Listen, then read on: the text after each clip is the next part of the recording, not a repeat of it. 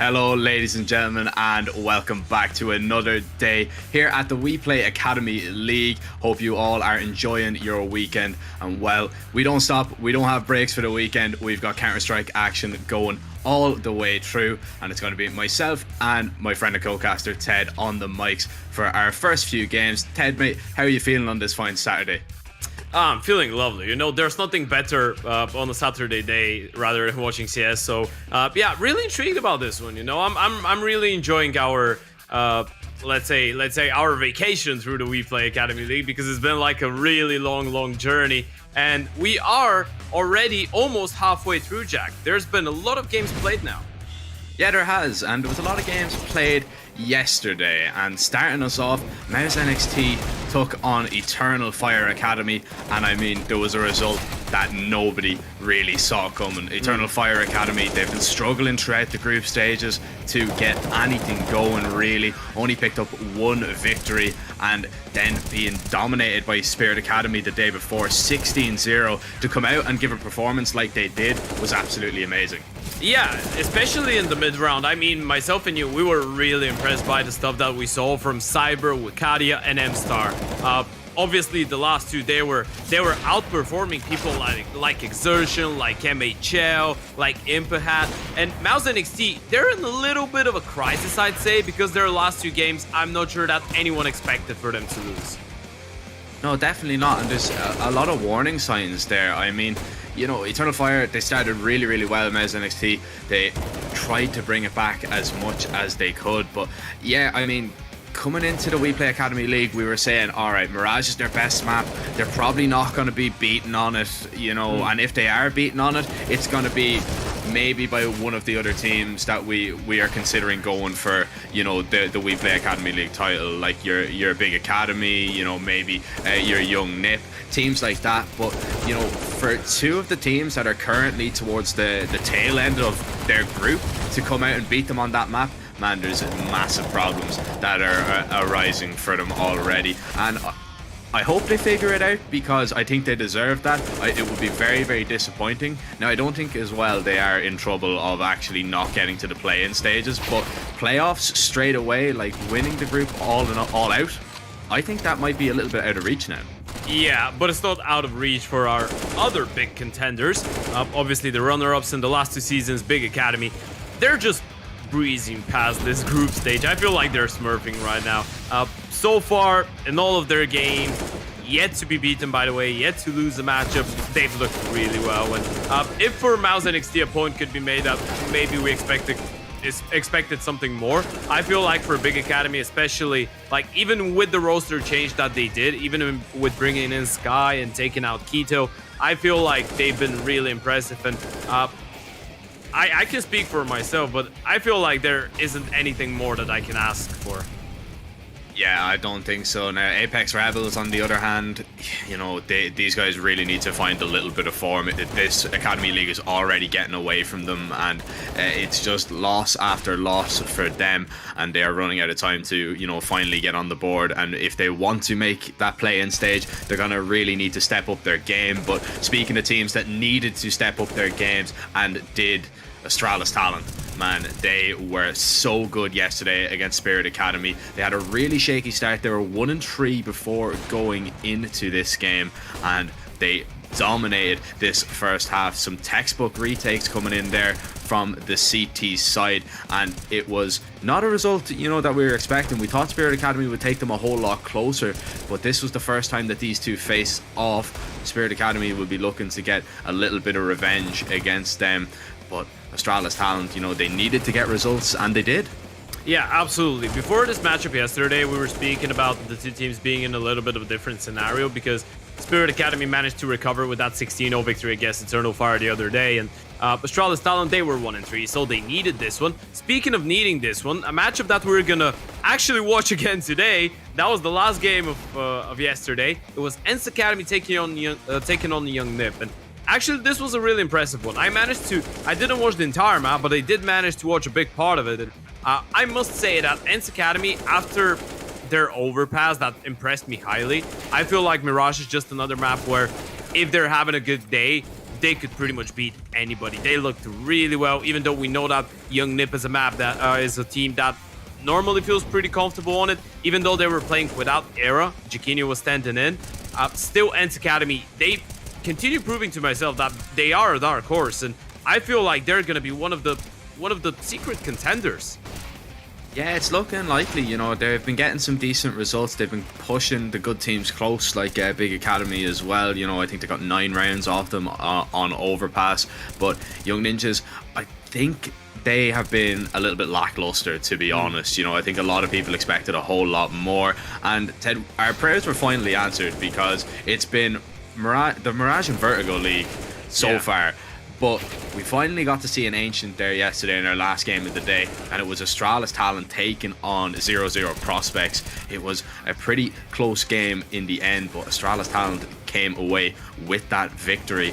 And I mean, to come out, you had a big day in front of you. You know, as I already said, they were 1-3 going into that day. To finish even, to finish 3-3, that's a fantastic result for the Danes. Yeah, absolutely. And I know that all Prospects maybe have been struggling a little bit, and they haven't been off to a great start in the Academy League, but when you put it like that, this is a team that did manage to beat Mouse NXT. So for Astralis Talent to be picking up a victory like that, that's going to be massive. And for them, like, overall, getting a day with 2 victories, as you just pointed out, I think from a mental point of view is going to be a massive boost, especially when you see like people like Vigo, like Fesser performing way above the performances that they had in the opening days.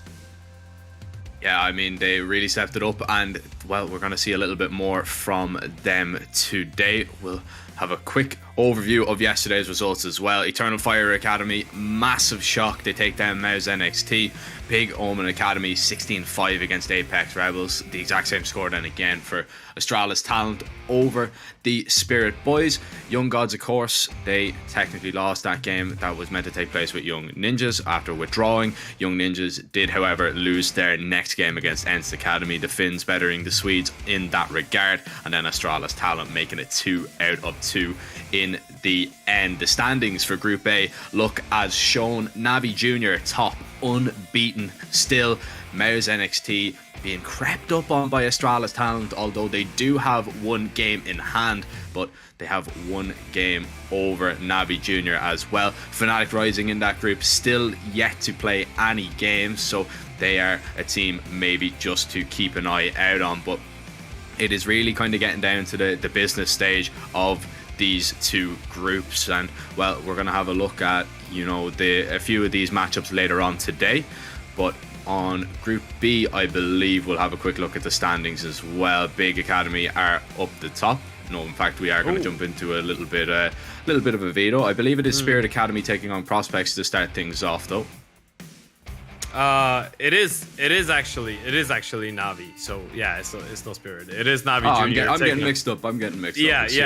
It is Navi. And we're actually seeing an Inferno. I'm actually happy about this one, because as you pointed out, we've been just looking at Mirages and Vertigos all over the place, and maybe a cheeky nice little overpass every now and then. But Inferno, I believe that me and you, myself and you, we've casted, I think, 1 Inferno so far in the tournament. So yeah, that's gonna be something nice. But yeah, going into this matchup, I feel like this is yet another just David versus Goliath. I mean, we have NAVI Junior. They've been looking fantastic. They've been looking really good after the first couple of games. Obviously, the first matchup that they had against Astralis Talent, we were thinking, okay, it's a 22-20, it's a really close game. They're gonna be all right, but they're probably gonna be the same as the previous season, so they're gonna win some, they're gonna lose some. So far, they've been just winning, Jack. Yes, they have. We can see now if they're going to keep that unbeaten run intact, of course. Prospects, they have been known to upset the top teams, or rather the top team that we thought going into this group, but we will see what Inferno has to offer. And it's usually an upset map, Ted, so, you know, who knows what might happen. NAVI Junior starting out on the CT side as Prospects will begin to make their way into the apartments. Nipple is going to spot out that first player, but it's broken to pick up that first kill. A nice headshot, and it's just discouraged the Prospects from really moving any further. Yeah, and that's a lot of information as well. There was the follow-up flash for the peak towards middle from Nippo, and he spotted 2 players. Didn't get a kill, but with the extra third one that they spotted in apartments, they knew exactly what was going on, and now Demon, he'll have to slow them down. The HE is going to do a lot of damage, and Nippo is going to pick up another kill in the meantime. That's a really tough one. The bomb is trapped there. What are they going to do? How are they going to get out now? That smoke has provided just that little bit of cover to make sure that it at least gets towards top banana and will be able to cross onto the site. Demon not too close. And really can't see as well. The smoke's really causing problems right now. But Nipple is going to push right on through, and that's a massive frag onto Spooky. Now it's Hype and Alex to try and hold on in a 2v4. It's a nice goosh onto Unbroken. As now Demon loses his life. Alex looking for a second, needs to get a little bit more. Headtrick takes him down. Hype has to do it alone, tapping away. But it's going to be Headtrick with the double. It's going to be NAVI Junior with the first CT round. Prospects at least have a bomb plant to maybe force into the next one though. I mean, try and name a better classic. Headtrick and Nipple picking up a double kill each to kick things off from the pistol round. Those two have been spectacular, by the way, so far in the tournament. Obviously, Unbroken helping him out with another kill, but I wanted to look at the best player so far in the tournament. Nippo statistically is the best player so far. Number 3 is Headtrick. Nippo is currently standing on 1.51 rating after 4 maps, and Headtrick is standing on 1.44. Those two people are showing everybody what they can do. And you know, it's pretty surprising because the only player that's been able to kind of fight with them in terms of individual performances has been Aqua from Big Academy. And this is a name that we wouldn't kind of expect, but I'd say that we'd expect other names to be in the top 3, even if you could make a point about Headtrick, obviously, and Nippo being in the top 5, the top 10. But those two, they've been playing some of the best CS we've ever seen from them.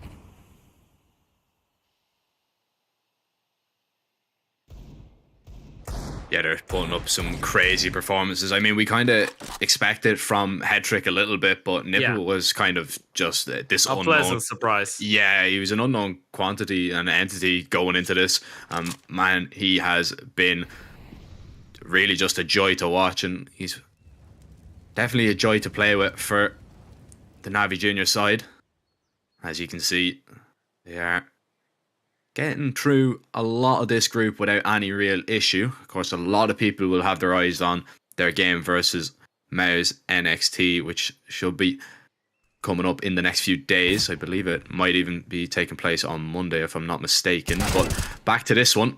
And it is going to be Headtrick with a nice headshot to start things off. Gets dinked up for his trouble, and Alex is going to be able to get that refrag. We're into a 4v4, but there's only 25 seconds for Prospects to get into the site.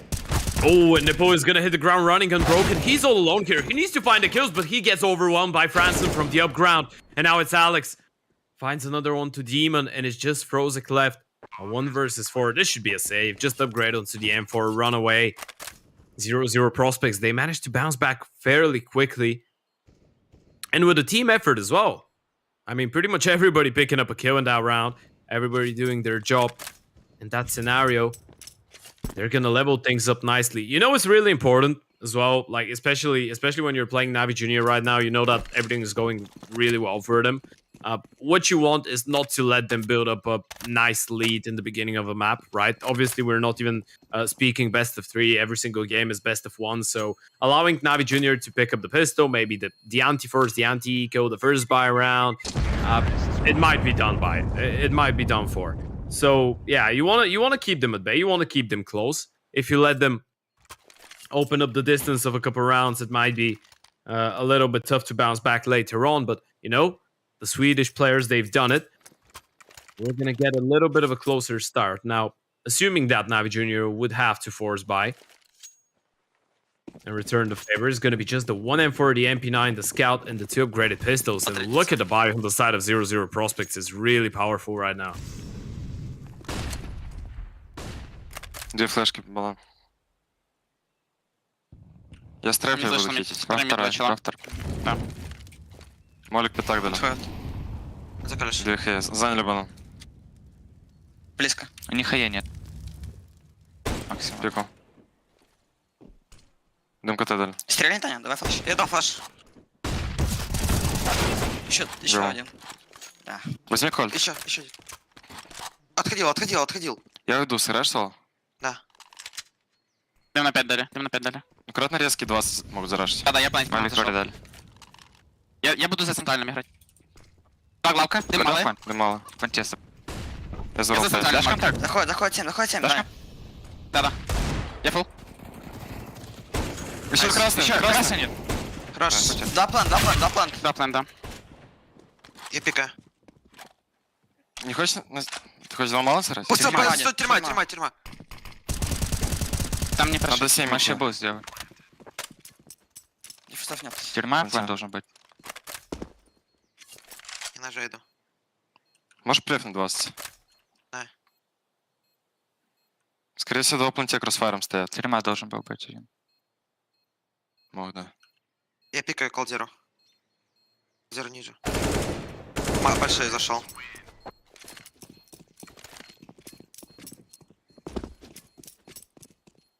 What a round from 0-0 prospects there. I mean, they even were a little bit spotted going into graveyard. That reposition into pit is absolutely massive. They realized that they had a little bit of time in just to move in there, and that made it so easy. Demon had absolutely no idea Bob XD was already there, and even if Bob XD goes down, the other player was going to be a massive surprise to them. Yeah, really good post-plant positions from the 0-0 prospects players, and now they've won themselves a chance to play against the Eco, so it should be a pretty protocol one to win and get in the back. It should be a 3-1 lead. Oh, this use. Please, make it work. For the love of all gods. Have we seen a Zeus? Nope. No, we haven't. We've seen knives, but we haven't seen Zeuses. We've seen a knife even to finish the game. I believe it was on Astralis talent. I remember that much. I can't remember who knifed him. Who knifed who. It was against Spirit Academy. Yeah, but no Zeus. We're yet to see a Zeus, and yeah, we're not gonna see it in that round either. 0-0 prospects being as much diligent as possible in that one. You don't want to give away any rifles, and we understand that. I mean, there's an eco on the other side, you have 4 AKs and an M4, you don't want to be giving anything away for free. You want to keep all 5 alive as well. That's going to boost up the economy massively. So yeah, 0-0 prospects actually making sure that they get onto a pretty decent start here on Inferno.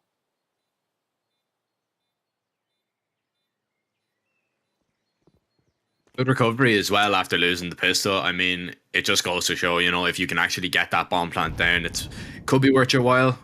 Going for the Galils, you can really turn it around. And now NAVI Junior just being punished a little bit because of it. Now, they might try and take a few of these rifles away. That's exactly what they're going to do. They're going to all swing together.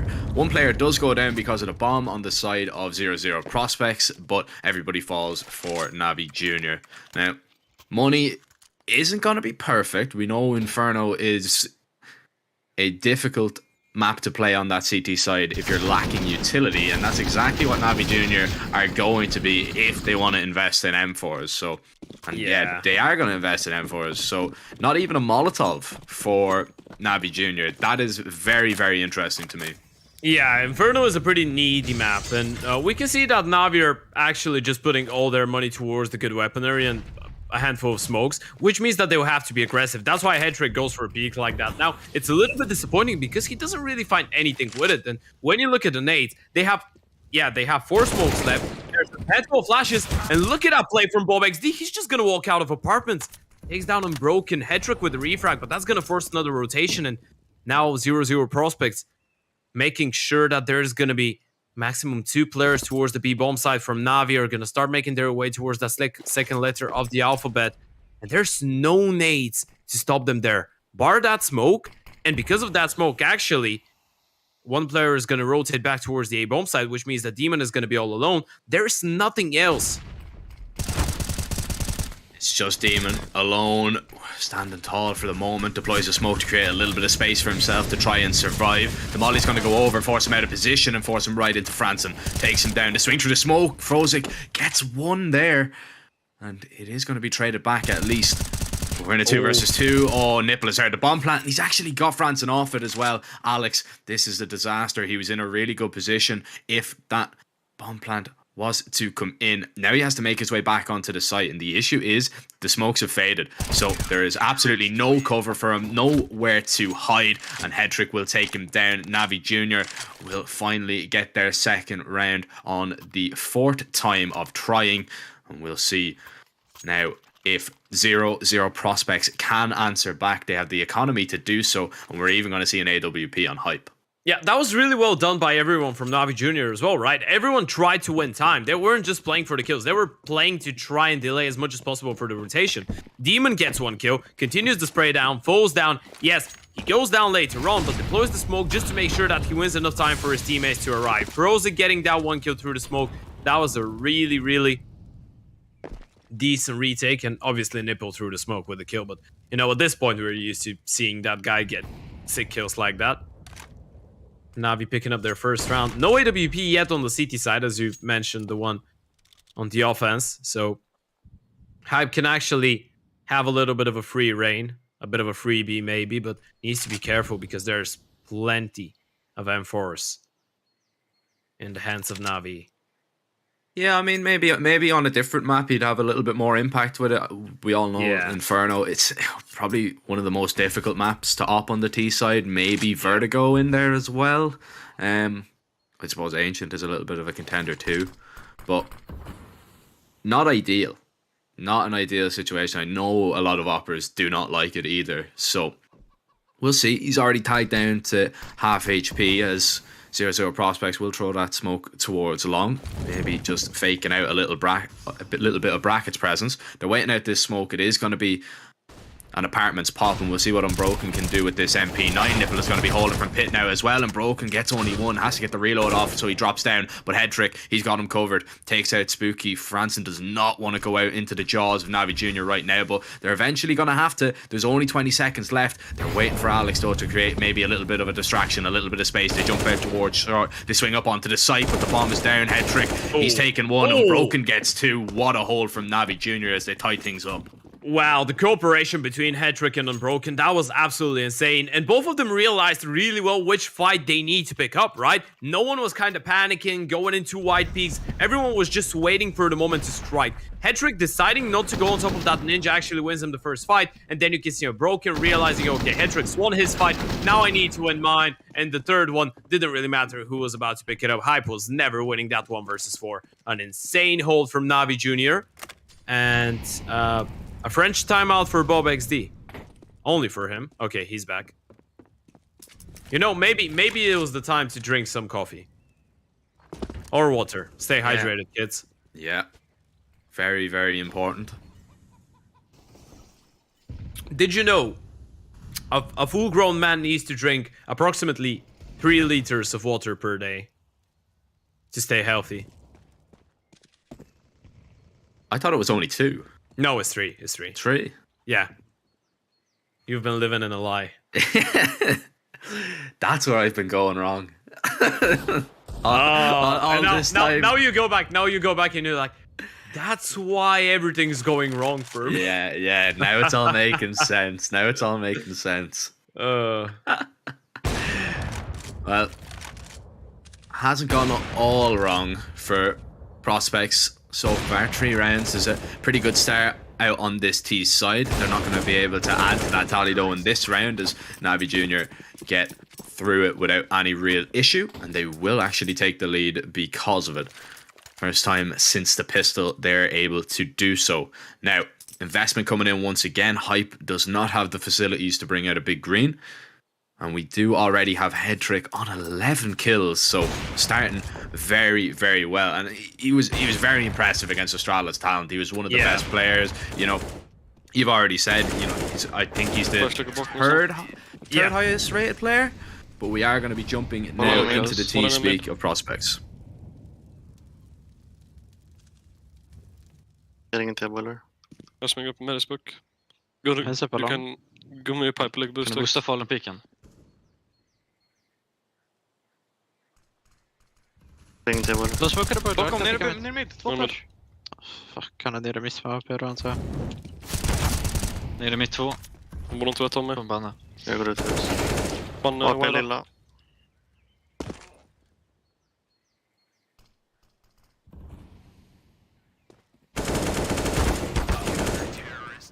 Det är fine.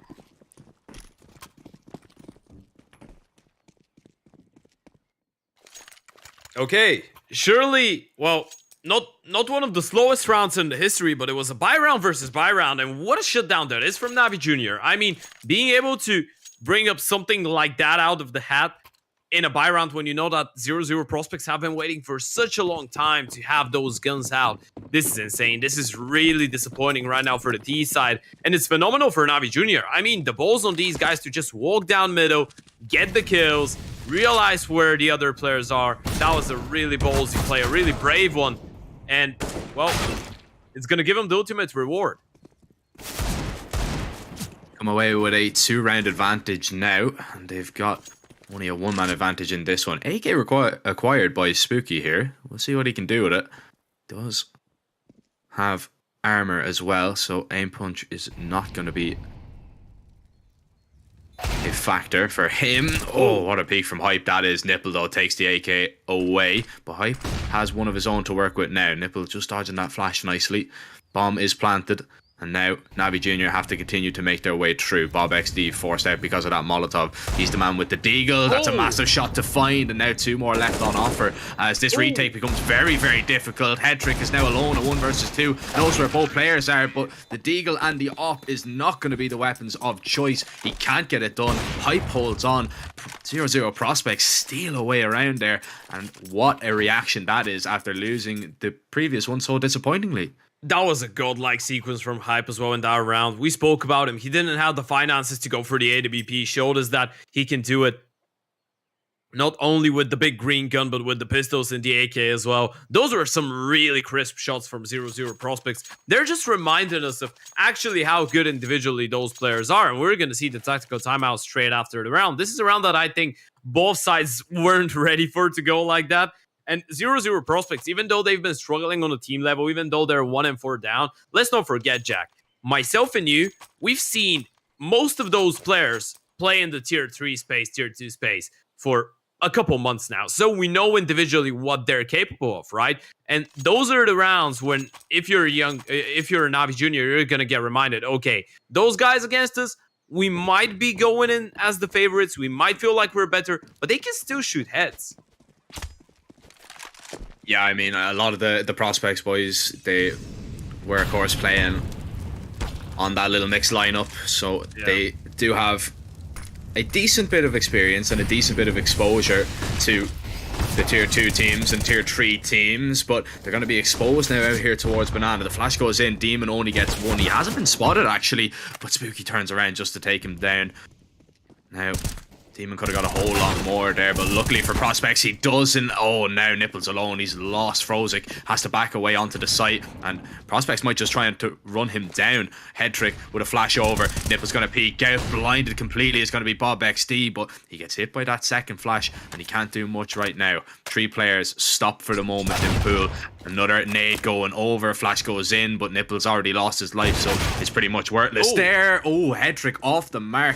Gets punished, and it's unbroken to back away as that B bomb site is going to be broken one more time by the 0-0 prospects. They'll tie this game up. Yeah, what a reply from 0-0 prospects. I mean, this is the round that you need to follow up a pistol round victory, right? A lot of the scenarios you're going to see a team kind of have that nice round where they hit those shots with the Deagles and the Pits 50s and then flop it in the next one. But it's really sick when you're actually able to chain up consecutive rounds on the back of winning one round like that with the half buy-in or the eco. Now, the economy of NAVI Junior is going to be experiencing some massive issues. And even though it was looking really well after the few consecutive rounds that they managed to get, now, well, they're struggling for cash. And that's a sick music kit. Yeah, I must get that one. That's actually... Oh, no, it's not the best one. The best is the flashbang dance.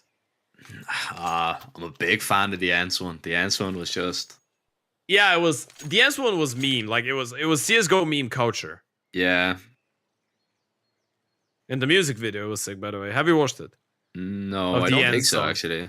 It's just a couple... Like, it is the most finished video you're ever gonna see, by the way. It's just a couple of dudes and... like sunglasses, obviously, because there's a lot of sun in Finland, in the snow drinking vodka. Well, culture. Well, I have not seen it. Must give it a go. After that, give it a go. 5-5, we're level. And now we'll see Prospects. Can they build off it? It's a pretty good D side. I mean, we did call Inferno a little bit of an upset map before going into this, and this would be definitely interested to see Prospects if they do take this victory, right? Because then they've beat not one, but two of the top teams in their group, and it seems to be only against, you know, the teams around them that they kind of struggle. But right now, putting up quite the performance. We'll see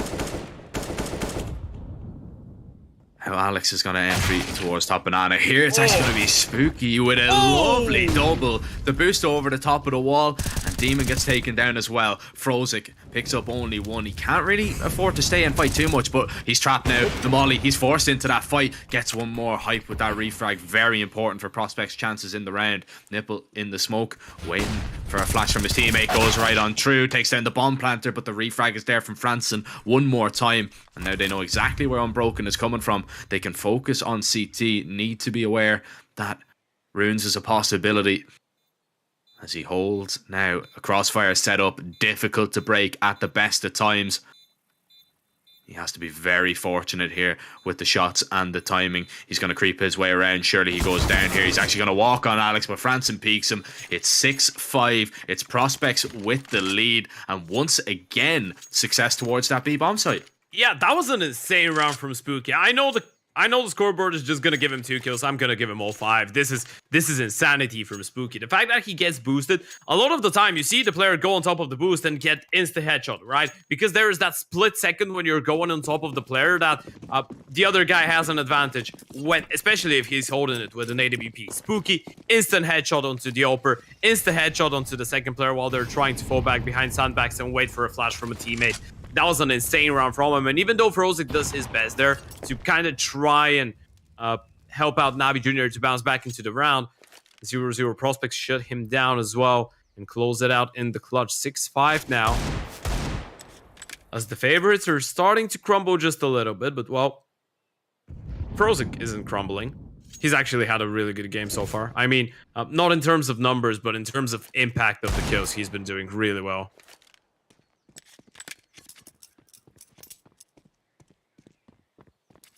It's a nice Deagle shot there. Now, the Deagles are going to have to try and hold. It's just going to be a pretty much straight up B execute from the Prospects. And Demon is the only player on the site. Molly isn't going to spread. So, he is safe for the moment. Alex should be aware and should be able to clear this out. But Demon blindsides him completely. The Deagle pushes through the CT smoke. And that gets taken down as well. A few hiccups, but Prospects now have hold of the site and can get the bomb down, and it's pretty much a one-pronged retake as all 3 players now coming from CT. Yeah, the name of the game is going to be maximum damage right now. If you're able to get a couple of guns to save them into round number 13, you're going to be happy about it, but it feels like winning the round might be too tall of an order. And yeah, you can see how they're just holding. They just hope that someone tries to exit towards them, and they're probably just gonna white peek when they realize that the T's are trying to get off the bomb side. Oh, but they're doing so silently. That's actually smart from 0-0 Prospects. Everyone's gonna stay alive now. Nipple does get away with an AK. No, he doesn't. Well, he dies, but Headtrick picks it up, so, I mean, Yeah. he sacrificed himself for the greater good, for the good of the team. Headtrick now drops over that AK, and he's going to get an AWP in return. Now, Prospects going to go with the 5 AKs out for their side. 7-5, looking to maybe secure the half win in this round, our Prospects. And this is a breath of fresh air, to be honest, from the Prospects side, because they're playing quite well, considering, you know, the highest rated player on this team so far in this event is Alex, and he's on a 0.99, so you know, it's not a great rating whatsoever. Yeah, so, and he's your entry as well. Yeah.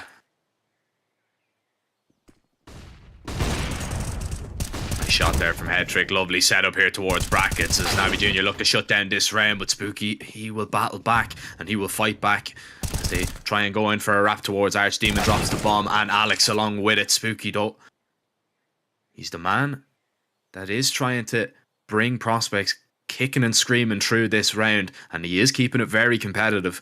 Frozik now he's got himself into a nice position, but he goes in for a fight, goes in for a peek. He's lost his life, and again the B bomb side has fallen. They're just going to hightail it on over, and now Hype, he can lock off the rotates from down Banana. Spooky's going to get the bomb down, and NAVI Junior once again in another sticky situation. Yeah, where do you go from here? They're actually going to go opposite ways, and Hetrick, he's going to be all alone here, unbroken, just getting a second to maybe pick up a couple nades there. Loses his teammates, and well, that's going to be a round. That's going to be 8. He needs to hold on to the AWP. What a recovery. That was a 2 versus 4, right? I mean, this is a round that normally you're not used to seeing NAVI Junior lose. I mean, so far in the tournament, we've seen, I think in every single matchup that Navi's played, they have a really good conversion rate in terms of picking up the round victory after they have a man advantage. Not even to speak of a 4 versus 2 or a 5 versus 3. Even 1-man advantage situations are really good for them to kind of convert into wins. So we're not going to see a lot of those, but 0-0 prospects surely making them sweat. I mean, this is just thievery. Frozik's getting into that position and then going for the peak was literally just it over there. I mean, Demon does very well to get one and drop the bomb. Spooky takes him down, fair enough. Frozik gets himself into a nice position. Spooky was walking right into his crosshair. If Frozik is just a little bit more patient there, tucks himself nicely into the corner, I actually don't think Spooky's going to be ready for him whatsoever. So maybe just trying to force the issue a little bit too much and they get punished because of it. Spooky, of course, the only surviving member from last season after a big shuffle in terms of roster for the 0-0 prospects. But truth be told, in this game, it's looking like the roster moves were definitely needed because they are causing, so far, the only unbeaten team in their group a lot of issues. Molly is going to be put down by Nipple. And now Bob XD just gets away. Very important he doesn't take in that Molotov. So prospects, they can go back if they want, but they need to be careful. Actually, it's going to be Unbroken to push all the way down. Bob XD takes him down, an advantage to prospects. Oh, he was thinking they were going to fall back, and there's 3 towards the B-bomb side right now. If the T's decide to commit A, it could be a really, really good idea, but look at that. NAVI Junior, they're rotating pretty much everyone towards the A-bomb side. Now they've realized nothing's going on. Nothing's happening. The bomb is falling back towards the B-bomb side. And Frozik, he's all alone there. And he's falling down through the smoke. B's open. 20 seconds. They're going to get across. They're going to get the bomb down. And now, NAVI Junior, they have a decision if they want to go or if they want to save. And it's the save once again. It's prospects with a 9th round. What a beautiful mid-round call to go back there and not fully commit into that one. NAVI Junior, they heavily rotated. I mean, they had 3 players on B. Once the little bit of presence was shown there by prospects, all 3 players rotated away. There was 1 player left. He was deep towards CT. I believe it was Frozik was the last player there. He was just deep towards CT, but then even he goes down through the smoke. Yeah, you could see the pressure a little bit there for NAVI Junior maybe. They haven't been in that position so far in the tournament, right? I mean, yeah, you had a really close game against Astralis Talent, but right now, you're playing against the dead last team in the group stage, in your group, that is, obviously. And you are struggling. You're on the PT side of Inferno, and you've been tested. You've been tested pretty seriously. I know that this is the first time that we've actually seen both these teams on Inferno in the tournament, right? They've just played. I think Navi, they've played 2 Mirages, 1 Vertigo and 1 Dust 2, and all prospects they've played 3 times Mirage, and yesterday they played Ancient against Astralis Talent. 4 Mirages. Oh yeah, they played 4 Mirages, right? Yeah, you're right. They played 4 Mirages and 1 Ancient, and yeah. I guess that we were kind of thinking that that's going to be the performance to expect from them on every single map, but well, apparently Inferno is really good for the T side. I mean, look at Bob XD. Yeah, they're full of confidence right now, just taking these fights, but NAVI Junior are going to take some initiative themselves and continue to push, and Unbroken's going to go through. He spots the bomb, takes it down, and gets himself away with that man advantage. Spooky, though, is still a massive threat. He's usually the man to come up with the goods, and once again, he does so with that headshot onto Head Trick. And it's Hype and Spooky, and how hyped would they be if they could pick up a 10th already in this first half. But Hype is going to have to embark on his endeavors alone. Peeks into the site, spots out unbroken, but this time the A-bomb site will not be broken. 9-6 prospects with a massive showing in that first half. You can see 6 rounds in a row there after NAVI Junior began to recover after losing that 4-spy round. But still, all in all to play for as we move into the second half. Yeah, absolutely. And that last round is being won thanks to Unbroken and his insane 3K. I mean, at this point, I feel like NAVI Junior have realized that individually they need to step up their game if they want to be winning a lot of those rounds. At least on the T side, 0-0 prospects, they looked really well. Especially considering the fact that after winning I think the second, third, and fourth round, they were up 3-1. They lost 3 in a row then to NAVI Junior, and Headtrick farming the kills. It felt like that was just going to be NAVI Junior picking up the pace, right? It felt like a snowball in the early stages, but prospects, they managed to shut them down. Now they're in a really good spot. Shall they win the pistol round? This could be actually a really good game for them. And look at that, NAVI, they're about to look and walk in the stack. That's just gonna go over. Hype picks up 2 quick kills, and bob1 with another. Headtrick only gets 1, but he eventually is going to be taken down. And that brackets will hold strong. A nice little stack there from the prospect's side, looking to take this pistol and all of its glory, unless Frozik and Demon can have something to say about it. Now, Demon has made his way out. The flash is not going to blind Demon. He turns away in the nick of time. Spooky doesn't want to give away his life for free, and Frozik jumps right into him. He takes him down. Demon is the last player standing. He will fall too, and only losing 1 on that CT pistol are 0-0 prospects. And I mean, if we look forward to the next few rounds, the prospect of them actually taking Inferno is looking more and more likely by the minute. Yeah, absolutely. Speaking about, of course, the possibility of NAVI Junior picking up the second round and pretty much doing the same that 0-0 prospects did to them, but no bomb plant means no party, which means that there's going to be just the eco now. 0-0 prospects should be able to pick up 11, and you know, in a best of 1, we've spoken about this so many times, picking up a pistol round, especially in the second half, and getting onto a good start, this could be enough.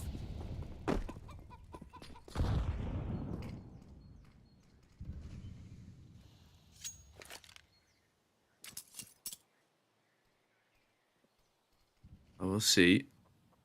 No util, so it's going to be difficult for NAVI Junior to get really anywhere, especially if they walk into this apartment stack. Yeah, love the camera angles, by the way. The observing has been top quality throughout this event. No, obviously the observing has been top quality, but I was speaking about the camera angles of the players. Yeah. Yeah, I just wonder. When you put your camera like that, don't you just hit it accidentally with the mouse from time to time? Because it feels like when it's underneath you, like. Yeah, exactly. I don't know. I don't think we've seen it happen. I don't think we've even seen any cameras knocked over from that. Maybe operas don't have it down there, so you know, if they're going for a ridiculous flick, because then all of a sudden you're panicking trying to find where you're after knocking your camera. Oh, that would be hilarious. But hey, round number 18. 0-0 prospects, 11-6 up. First buy round for NAVI in the second half on the T side. They need to make it work. Oh, Franson and Hype are going to lock it down once again. And actually a second kill for Franson as well. NAVI Junior, their first gun round on this T side has not gone to plan whatsoever. They're down to just 2, and Headtrick and Demon, this is a situation where you're kind of scratching your head. You're like, well, it's a 2 versus 5. We haven't even done any damage to anyone. Like, what are we meant to do? We have util, yes, but what is the play? And usually when this happens, it's just a contact into the site and hope for the best to see if you can maybe get a fair aim duel, a fair 1v1. And Headtrick is probably the man that you want to send in. Now, he has seen absolutely nothing, not an inch being given by 0-0 prospects. The smoke has to go down now. There's a little bit of a giveaway, but this off angle towards the left side of New Box might cause all the problems. Spooky's actually going to go for the reposition. Flash goes in. They spot out both players. It's a fight that Hetrick actually wins, though. 15 seconds, not a lot of time. Yeah, they can just win time right now. They can just hide, stay alive towards the back of the side. They can be dancing around the smoke. Look at that from Spooky. He's going to deny the plant. The round is over. It doesn't really matter that Hetrick is going to be able to pick up another kill. It's Franson to shut him down.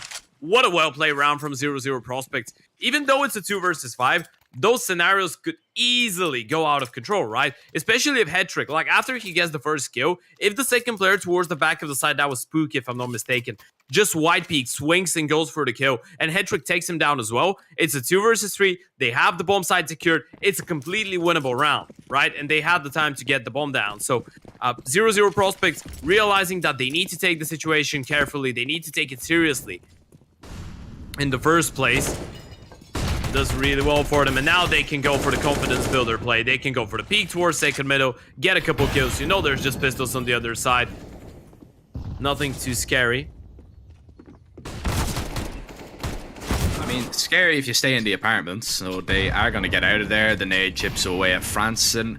Hype, 8 HP, gets out of harm's way. But the Tech 9s have rang a few bells, so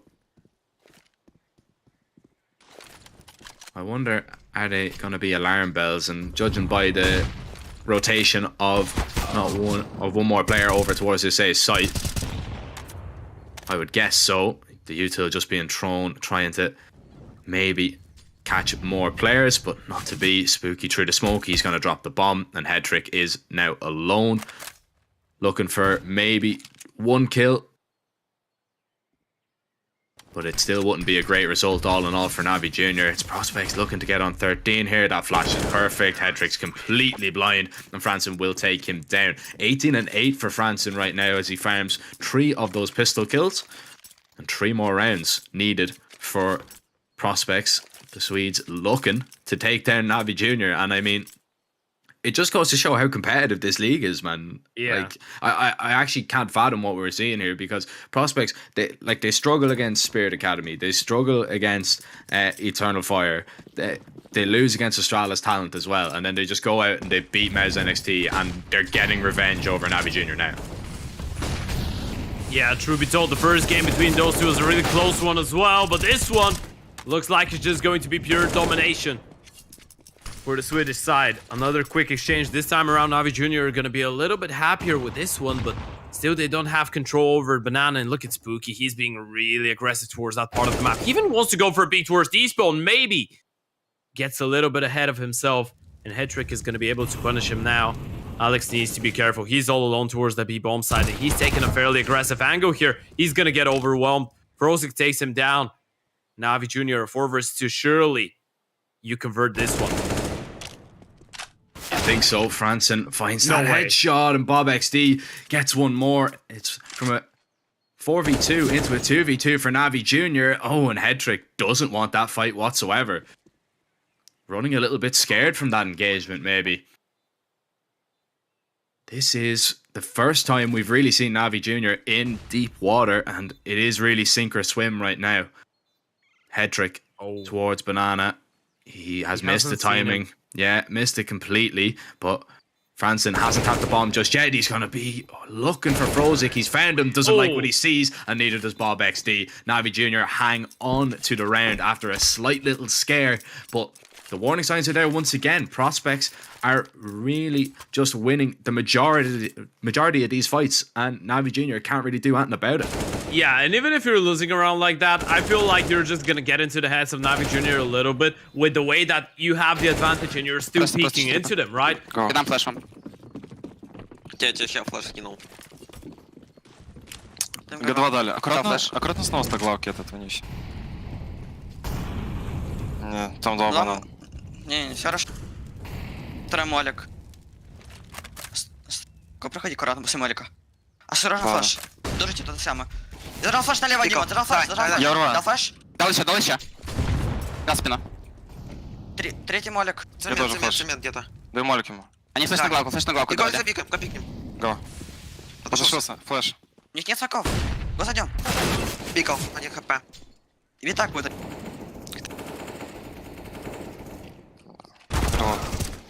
Пикает, за дымом. Найс. Один Б максимум. Дым дал. Малик 3 дает. Он с КТ дал вроде. 90 Да-да. КТ. Куда идем? Малю 90 дал. Мог выйти, мог. Я ставлю. Продлей потом я тебе скину, Даня. 90 бежит. Да. Дал дым КТ вообще. Тогда не Я на вижу. поле, Я щас прям не не буду знаю. 90 стопнуть. Окей, окей. Я Ну, пройду что по это, стенку. Банана. Го банана бьем, Тань, вместе. Подожди. Го. Я фоу. Слева. Били. Бил. Убил? Да, да. Еще один? Встрети кота, встрети. Не, не вижу. Совет. Должен сейвить. Прошу, пацаны, давайте. У них два гана засейвили. Аккуратно 19 поджим или что-то такое. 4 сильно. Я тут не взорвусь? Нет.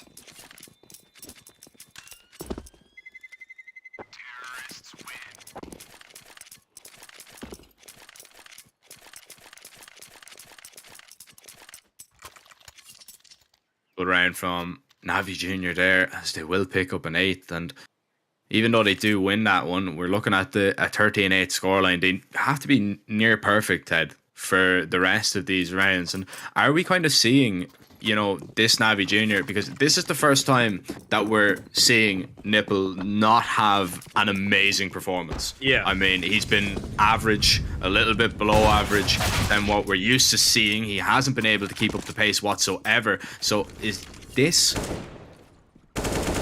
a difficult situation for NAVI Junior to find himself in? Because, you know, if Nipple isn't fragging out, yes, Head Trick is doing the majority of the work, but nobody else has really been able to keep up with him. I think at this point you need Head Trick to continue becoming like better and better every single round, like continue doing what he is, and everyone else to be kind of on the same like alright level. And look at that, Demon with a really good response. This is what you need, right? You don't need Demon to be acing every round. You don't need Nipple to be acing every round. You need Head Trick to continue killing like 1-2 people per round, and then to have one more guy that's gonna support him to win it. And I feel like I can see a way back for NAVI Junior into the game, by the way. And it's been that B-bomb side. That B-bomb side has been working out really well. And it's a big problem for 0-0 prospects. I really wonder on how they kind of plan on fighting towards the B-bomb side and counter what NAVI Junior are doing to them. Because it feels like every single round is just slow control from NAVI, get banana control, execute B, works out. Do you think that prospects have to be a little bit more proactive towards banana in the early round? To try and take control away, maybe start 3 towards B and try and, you know, get down and get in their faces to maybe stop NAVI Junior from gaining such map control. Because there we seen, I mean, Spooky was playing towards sandbags in the previous gun round, you know, and him even getting 2, I mean, he gets the first one fair enough, but he was low HP. I was surprised he even got a second. Like, is that maybe a problem for prospects? Maybe they have to be that slight bit more aggressive? Yeah, it's a little bit of a tough scenario though, right? Because like if you're 0-0 prospects right now, you'd love to send the third player towards B, just fight banana or try and answer back with some A-side aggression or something like that, right? You need to, it's not necessarily that you need to fight for banana. You can try and trade it for other map control. You can try being aggressive towards second mid, towards apartments or something like that. You can send an extra player banana. There's a lot of things that you can do. But right now, they're into your head a little bit simply because of you have the feeling of, okay, they know that we know B is a problem. Does that mean that they switch it up?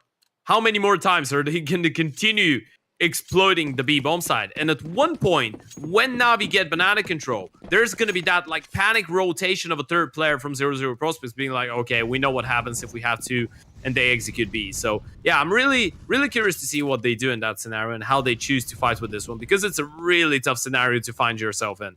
When you've lost a couple rounds against the same idea, it's really tough to kind of hold on and continue playing the default setup.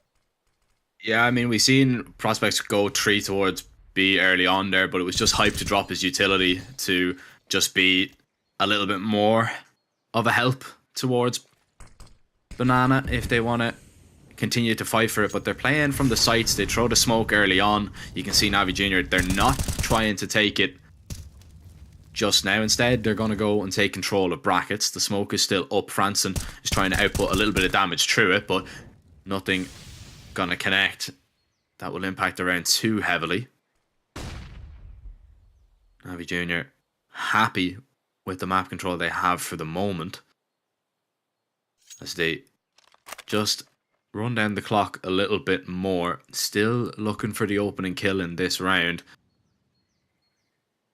And this might be the longest that we've gone so far without an entry. Yeah, you can see NAVI Junior, they're trying to bait out the reaction from the CT side. They want 0-0 prospects to make the first move to kind of indicate what kind of a setup they're running. And it's going to be the B-bomb side once again. 20 seconds though. There's not a lot of time and there's a smoke. They need to run through this one. And a molly behind it as well, so they have to wait this one out. They don't have a smoke to extinguish it. Headtrick is not near just yet. Eventually they're going to have to swing on through. Demon gets that first kill. Spooky swings past that smoke and now does a whole lot of damage to his second player as well, and gets the bomb planter off it. That's the round done and dusted. Spooky has won it pretty much on his own. It's 14 for prospects, and NAVI Junior's games with the clock, running the clock very thin, has come back to haunt them. Yeah, that was a really decent round from 0-0 prospects, and let me tell you what, you need some steel balls to play it like they did, because you've been so afraid from those B plays for the past couple rounds, and they didn't move a muscle around the map. You can see NAVI Junior, they were just hoping that 0-0 prospects would do pretty much what we were discussing, right? They were hoping that they're in their heads already, and 0-0 prospects would be like, okay, why is nothing happening? What's going on? We need to move. We need to know what's going on. If they execute B, the round is done. So we need to move around and find something. But they weren't. They were just holding their positions, being really confident in their individuals. And that's the reason they win the round. NAVI pretty much didn't believe the fact that 0-0 prospects didn't give them anything for a solid period of time. And it works out perfectly. 14-9. Oh, Jack, this is getting dangerously close. Even though NAVI did manage to win 3 in a row. The Swedish side, once again, fighting back and once again getting closer and closer to victory. What could be a sensational one as well. Yeah, I mean, as well, hype dropping over that util just allowed prospects to play like that as well. It was a nice call by the IGL, and Franson, he's going to drop Headtrick. What a pick to find. You've dropped NAVI Junior's best player so far in this game. And now you've got the man advantage, and Franson, he's not letting up. He's continuing to get aggressive, but that smoke just discourages him from staying in brackets. But Spooky's just ran down banana. That's crazy. Yeah, that is absolutely wild from Spooky. But you can see now NAVI Junior are afraid. They're thinking, all right, well, there's no way he's pushing down like that on his own. Yeah, surely there's a second player there, but that might bait them just perfectly into the op who's already there. Franson gets away with another kill towards A. Unbroken's been taken down. NAVI Junior are going to try and entry onto this A site, but this position from bob_xd could be absolutely everything. Yeah, he's just going to wait for Franson's contact right now. They know that Franson has been tagged down, so if he goes down, there's no problem. They have no clue that bob_xd is towards Graveyard, though. This could be massive. This crossfire is everything. Takes his head up, rears his head, another round for prospects. Franson gets one more, bob_xd with 2, and the A site will hold. Impregnable right now for prospects, and 15-9 is the score. Can we see not our first, but our second upset from prospects? Man, NAVI Junior, they were probably going into this one thinking it was going to be a little bit easier than this, but definitely not what anyone was expecting, you know, after how disappointing it has been for the Swedes so far. 15-9, and it's not as if NAVI Junior have, you know, looked good in the majority of the rounds and have been a little bit unlucky. Prospects have been just so much better. Yeah. I think I'm really glad that I found out my new favorite team in the WePlay Academy League. 0-0 upsets. I love those guys. They're sick. Playing some pretty decent CS against the best teams in the tournament.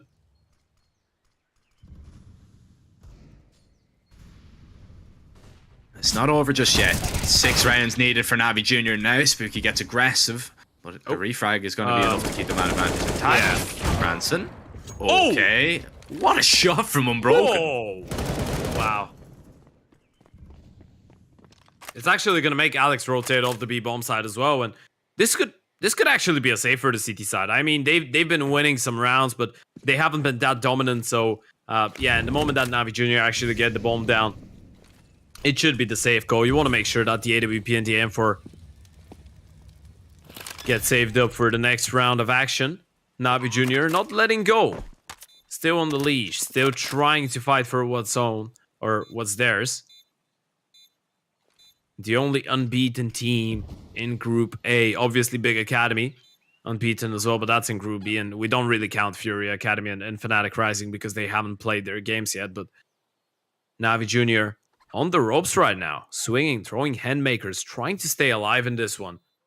There could be a chance, by the way. I mean, you pointed out that Inferno is the upset map, and I've seen a 15-9 game before as well. Not under those circumstances, but hey. And it was T-side. Yeah, it was indeed. Well, there is a chance, but I really like the fact that prospects aren't, you know, even though that maybe that, you know, a 2 versus 3, they might have had a chance to go for that retake. They want to play it a little bit safer. You know, they want to keep those rifles intact, play it as a unit. Now, bob1 might have to go with a FAMAS here, and that's exactly what he has done. But we do have hype on that AWP. Franson has been quite sturdy towards brackets right now. We are going to see 3 men from prospects go towards Banana for the moment. Maybe thinking about getting a little bit aggressive. They are going to flash out. Nobody going to go and peek down. But NAVI Junior, they have the majority of their side. In fact, all of them towards middle and second mid. Yeah, and look at that. The setup towards Banana is really, really strong. And it's M4. It's the M4 to pick up the first kill, which means that they're unaware of the AWP yet. They can just walk into him. That's going to be a free kill, surely, for Hype. This is perfect right now for 0-0 prospects. Hype, he can just shoot the first one and then fall down. They have no clue he's on top of half wall. Yeah, didn't want to overstay his welcome there. That flash backs him away for the moment. Molly towards the corner is going to force them back into the site. They were going there anyway by their own choice. 50 seconds now for NAVI Junior to make a decision once again. The utility on the side of prospects is still quite good though, but it's really a case of where do they want to go, and they're going into an A bomb site that has 3 defenders, 1 on the balcony, 1 in the pit, and then 1 towards library. Franson deploys that Molotov now, and he is going to push close to the hay bale. This could be absolutely massive if he gets one. Yes, he does. The flash will not discourage him and not deter him. Alex drops down now. 2 more players left to find on the site. His teammate has been lost, but bob1 is still a nuisance in pit. Bomb tapped. Headtrick is alone, and bob1 takes him down. 0-0 prospects come away with yet another upset. 16-10. NAVI Junior's unbeaten streak. It's over. Wow, to think of it. NAVI Junior, they took down Astralis twice. They took down OO Prospects on Mirage previously. They took down Spirit Academy on Dust 2. And it is 0-0 Prospects. It is the team that had only 1 victory prior to that game out of 5 matchups. And that 1 victory was against the 4-time champions of Mouse NXT. They take down NAVI Junior, showing us that they are the 0-0 upsets, showing us that they are the Giant Slayers in Group A. And what a performance that was, Jack. Yeah, as well, the first Inferno that we have seen from both of these teams also, and it doesn't look like a great one all in all for NAVI Junior. There was, of course, the weaknesses towards that B site that 0-0 prospects were exploiting over and over again. NAVI Junior tried to do the same on their T side, but prospects, they were just able to find the kills whenever NAVI Junior tried to take any control towards that A site, especially Franson. Franson was one of the standout performers, not just farming the ecos, but in the important rounds as well, coming away with the multi-kills. There was especially though I believe it was a 3K on that A site when NAVI Junior tried to make their way over there. That double kill from Frozik really kept NAVI Junior in the game, but it wasn't for too long as prospects were able to close it out. Massive performance from the Swedes there. We see there Franson and Spooky were the men to lead them to victory. Yeah, and that's the case for 0-0 prospects as well, right? It's not like they have that star carry. We pointed out that everyone's below 1 rating before this matchup from the team. If they play well as a team, everyone's going to be performing. If they underperform, no one's going to have a good game. Franson, Spooky, and Bob XD, they were just showing us how this team, with even their best player, like in terms of weaponry, in terms of roles, Hype, the AWP, he's 11 and 13. They still win the game, and they do it fairly convincingly. That was just 0-0 Prospects showing us that they can really function as a working unit. And Franson, well, I'm just guessing, but he should be the man of the match for sure. Yeah, for sure. I think he is the MVP. Spooky as well. I mean, we've seen Spooky play. You know, he was usually the shining star in the last season of the WePlay Academy League. We haven't seen too much of him so far in this event, but he came to play today, and man, Prospects deserve everything and more for that game. And to be honest, this is the first time that we've seen NAVI Junior. It's the first time we've seen them bested. It's the first time that we've seen Nipple actually prove that he is indeed human, because he was looking like an absolute machine. He got shut down in that game. Head Trick had a very nice performance, but in the end, not enough to keep that winning streak alive. But for now, Ted, we are going to send it to a short little break. We do have another game coming up. It is going to be Spirit Academy taking on the 0-0 Prospects once again. So make sure you guys don't go anywhere. We'll be back in around 5 or 10 minutes.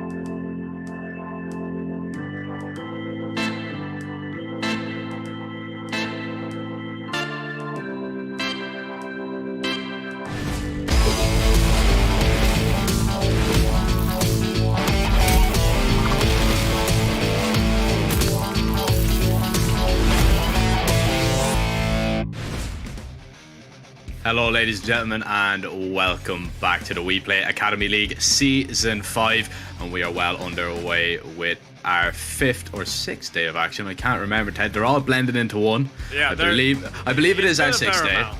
Yeah, it's our 6th day. It's our 5th day, so forgive me for getting a little bit confused. But we are jumping into our next matchup of the day, and it is Spirit Academy taking on our winners of our first game, 0-0 Prospects, and they're looking to do the double over the two CIS teams. Yeah, looking to do the double over Ukraine. I mean, those are the two Ukrainian teams, and two of the teams that actually have been the most dangerous, 0-0 Prospects. I feel like after the first result, after the first matchup, nothing's impossible right now, man. In the beginning of the day, I was just thinking, oh, that's going to be another long day for the Swedes over at the Academy League. They probably get annihilated by NAVI Junior, and then potentially they get stomped by Spirit Academy, who actually have proven to be really good against teams that are struggling a little bit. They've been really ferocious finishers. But after this first result, man, I'm not going to be even surprised if 0-0 Prospects actually end up the day being 2-0. Yeah, I wonder now, are they going to be fully focused in for this one? Because, you know, they might have just prepared a lot for the NAVI Junior game, and maybe, you know, this one kind of went by the wayside a little bit. But who knows? I'm interested to see if the upsets continue and 0-0 Prospects continue to make heads roll. We're going to jump into the veto, and sadly, Ted, we're not going to be seeing a nuke. Still yet to see a nuke. We've seen I'm happy we're not watching Vertigo again. Yeah. So yeah, it's kind of alright. I mean, we're not seeing the nuke, but it's not another Vertigo, which is gonna be fine. Thus too, obviously, you've seen Spirit Academy play it against NAVI Junior. You know it's a pretty comfortable map for them. You know, our Frost likes the map, Owner likes it as well, so you don't want to be testing them on it. And Inferno, obviously, is going to get removed for reasons that, of course, we don't even need to discuss. Overpass, and I'm actually not going to be surprised if we're left with a Mirage. I believe ENCE is still in, so maybe another ENCE for 0-0 Prospects after they played it yesterday against Astralis Talent. Nah, definitely not now. It's Mirage only, you know it, Ted. It's Mirage only. It's either that or Vertigo, and we are going to be going on to another Mirage. Sadly, we're still yet to see an Ancient, myself and yourself, but maybe Spirit Academy, you know, they've seen how close it was in a game against Astralis talent for 0-0 prospects. They don't want to push their luck too much and test the waters over there. But Mirage is a good map for both, so, you know, I'm intrigued to see what's going to happen. Prospects, they have been tested a lot on it. This is going to be their 5th time playing it. Yeah, speaking about the WePlay Mirage League, I mean, by the way, I saw the reaction of B-Dog yesterday when they had ENCE as the last map of the day between Astralis and 0-0 prospects. Man, he was spiraling out of happiness. And I was standing there watching, be like, I envy you so much right now.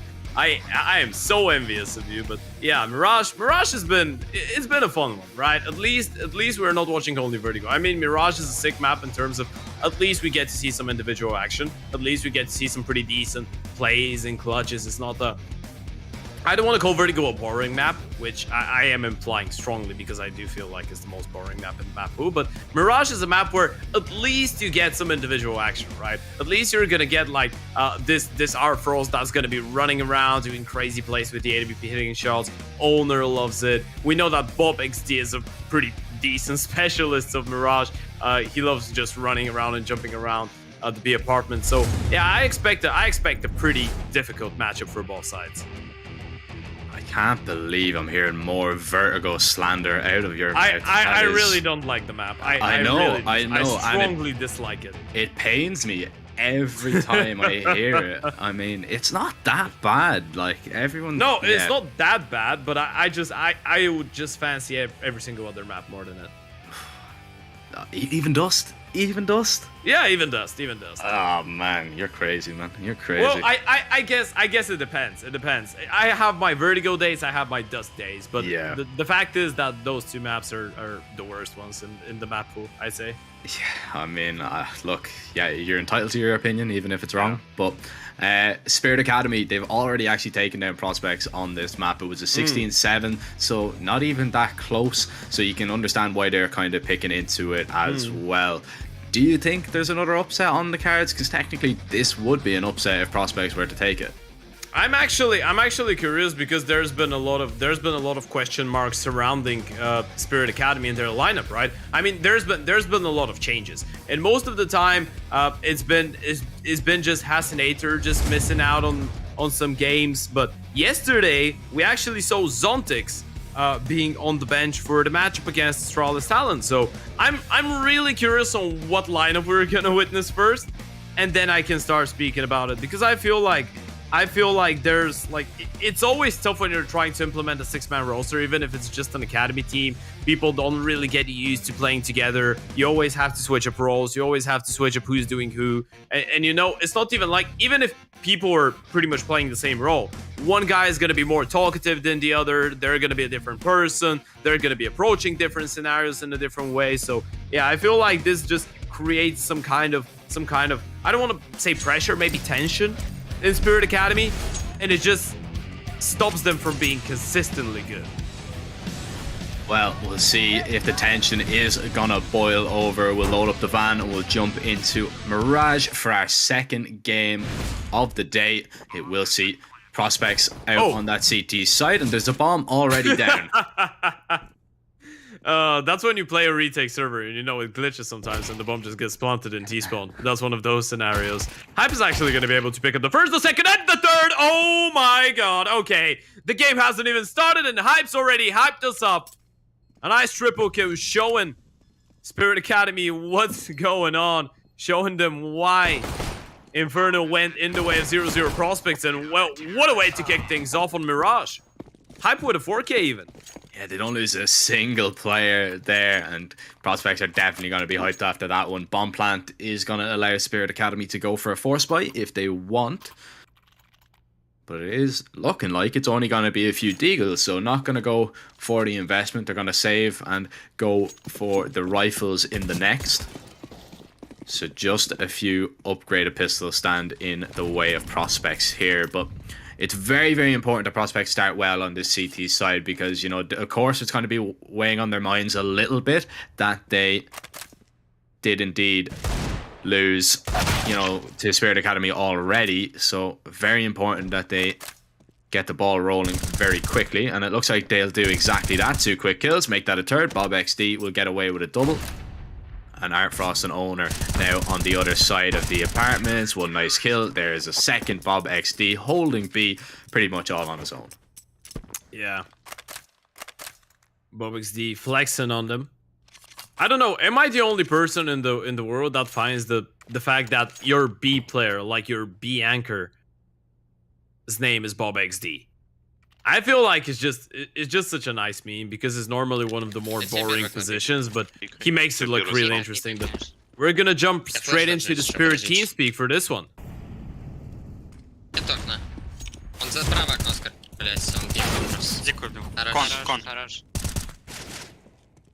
И Зик подбегает, Вот он бил кон. Зик игрок умер. Я живу. 1Б1.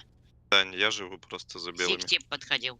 Они мид хотят подраться. Да, аккуратно в окно придет. Он с файра давал флеш, по идее. Я стою в КФ. Я могу? Давай. Окей. Ты мне бы Зик, чтоб под буку меня не убил. Я- Зик, я на лавку прохожу. Давай. Не Он вижу. ушел. Убежал. На Б ушел. Могу внешку дать, пойдем. Давай, Всё. давай я внешку дам, ты окно дашь. Мы Давай. пойдем. Даю внешку. Давайте, парень, давайте. Он дал в окно. Внешка Подходите, я флешки вам дам. Ща. Кичен. Под Б тимся. На Б ушел. Кухня. летит. А куда идет? Пойдемте в Зик, пойдемте в Зик. Идите, Зигу, я флешку дам. Давай. Пойдемте. Даю. Дал.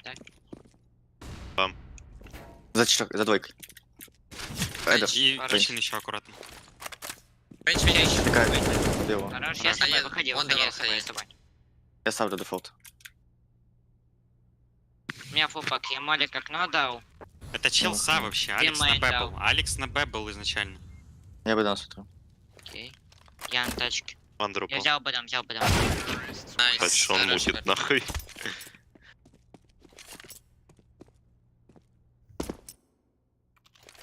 Aggressive stance taken towards middle in that round, and Yeah. Prospects, they started off very well, but the refrags were near perfect. Zontix especially getting this double. Oh, that is ridiculous from his point of view. That Yeah. was so quick on the flick for the second one as well. And Spirit Academy put the finishing touches on their first round. Yeah, that's why I was actually surprised when yesterday Zontix didn't really play, because I was like, he is really famous about being a really good Mirage player. Even when you look at like the Face It Puck community or whatever, everyone knows that when you're playing against Zontix and it's Mirage, you're gonna have a tough time. So yeah, I was actually quite surprised, and we're seeing that he's actually feeling quite well in the beginning of the round. It was really sick the way that they slowed things down as well mid-round, just to make sure that they play it together and refrag efficiently if needed. And oh, Owner absolutely owning Hype in the beginning of this round. Man advantage already for Spirit Academy, and 0-0 Prospects. They will have to go a little bit aggressive in this one, considering that they don't really have the weaponry to fight the AKs. I mean, they have to play a little bit closer because of the MP9s 100%, but the question is, are they going to get the chance to? Because the position towards ramp is a decent one. Franson's backing away from the B site, and it looks like Prospects might just go for a little bit of a gamble stack here towards this A site, and that could come back to haunt them, but it actually looks like it's going to work out in their favor. There's 40 seconds left on the clock, and Spirit Academy are slowly making their way here for what looks like it's just going to be a standard A execute. Yeah, a lot of utility though on the D side. This is the only pros of this situation, but there's a lot of cons right now. Alex, really important. He needs to pick up at least the first one. Shadow is going to give it away, but Alex fires off. Doesn't hold it. Finds the first. Thinks the second. Does he get a kill? No, it's going to be the AK. No, Alex actually gets the second and the third. The double with the USB. What is going on? This guy doesn't need a gun. He doesn't need an M4 nor an AK. He just needs the MP9 and some fortune. Missed shot there from Alex, but Owner will survive. He'll be thanking his lucky stars that that was not a crispy one tap. I want you to look at my camera right now. Very hyped indeed, Ted. Very hyped. Wow. Wow. Yeah, you are shocked, man. That was ridiculous. Holy. 3-1 Prospects. As we see Spirit Academy, they're going for another investment here. That one got away from them completely. And you know, you were touching on it, they needed to get up close. I was not expecting 3 kills from the MP9. That is absolutely ridiculous, and that one does definitely sting in the minds of the Spirit boys. Yeah, and it felt like he was running away from him, right? He gave up his position with the initial shot. It was a really tough one, but Spirit Academy now are going to be trying to fight back. And Zontix, he's already picked up the first one, but Hype is there to fight back. Yeah, big refrag there. Stops him from getting out of the Palace, but there's nobody on the site really to defend right now, so it is going to have to be Prospects playing for the retake. 3 players coming from CT. Donk needs to be careful. The flash goes in. He's completely blind, and he's going to be taken care of. Dealt with. Out of the round. Hassan Air behind the firebox is going to be mollied out of position. Doesn't have a smoke to extinguish. He's going to have to swing wide, and he gets punished because of it. The util being used to perfection. The retake going swimmingly for the 0-0 Prospects, and Arfrost, he can't do anything about that. The molly has forced him back. The smoke down as well. Defuse pulled off 4-1 Prospects.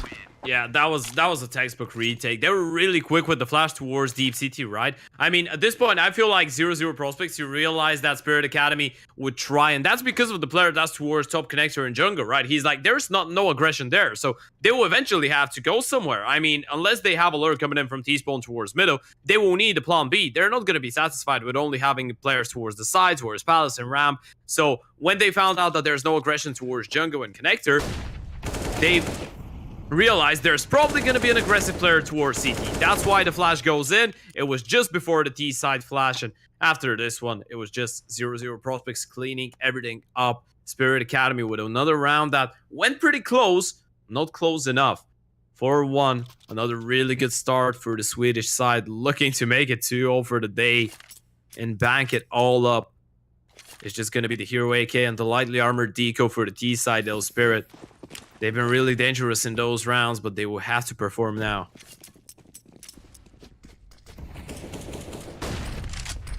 Yeah, I cannot afford to really let this one slip any further. We'll see what the Hero AK can do, or rather the saved AK from Arfrost. The rest only on Deagle. Spooky. Might be a nasty little surprise in this smoke here. And he's going to continue to creep his way forward.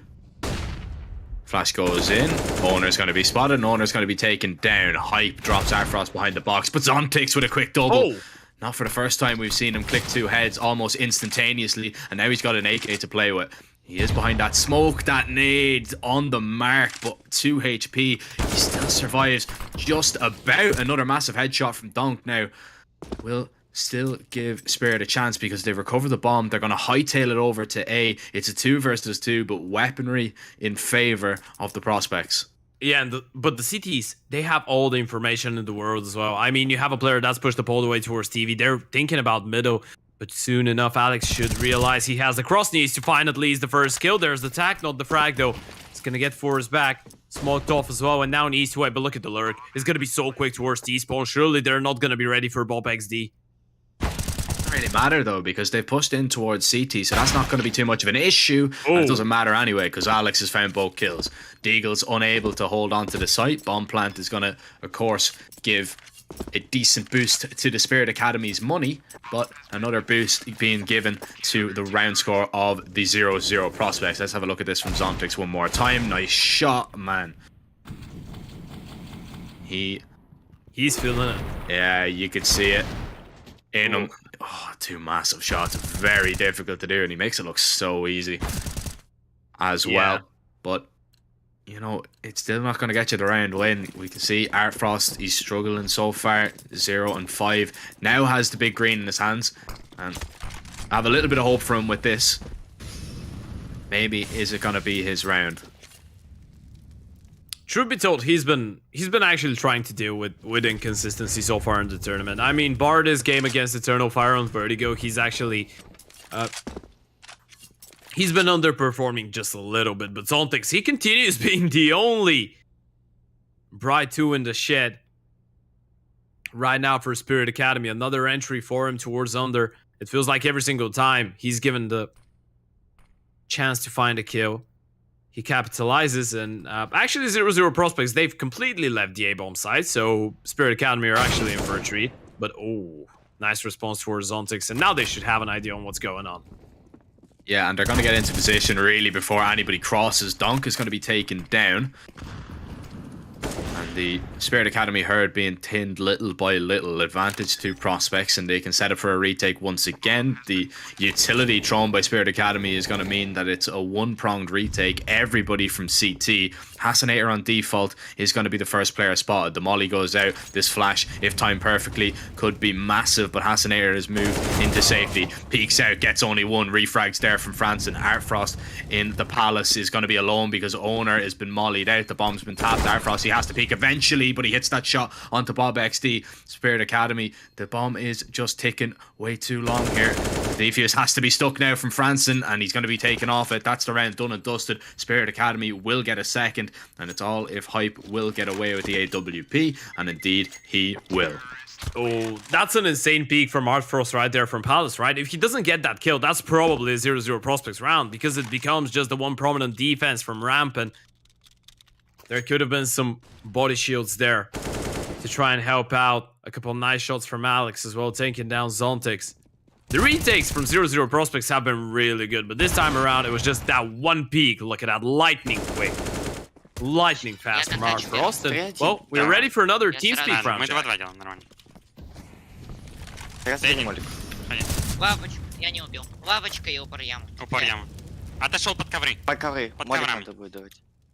Я вышел в яму. Я играю. Даю молик под ковры. Давай. Гранат много КБ скинули. Убил ковры. Флэш ТС будет. Цейс, под цейсом. Флэш ТС. Цейс пикает. А, на Б можешь На С развернуться, Аран? Нет. Джангл, На Б надо. Джангл, Можете пачку взять? Проверяй бомбу, уходи. Да, подожди, могу. Джангл где был зон? И третий с Авиком. Он перед коном. КТ выкатил смог себе. Я бегу на Б плюс. Б чистил. Третий чил с Авиком. Я обновил Я на фуши Б в коврах. У вас аккуратно в теории андер. Я бегу, 2 на точно было.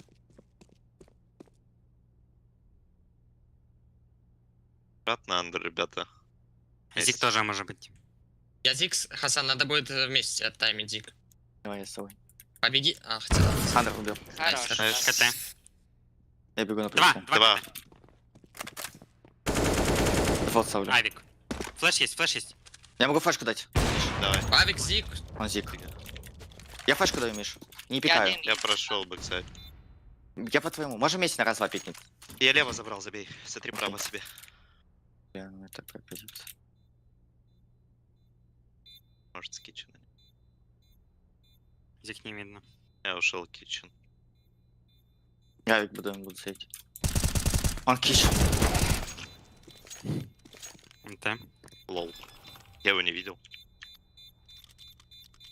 Ну, не фартануло, что сказать.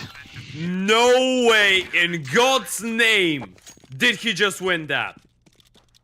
I am speechless, baffled.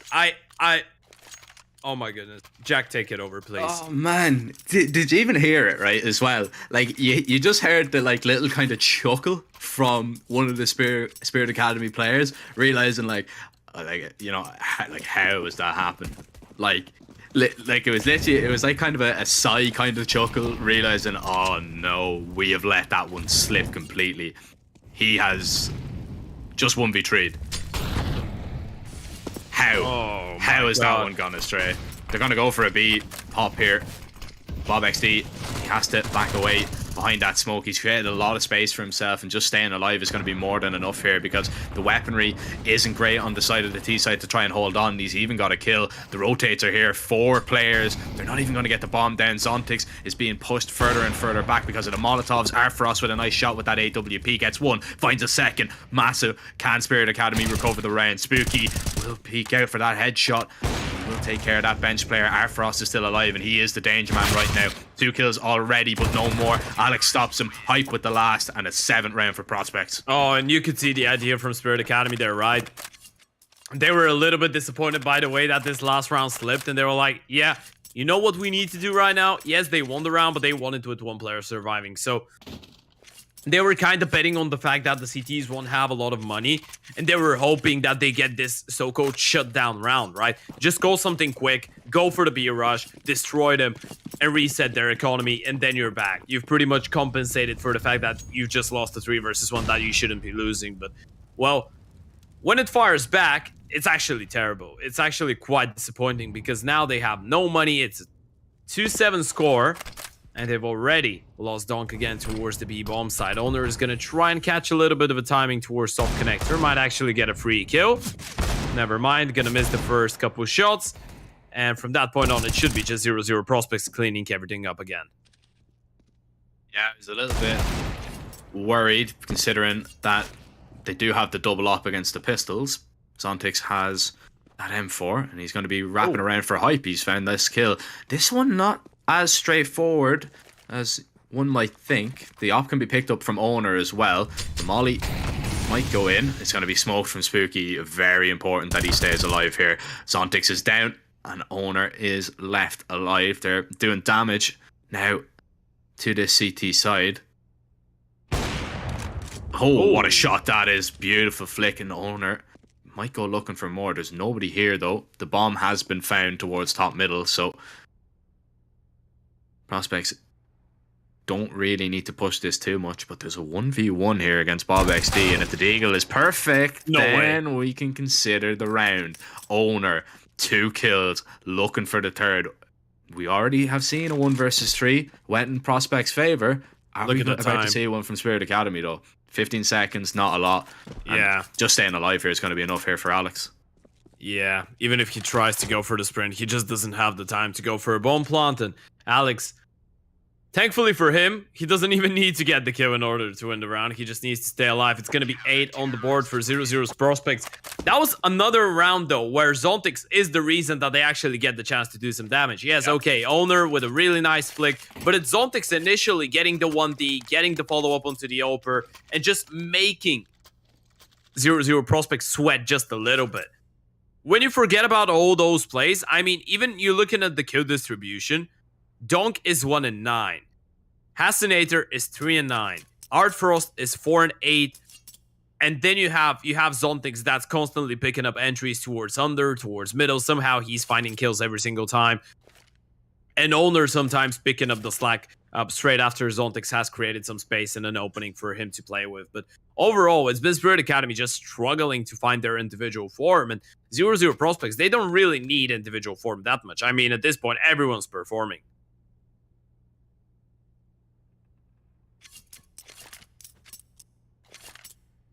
Everybody coming up with the goods once again now. Another investment from Spirit Academy. And where do they go from here, really? I mean, they've had a little bit of success out towards middle. Do they try and go back there again? I mean, nothing has really worked out. Bar maybe a little bit of good fortune. Zontix getting aggressive towards this B site, and he has to be the man perfect on the entry, but Francis found that kill. BobXD is somehow still alive on low HP, and Francis gets a second. BobXD with another, and they've been shut down completely. The pinch is coming in now as well from behind. Hasinator gets out onto the B site, but he is alone. He's being swarmed. Owner is a little bit too far away to be of any use in the round. Hasinator surely goes down here. Yes, he does. That's the bomb dropped. Another prospects round as Hype is going to put the finishing touches on it as well. 9-2. And Spirit Academy, like whatever they try, it seems like prospects have an answer for it. Yeah, the reactions towards the B-bomb side have been expert. I mean, most of the time, even if they go for a pop, if they go for a rush, it doesn't really make a difference, right? It doesn't make a difference if it's later in the round, if it's earlier on. Every single time, there is the smoke towards bench. They manage to fall back. The B-anchor is yet to fall down without getting a single kill and winning at least 5 seconds for the rotates to arrive. And this is massive. This is your job as a B-anchor, and BobXD's been able to constantly get kills as well.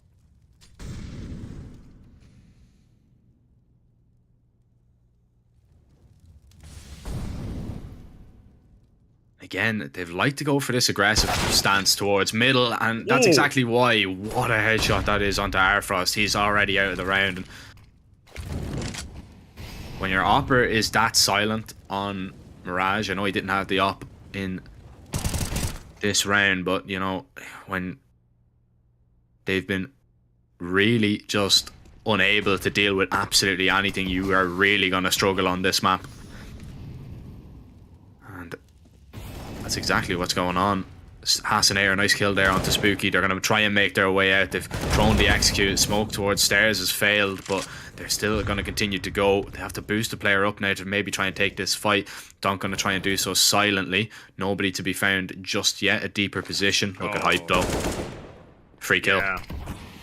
That was disaster. So Hasanator going down, and now they're pretty much trapped. One on the bomb side. He needs to turn around. Be careful about Palace. And the player towards top connector is the only saving grace. bo1 nearly getting the kill through the smoke. Alex is going to finish it off, and now it's just Donk. 1 versus 4. He's going to try and walk in the smoke. Actually manages to pick up the kill onto bo1, but he's only 8 HP left right now, and there's 3 people on the other side. Surely there's no chance in this round. Okay, Donk picks up another. Runs out of ammo. He's going to switch to the M4. Tries to go for the spam, but the defuse is getting stuck. And 0-0 prospects, they're going to be able to pick up their 10th round right now, Jack. Looking as strong as ever. A team that started the tournament with 2 pretty disappointing losses. Then managed to upset Mouse. Then 2 more disappointing losses. And well, today it's been the best day for them. It's been Thanksgiving, but they've been only taken. Others have been giving to them.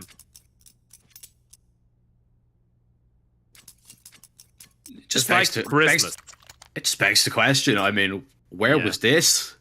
You know, like, I know maybe it just took a little while to click for the 0-0 prospects side, but man, it feels like Christmas for them. Yeah, I mean, I did not expect this. You know, we were going into this day thinking that this was going to be, you know, 0-0 prospects were going 0-2. They have 2 games today. They're gonna lose both of them. Like, well, that's what I was certainly thinking about the NAVI Junior. Maybe the Spirit Academy one. We were thinking, all right, but this has been an absolute and utter stomp.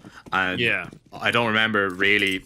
Maybe the Astralis talent game was the only one that Spirit Academy have been shut out this bad on this map. Usually they make a good account of themselves, but not today, not yet. They still have 3 rounds to try and recover in this first half, but the double up setup from prospects, it usually does work out from. That's where they've had the majority of their success in other games, and not only this one as well. The second op on Spooky, he's definitely can use it. And Hype, he's locked in on this B site at Spirit Academy. They're going to be trying to fight for middle. Eyes set on connector as they make their way through. Yeah, the double AWP, something that you pointed out. They've been using that for a long time, even back in the days in Lil Mix, and well, that's why Spooky picks up 1, and he knows there's a second player towards the left-hand side, but doesn't really care. Hasanator, free haircut, bonus fade, and Spooky, he's looking for more. He wants more. He can smell blood. Dante's just taking a massive risk here. He's just going to push past, and he's actually caught a wonderful timing. Donk gets this kill. Hype needs to get that smoke down. Donk does not want to push past this to try and take down the Opera. Instead, he walks right into Franson. Zontic strikes in the back. Spooky's going to be down. And now Spirit Academy might head towards A. This is the correct call. Alex is the only player here, but they have no idea where he is. And I don't think they're going to be expecting Tetris. Hype, nice shot, drops the bomb. Alex can peek out whenever, but Hype does it all, and the double up is the reason that prospects win an 11th round. Yeah, Hype's had such a wonderful game. Look at that again from Spooky.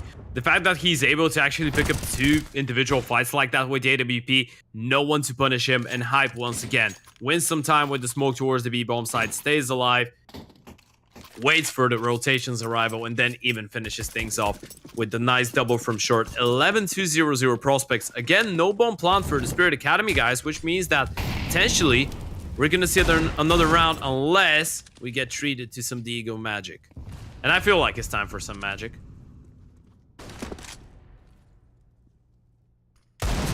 We have seen some crazy Diego shots already, especially from Zontix. Yeah. And even throughout, you know, the event in general, I mean, the Deagles have really been singing on these rounds. But there's an AWP as well on Airfrost now. It has taken out a whole lot of damage. An unhealthy amount. But unless the bullet is quick enough, Airfrost might be able to find at least 1 or 2 kills. Spooky.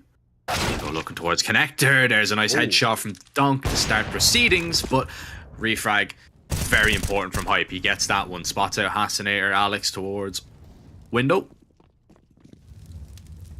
Prospects now can rotate accordingly. Yeah, oh, Hype is actually gonna miss the second shot. Now he's gonna get pressure, but he has a lot of support.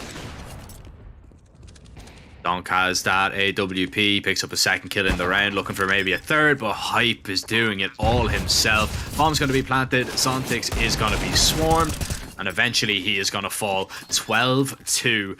One of the most one-sided 0-0 Prospects games that we've seen so far, and it's actually in their favor. Man, this has been a spectacular performance from them so far. I mean, Hype's 25. Oh, yeah. You know, that little just note, like, it's one of the most one-sided 0-0 Prospects games we've seen, and it's even in their favor. Yeah, I mean... That caught me off guard, I must admit it. But it's true, it is true. They went into the day 1-4, Ted. You know, they're coming in, they've won one game. Yes, it was against Mez NXT. Yeah. And now they're like, all right, we need to win some games. Let's turn it on and destroy both of the CIS teams in our group. Yeah. They were like, okay, guys, you know what? We pretended to be dead for a long time. I think it's time to wake up. Let's win some games today. Show them what we're made of. Show them that we're gonna have some fun, and we know how to be dangerous. 12-2, and oh my goodness, Spooky with a really good peek. Spooky with the double and the triple. This guy's just having an open season, boys. Give him every single kill in the server. He's gonna collect it. And he's gonna collect it with a big smile on his face. Well, he just collected a bullet into the head, but doesn't really change the fact he's gotten a triple kill, and this is probably gonna be a 13-2 half. That's insane. He's spooky, he's scary, and the skeletons lie towards middle. 3 of them, in fact, and now there's 2 more left up on offer in this last round of the half. Artfrost goes in search of the player towards Ticket. That's going to be Alex. He's going to push past. He takes down that AWP. Donk is such low HP that the rotations are going to be in. Everybody is going to be here to deal with him, but it's only Alex needed. 13-2 in favor of the 0-0 Prospects. Look to be the 2-0 Prospects after their games today. It's a nice shot there from Donk, but it's only a consolation prize, and that's all that we're really talking about for Spirit Academy. It's some glimmers of brilliance from a few players, some nice shots, but you know, the rounds just have not been there, and I think Spirit are going to be overall disappointed with the way things have been going. Prospects, in layman's terms, I mean, they really just need the pistol, right? I mean, pistol would pretty much seal it. We are going to jump ahead and go into the TeamSpeak of Spirit Academy and see at least is the mood up.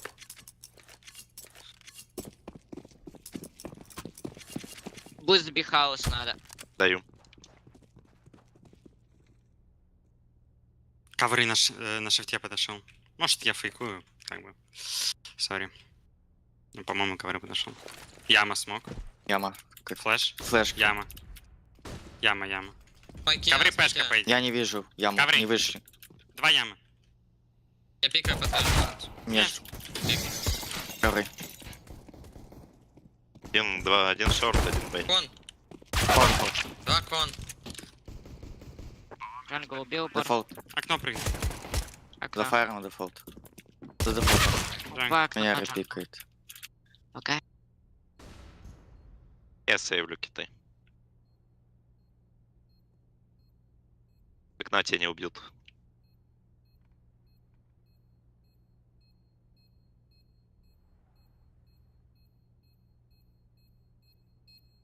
В окне.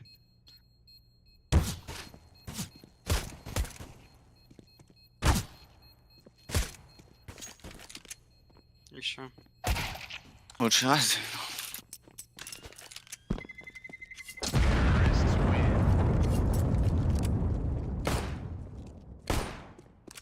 I want you, Jack, I just want you to focus on Alex's smile. After every single time, after every single round they win, he just laughs more and more. That just comes to describe right now what is the mood in the TeamSpeak of 0-0 Prospects. We haven't been, actually we haven't heard anything from 0-0 Prospects, but I can just tell you, they are happy. Even though there was some nice shots, even though Owner did manage to take down 2, Hasinator with another, it's still a 14th round. It's still 14-2, and they're just 2 away from closing it out. And, well, essentially doing what I think Mouse NXT did to Spirit Academy, on Vertigo, but doing it to them on Mirage now. Is the 16-2. This is their curse. Yeah, it's definitely happy Swedish noises radiating from that TeamSpeak right now. But need to make sure that they don't turn sour.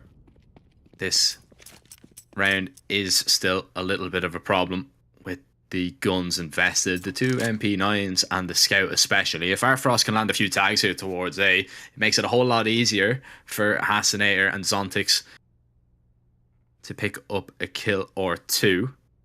And Hasinator is just going to be jiggling here towards the ramp, unable to find that first kill, and he's going to lose his head. Hype takes him down. Arfrost pushed back a little bit, just focusing on Palace, as Zontix is going to try and watch the cross, but with only a deagle, very difficult. He has the first head, looking for the second. Bob XD takes him down. Yeah, the refrags come through. Arfrost actually lands a really nice shot, looking like a tough round now for 0-0 prospects to win, but Spooky, I believe he's heard the drop towards Connector. He knows exactly where the MP9 resides, and he's gonna win the fight against Owner, leaving Arfrost in the clutch against all odds. He spotted the player towards Tetris. There's gonna be a G, and it actually is going to find a kill. Now he can tap the bomb, but there's no kid. The kid has dropped down towards Connector. Surely there is no way that he wins the round. He's trying to bait the peak. He's trying to find a way, but Spooky, he's not buying it. He's just waiting. There's the peak. There's the... Oh, what a flick. But does he have the time? I think he does. Arfrost might have just saved Spirit Academy. For one round at least, for sure. As Arfrost does it all pretty much with that Scout. 3 rounds now for the CIS men. Zontix could only see the brain there. And he took it clean off. Lovely reaction. We're kind of used to Arfrost hitting these nice little flicks. Yeah. Usually on the AWP, but he can do it with the Scout now as well. And it's Glocks and 1 P250 for prospects in this round. Imagine they turn it around from 314. Oh, that would be quite ridiculous. Okay. No all right. Zontix, no head armor. And oh yeah, that's one of those questionable moments, right? I mean, no head armor and you push under against the eco. Yes. Maybe not the best of ideas. The Glock punishing that massively.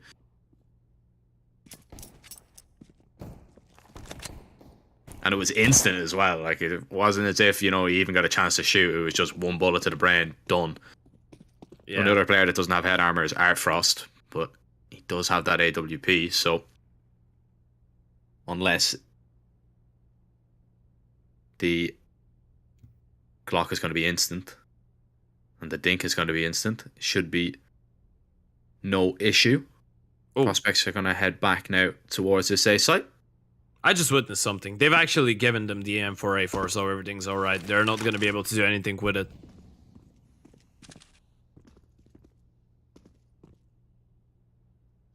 It's fine. Alex is going to try and run away. Franson's going to be boosted up in here towards the window. Let's see if the M4 is going to have any impact whatsoever. Oh, he nearly catches Artfrost, and indeed he does. Owner is going to just about survive Spooky that onslaught. Hasinator is pushed down and taken down the bomb. And Franson will now fall as well. 4 rounds for Spirit. Survive a little bit of a scare towards the beginning of that round. Oh my god. He threw away the AWP. They didn't save it. They had to rebuy it. Oh, that's so cheeky. That's so cheeky and so smart right there. Look at the money right now on the CT side. If they lose this round, by the way, they have nothing to work with. And that's because of this massive reinvestment that they needed only after facing off against the full eco.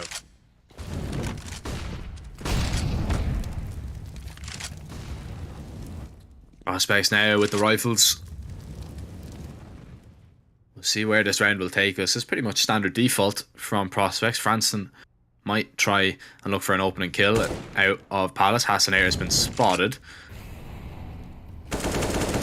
Molly down. The smoke creates some space for Hasinator to get back towards Ticket. But a little bit of chip damage done at least.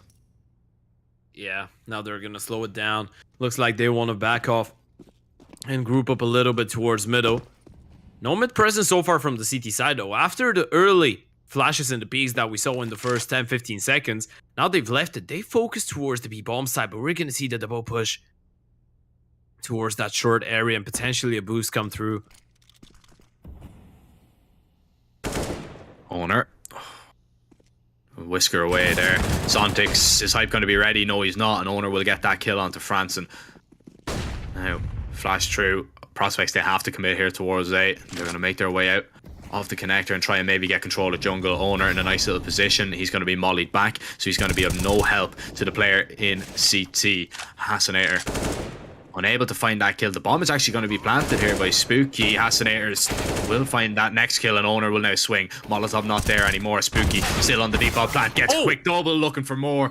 Oh, Spooky nearly made that into something incredible, but not to be. It's a Spirit Academy 5th round. However, Prospects struggling a little bit to get this one over the line.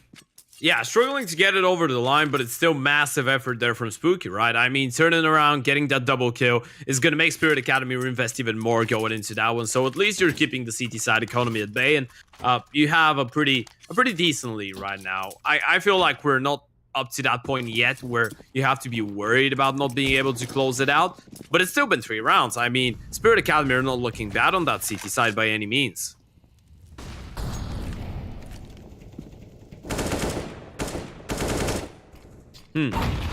Jack, are you a believer? Oh, it's too early, Ted. It's way too early to say. I mean, maybe, but when you have people like Spooky and you have people like Franson that have been playing the way that they have, I mean, Franson in that last map, I mean, Hype as well, you know, it's very difficult to look past them, right? It's very difficult to think otherwise right now. It's one mistake really that's going to cost Spirit a game if they do make it, and in a game that's been littered with mistakes, it might just be here. 2 quick kills, but they're going to be traded back. It's a 3 versus 3. Spooky might just catch Donk on a timing, and he's got the headshot as well. What a massive round this would be. Spooky, the hero rifle, trying to do it all. The Deagle tagging down Franson, and Artfrost might have just saved the day, but Alex has the bomb. He has the B site as well. The plant will definitely be put down now. Oh, that's so smart. He's actually going to play for the kill here. He has no interest in the bomb plant. He knows that they're going to have the money in the next round. He wants to catch somebody off guard, wants to make sure there's no one towards backside or kitchen. And now, even after getting the bomb down, he's going to have plenty of time to reposition, right? Relocate, but he's been spotted, and he knows it. He knows that the AWP is holding for it. He needs to peek back. He's going to get tagged down, goes for another. They're holding for him. He's being tagged down. He needs the headshot to connect.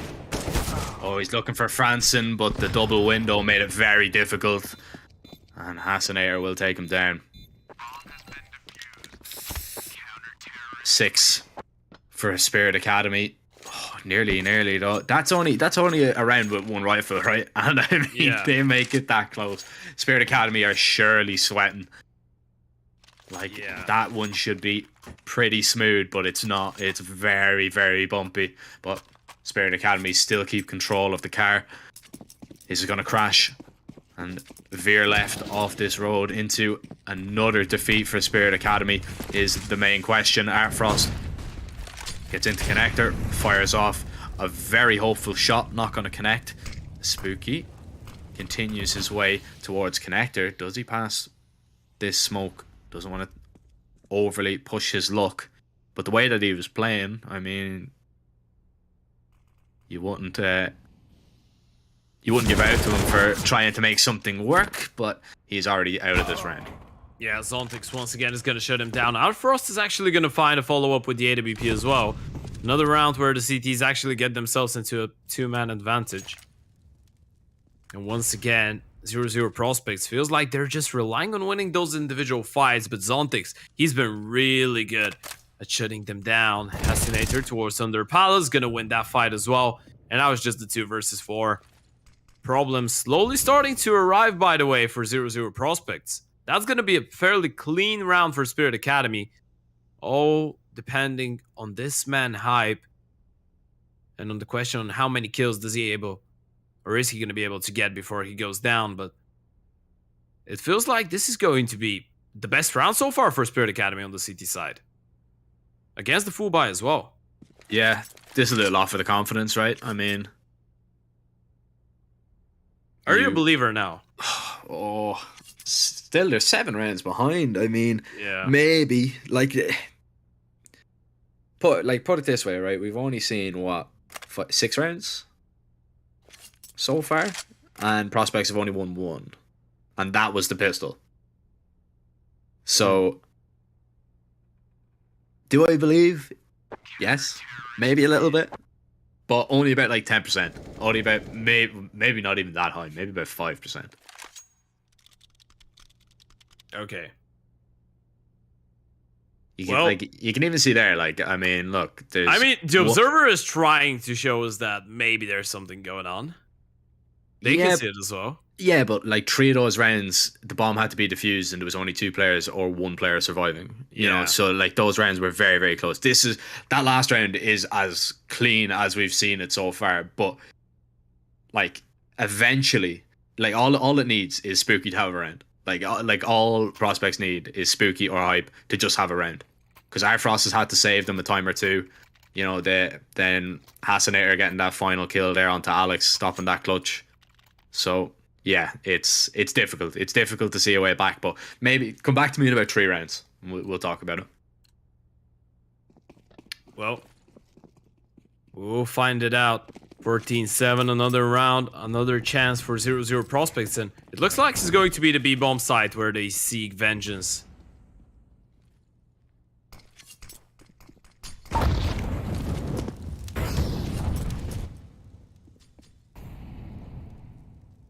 Some early presence. Throwing the nade's gonna get forced out of position just for now. They slow it down. Want to make sure that there's no aggression coming in from the CT side.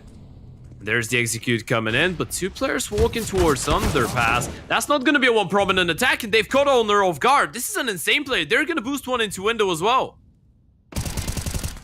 Ontix needs to find that kill, and does. Spooky really could have been a thorn in the side of Spirit Academy, but he's been dealt with. He's been found.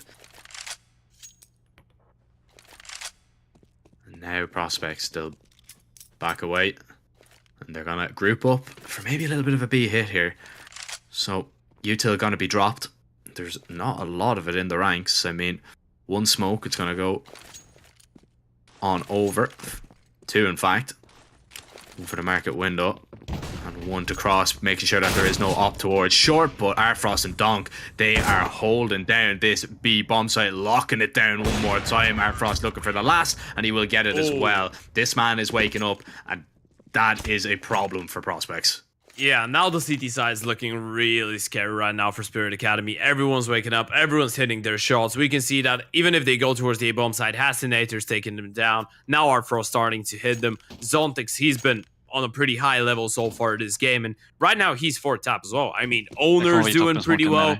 And it looks like we're gonna jump into TeamSpeak of Spirit. Oh no, it's all Prospects. Ingen konstsmak. Det är probably trippel A. Jag kan smaka toppgarna som du lurkar ut. Jag tror borde smaka länk och springa på B om vi kan. Vi får lycka rutta B. Om ni kommer close över, kom close så lägger jag topp. En CV. Jag kan lägga en flash högt också. Mot han backcourt. Flash högt borta. Jag lägger en flash högt över backcourt. Boom. Sparar. Ja, close. Jag hoppar ut. Hela under window. Du kan till. APS. Default.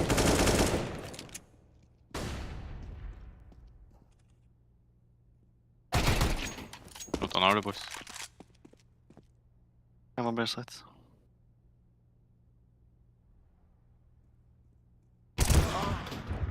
Jag borde vara låg på B.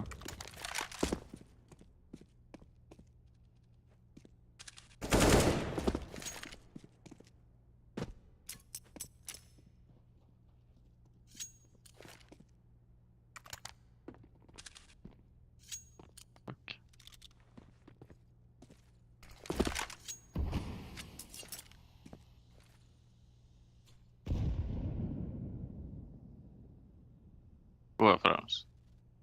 Jag som gör. Jag sparar. Jag har råd med av nästa.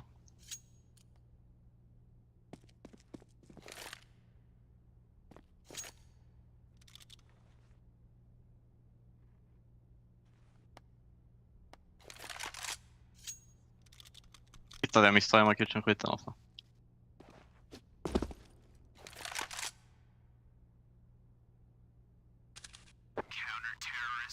Ja, good eco. Both save.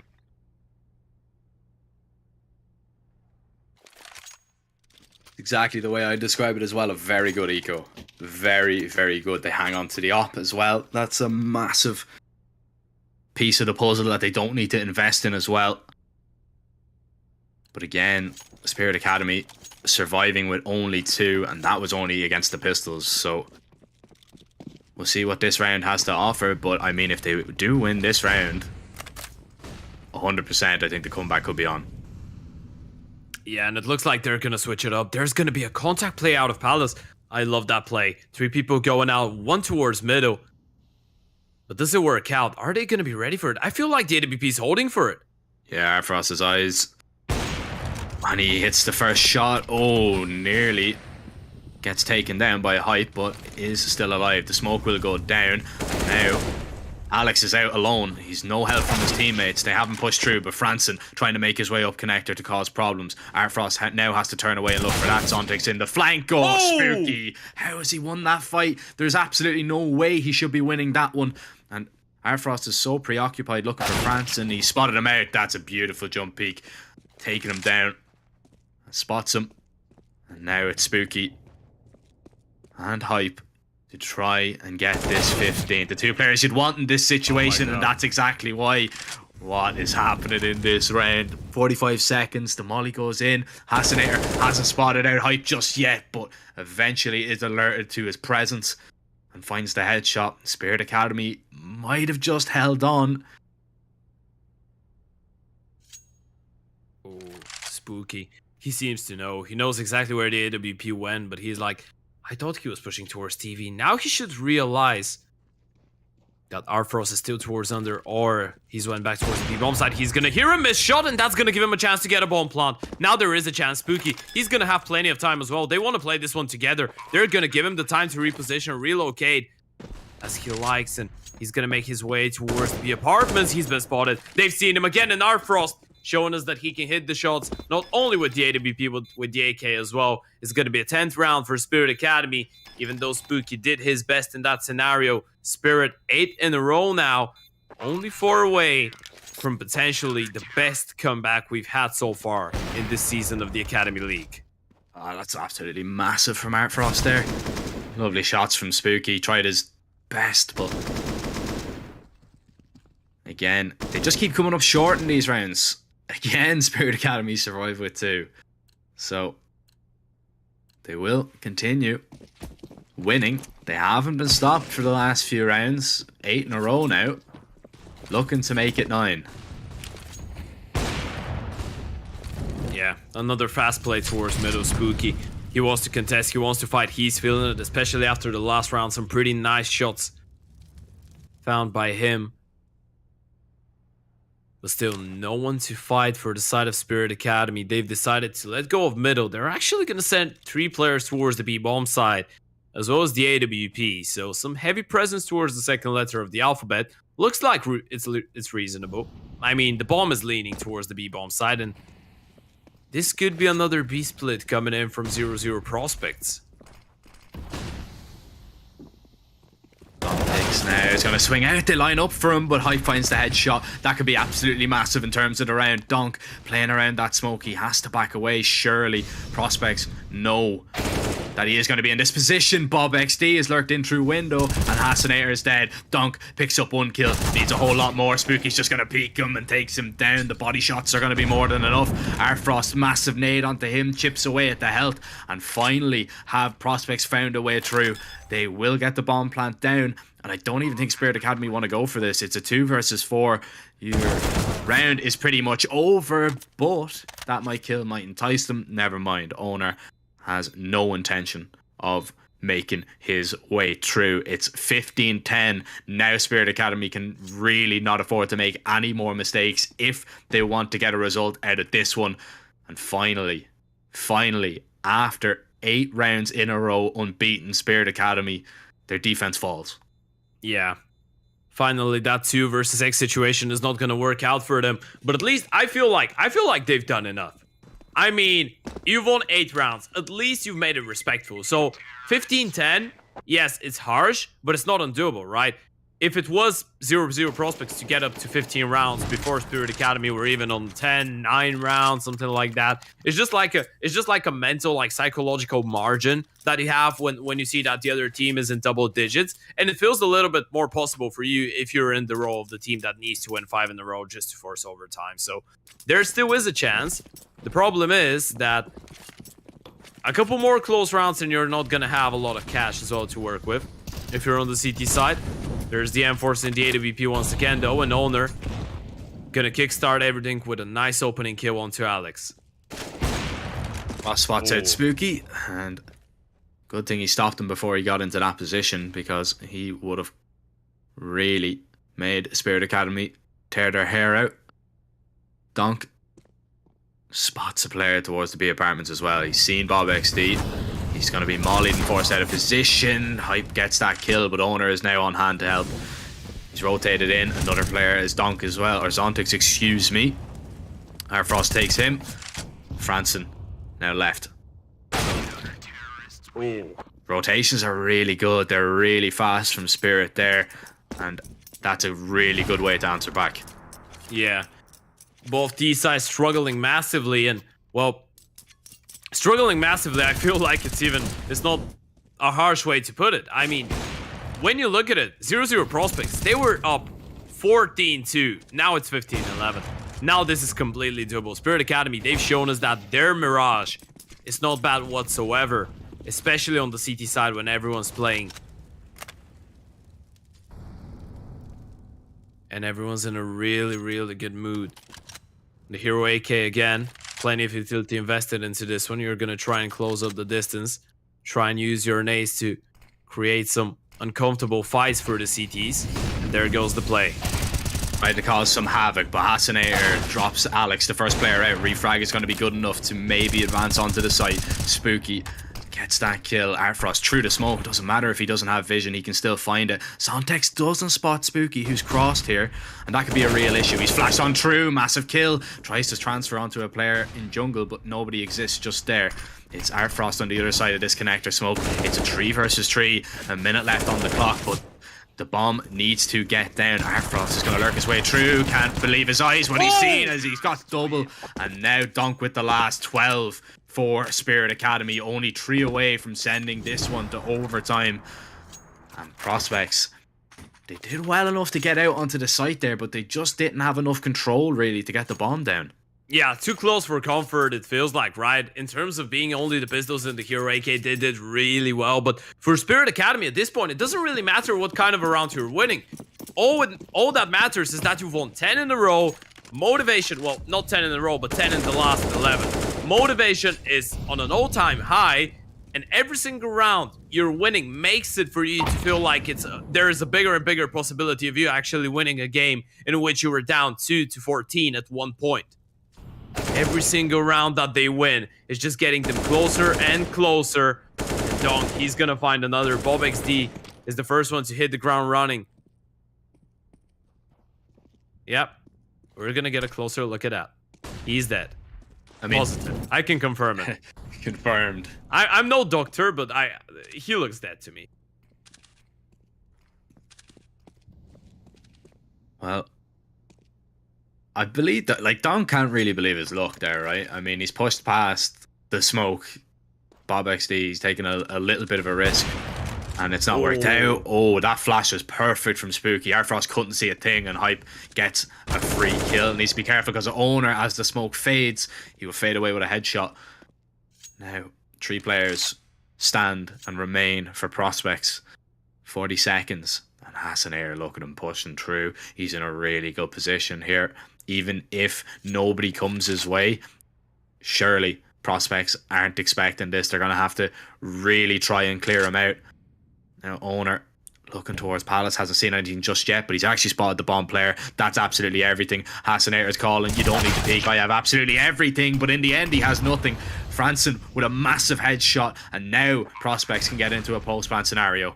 Yeah, but look at Zontix. He's already on the lurk. Surely they're not going to be ready for it, but they're not going to wait for it. they're going to make their way into jungle, and this is a really good move right now from 0-0 Prospects. They know that they need to find something to work with. Zontix does even find anything from that position. Bomb isn't planted for the jungle players though, so that could be absolutely massive. Spooky looking for the first kill, tries to transfer on the second, unable to do so. Branson's going to peek out, takes down Owner, knows exactly where Zontix is, but the bomb isn't planted for him. This defuse is going to be stuck. There isn't going to be enough time for Branson to get there. Zontix wins the round, and he even gets the kill as well. Spirit Academy survive one more time, and now they're only 2 away from sending us to an OT. We'll see Prospects have enough money to get a buy and a lot of utility as well if they want to get it done. But they really need a bomb plant in the final round, and they're going to take a little bit of time to mull it over. They'll call the tactical. Now, this was just a massive issue. The bomb was just not planted for the 2 jungle players, and once that player under Balk goes down, it just becomes incredibly difficult. Yeah, exactly. As much as it's a really smart play, because they're not going to be ready for 2 people to push towards jungle when they see the plant towards default, right? But in the moment that the player towards Underbound gets the first kill, surely there has to be a white peak from both jungle players to try and protect him, right? Surely there has to be some more engagement from them to try and actually capitalize on the fact that he's found the first kill. But no, Spirit Academy, they managed to get another one. Jack, that was a 14-2. It's 15-13 now. 0-0 Prospects, they just need something to work out. Spooky's on 27 kills, Hype is on 27 kills. It feels like there's nothing more that you can ask from those guys, but Spirit Academy, they're looking so dangerous right now. And 0-0 Prospects, they've already lost Spooky. That was really awkward. I think he might have lagged out a little bit there when he's running. He just ran full on knife out. Alex is going to try and run onto the back of that site. Donk will take him down, and Prospects have not invested everything in this round, really. They have a few players with a little bit of cash, but it's not going to be all that much. They really need a bomb plant, but that's looking out of the realms of possibility as Spirit shut down yet another round. 14 for them, one more to force an OT. How have Prospects let Spirit Academy get back into this one? Look at this performance from the CIS men. Imagine what's it like to be in a 0-0 Prospects lineup right now. You just beat NAVI that were 4-0. You annihilated them on Inferno. And then you start 14-2 up on Mirage against Spirit Academy that you lost to on that very same map in the opening round of the tournament. But now, 15-14. 20 minutes, a lot of tears, a lot of blood and sweat later. You have one final chance, one final attempt to try and close it out. But you have everything that you can hope for. Well, maybe not in terms of utility, but the AKs, the AWP is there. One final shot.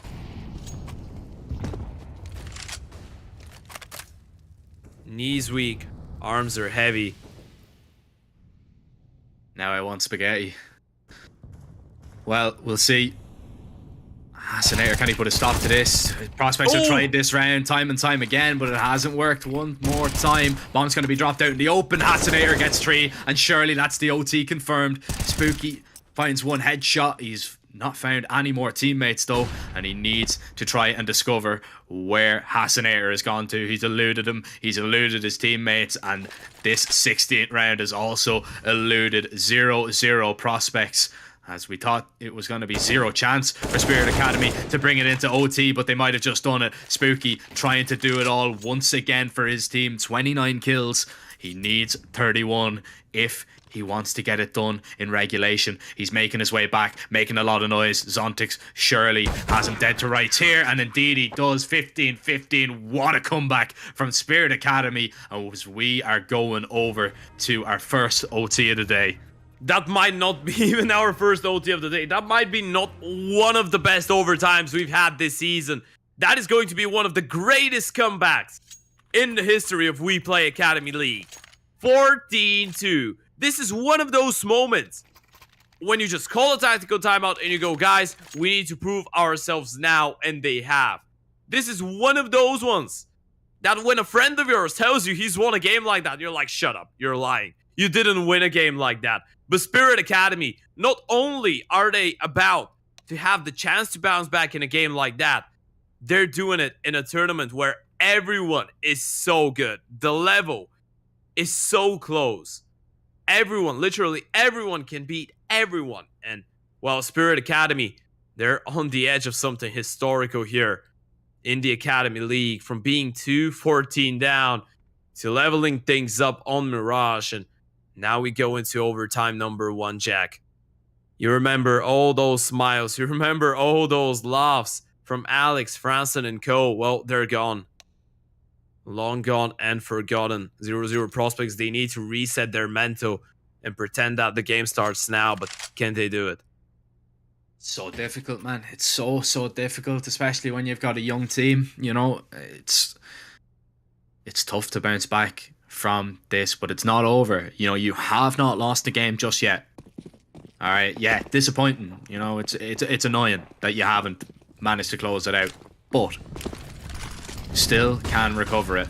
It's worth absolutely nothing if Spirit Academy don't push this one to the very end and actually take it. Spooky with a refrag out towards middle, as Owner will take his life away and take his breath away. Hype tries to creep his way out ramp, but Arfrost has put a stop to his opposite number. Now, prospects are down to just 3, and Spirit Academy definitely have the momentum with them, which could be a massive factor in such an important game and in such an important round.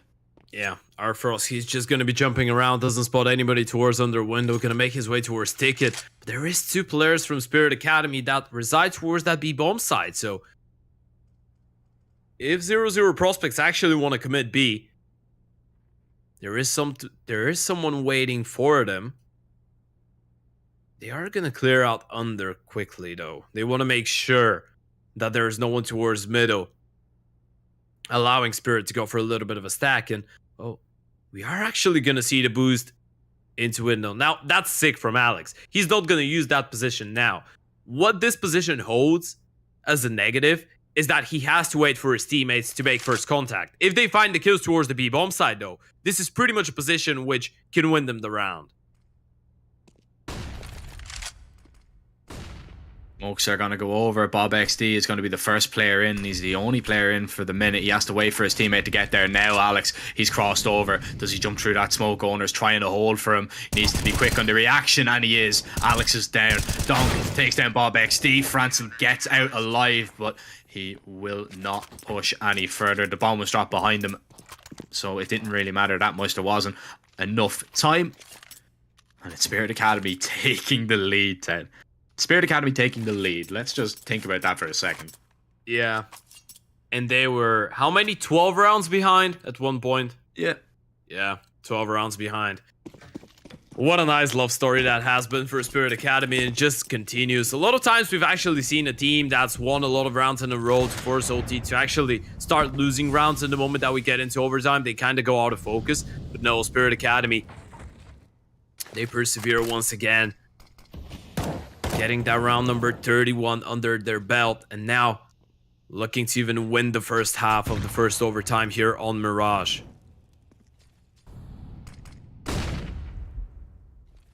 We've seen some pretty poor T-sides so far in this game, so that's the kind of saving grace that we do have for prospects as well. But as they swap over onto the CT side, you feel they need at least 1 round here if they want to try and win it.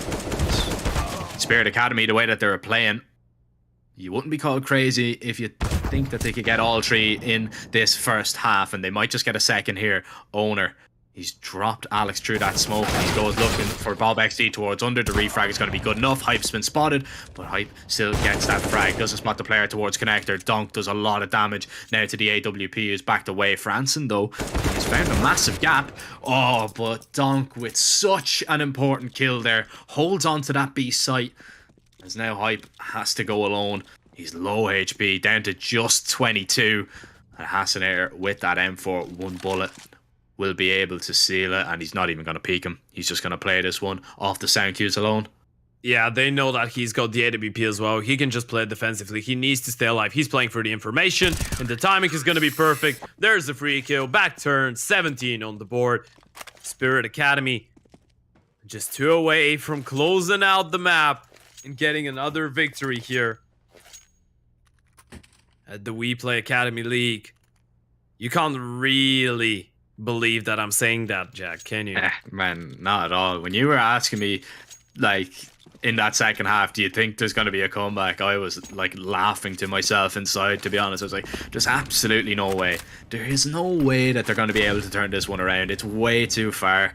And then all of a sudden, round by round, and like it's not as if they were winning clean rounds either. Like they were very close rounds, the majority of them. Yeah. Imagine Brandon and Lucy have been like, I think they've been thinking that they're gonna start casting in like 5 minutes for the last hour. Yeah. and they're stuck listening to us for round after round after round.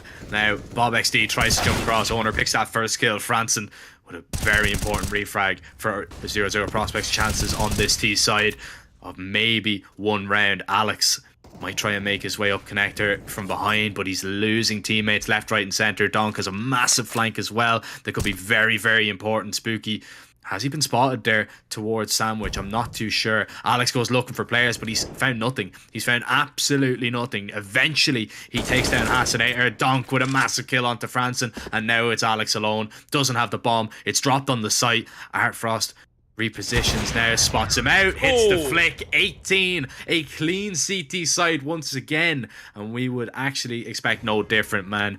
Oh man, that has been incredible from Spirit Academy, just to show that resilience to bounce back like that. Yeah, it's crazy. It's crazy the fact that a lot of these rounds have been Spirit Academy just losing 2 or more players, right? I mean, there hasn't been a lot of dominance. I mean, it's been dominant, but in a different way, right?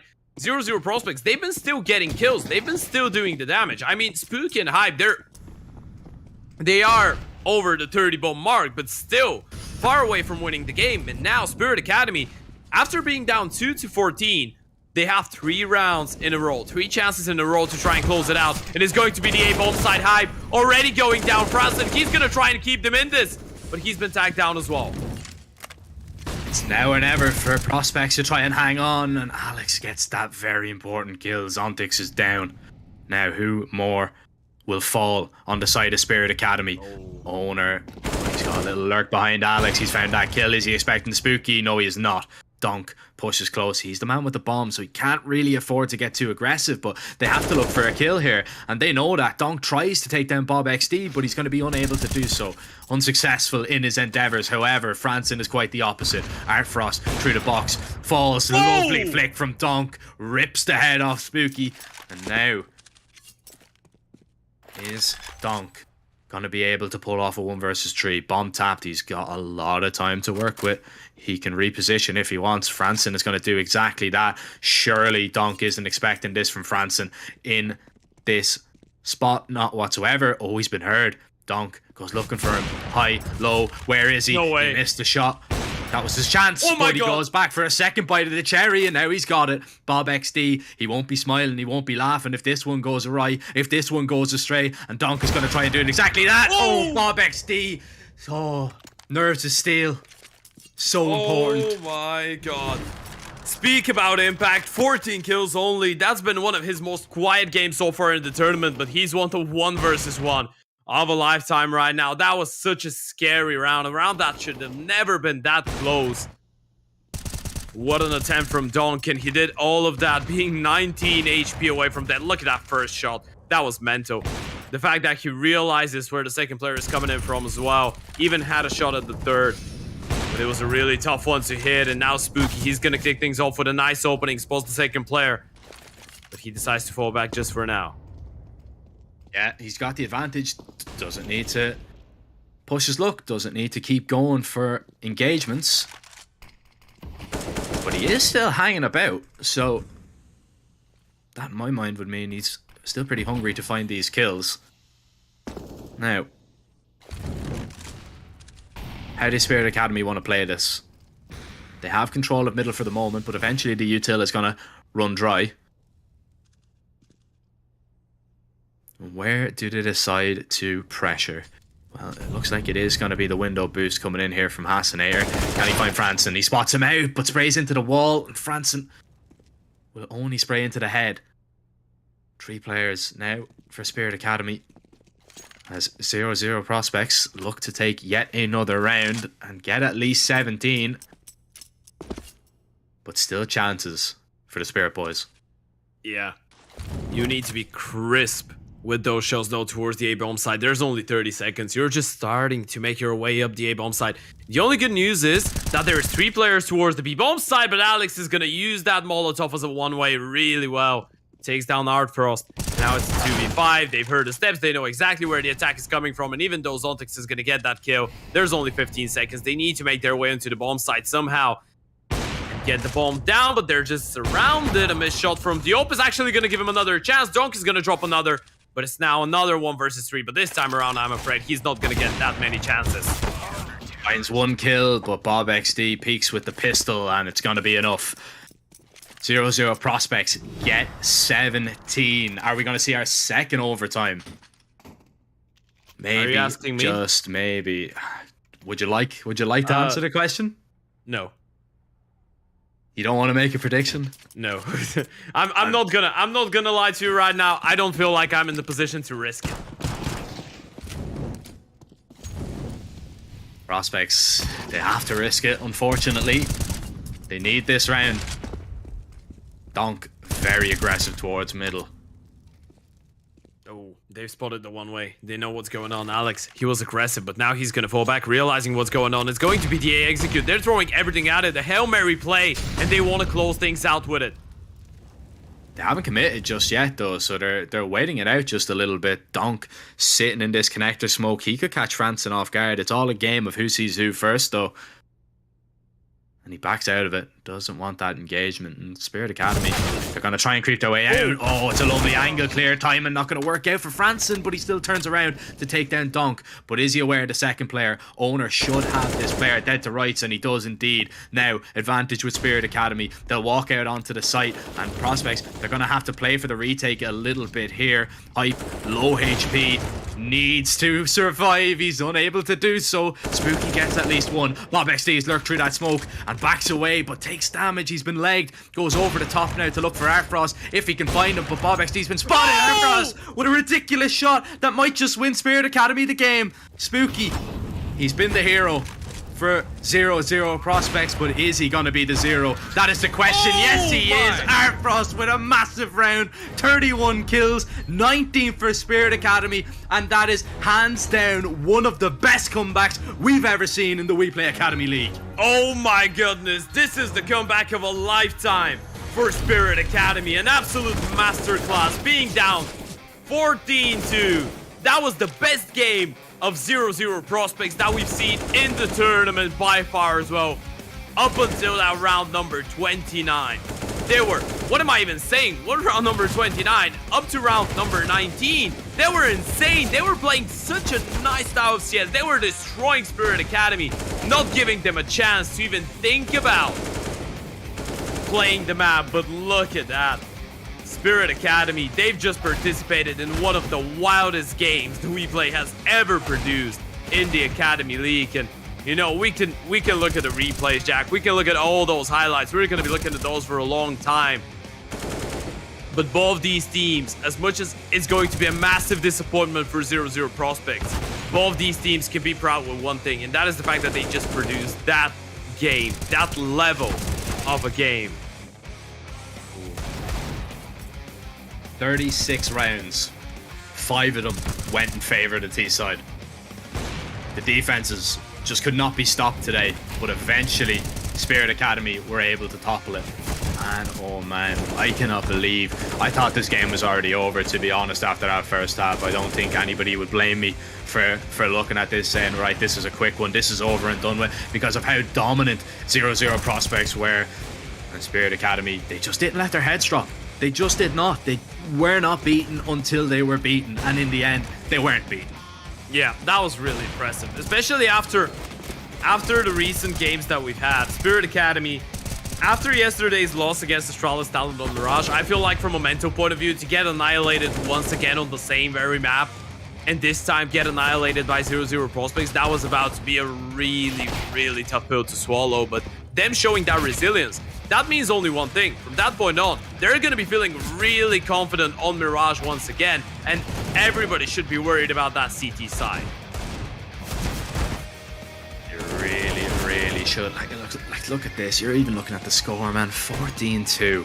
14-2, and Arfrost had to clutch up. He really did. And then even after that, you know, there was so many rounds that went down to just 2 players. So many rounds. Beautiful one tap from Owner there in the end, but man, I can't even put it into words. That I really can't. I really can't. That is one of the best games that not only that we've seen in the WePlay Academy League, one of the best comebacks that I've casted personally. Yeah, that was insane. That's one of those games. I said it during the match. That's one of those games that a friend of yours just told you, yeah, I won that game. I was down 2-14, and you're like, yeah, I don't really believe. That's one of those games. And you haven't just won it on the face it. You've won it here. You've won it in the Academy League, winning all those rounds. And I really want to highlight Astralis, by the way. We were really critical of it. He's had only one good map prior to that game, and it was the 16-0 victory against Eternal Fire. The fact that he stepped up so massively after having such a slow start of the game, that is insane. Dioper was constantly producing kills, constantly delivering, constantly moving around the map, and just hitting all the crazy and important shots that they needed him to hit. And once they got into overtime, I think we saw that.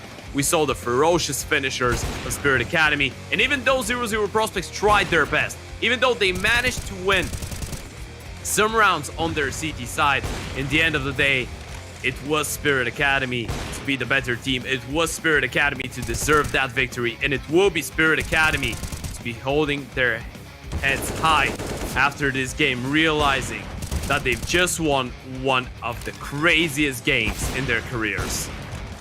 They've done the double as well over 0-0 Prospects. I mean, they've beaten them not once but twice. Absolutely incredible. They move on, or they're 3-3 now going forward, and it looked like they were going to be 2-4, 100%. That is absolutely ridiculous that they managed to come back from that one. But it's not the end of the day, Ted. It isn't. We still have 2 more games coming up. It's going to be Brandon and Lucy taking over from myself and Ted. We hope you've enjoyed. Make sure to stick around. It's a short little break, and we'll be right back with some more WePlay Academy League action.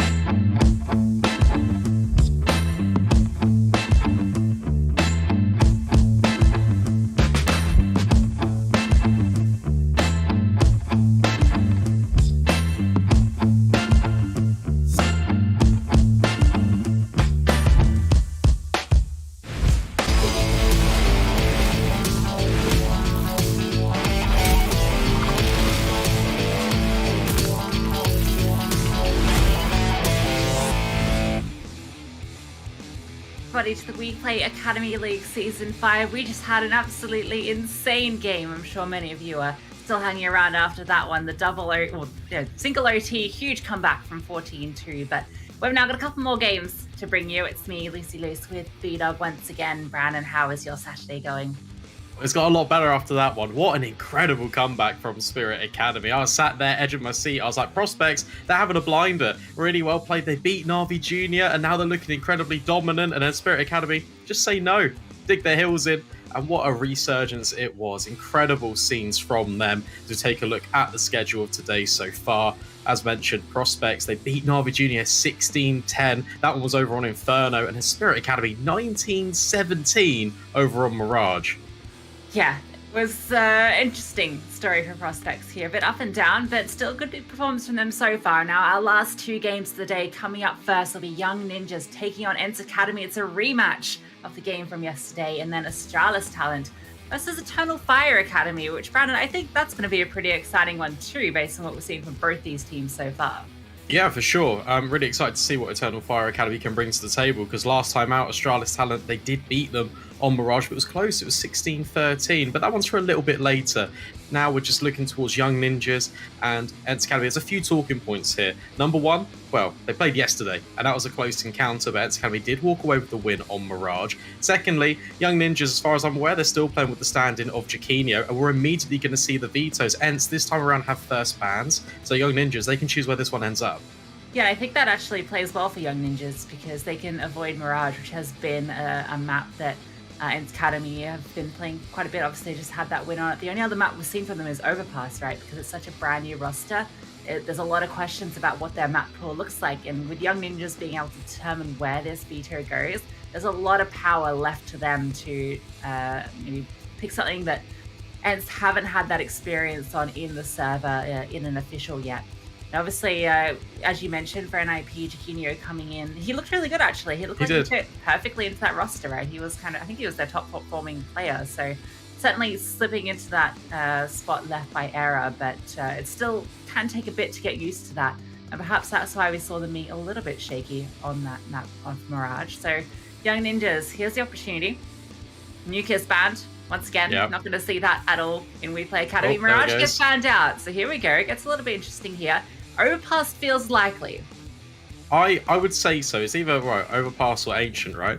Oh, yeah, Overpass it is. And we were kind of just talking before the game. I think me and Lucy both said, like, we kind of expected this. ENCE Academy, they've only really played Overpass and Mirage since being in the league, which makes sense. They just want to build up a map pool, just solid core, just a smaller one. But it does mean that they have more experience on it, just try and bring it to the table. For the Young Ninjas, they played on it. Last time out, they did lose. It was 16-13 to Big Omen Academy, but they actually looked quite good on it. I think it was just the T-side that let them down just that little bit. So excited to see how this one all will turn out in the end. And if it's anything like the game we saw yesterday, this could be a very close encounter. And we're not going to waste any time, Lucy. We're going to get straight into the action here. Yeah, and I think for Young Ninjas, you're absolutely right. That T side is such a huge problem. We saw their 33% win rate on that side. Their 4v5 conversions as well. That was only 22% out of their last 9 maps on this Overpass. So something they need to be working on. Perhaps Jaquinho is the solution to their problem. Bit of graffiti sprayed down as we get the round restart ready for this first round of Overpass. And it's going to be Young Ninjas starting on that T side. Yep, they pick the map, so ENCE Academy pick the side. That's the nature of these best of one scenarios. So start on the defense, it could lead to a snowball effect. Have to wait and see. It's a classic one. 4 players making their way down towards the B bomb site for ENCE Academy, with one looking for info. And well, it's the right read. Young Ninjas right now, they're all stacking outside towards Monster. Come on, Miltsy, get up there. You can do it. Perfectly timed. Just gets there as they come through, but it's going to get a dink for his shovels. In the end, Maxa doubles up. 2 different angles and hits both shots. Server on the site trying to get something done, but LNZ, too easy for him. The flashbang from ZTR to set him up for success. That leaves now Henu with full HP. Miltsy with 8 HP. And, well, if I'm them, I'm keeping that armor for the next round. Simple as you like, Young Ninjas don't really care about the stack over towards the B bomb site. What incredible couple of entries from Maxter over towards short. Close range Glock just immediately decapitates the players trying to wield the USPs at that close encounter range, but not to be. And Young Ninjas just simply overwhelm the bomb site. ENCE Academy sent scurrying right now, trying to hold onto this Kevlar. Good news is, because militz was dinked, his armor wasn't affected, so you can spend $350 and get the full body armor with head armor next round. So that's a nice little upgrade for him, and Henu can obviously do the same, provided they don't take any damage towards the end tier, but given the position of the Young Ninja, that shouldn't be the case, so that's a small consolation, all things considered, but at least, well, they might even just hold on to it, to be honest. 2k across the board, it's not great. Oh no, there's the head. Okay, they are going to force into it, so militz does buy the head armor, FAMAS comes out for Henu. Actually decides to full buy into that one, so there's a rifle on board, but the rest of the team going to be dealing with pistols and a single scout. So there is a little bit of something to work with here. Yeah, I have been seeing this a lot all throughout the league. Just the force buy into the next, trying to immediately rebound in. Young Ninjas want short control again. That Molotov being deployed makes it a little bit uncomfortable for ENCE Academy to progress. And the ZTR ducks away from the nade and gets a lot of information as well. UMP Gamer is Tia setting up here, bursting into the B side, and you'll see he's caught off guard. You can see he's considering dropping some utility, but he's out in the open and he just gets sprayed down by Adam B. And even not finding that kill, they're going to back out. They're trying to draw the rotations to the B site, which they managed to do. You can see on the minimap, a lot of eyes focused towards B. Young Ninjas, they're just going to back off, and they're going to do it slowly, so they're going to keep ENCE guessing. Yeah, I like it. Don't want to walk into any sort of stack. Trying to play with the rotations early. Young Ninjas are throwing mind games into round number 2. It's intricate. It's nerdy. That's why I love Counter-Strike. 55 seconds left. Trying to work an avenue of approach down towards the toilet's position. miltz with the scout. He could play spoiler here if he's offered up a couple of headshots. Virtue of that decision to back out, they've left 3 players at the CT side towards B, so it's just miltz here, with 5 Ts ready to bear down on him. A lot on his shoulders with not the weaponry to do it. Has to hit some incredible shots. Offered one, but not quite able to connect. And now he's getting sprayed down through the box. One tag does come through, but can't line up the second shot. The smokes come through. The side is taken. These 2 CTs here, they can go for a little cheeky boost. Given the opportunity, gets spotted out before they can get the kill. The FAMAS not quite good for the job. The Galil comes out ahead. Once again, it's going to be 2 CTs. Looking to save. I think they're going to be allowed anything because CTR's here with the UMP. Oh, and he taps away as well over towards Heaven. A lot of money being farmed up for him as well.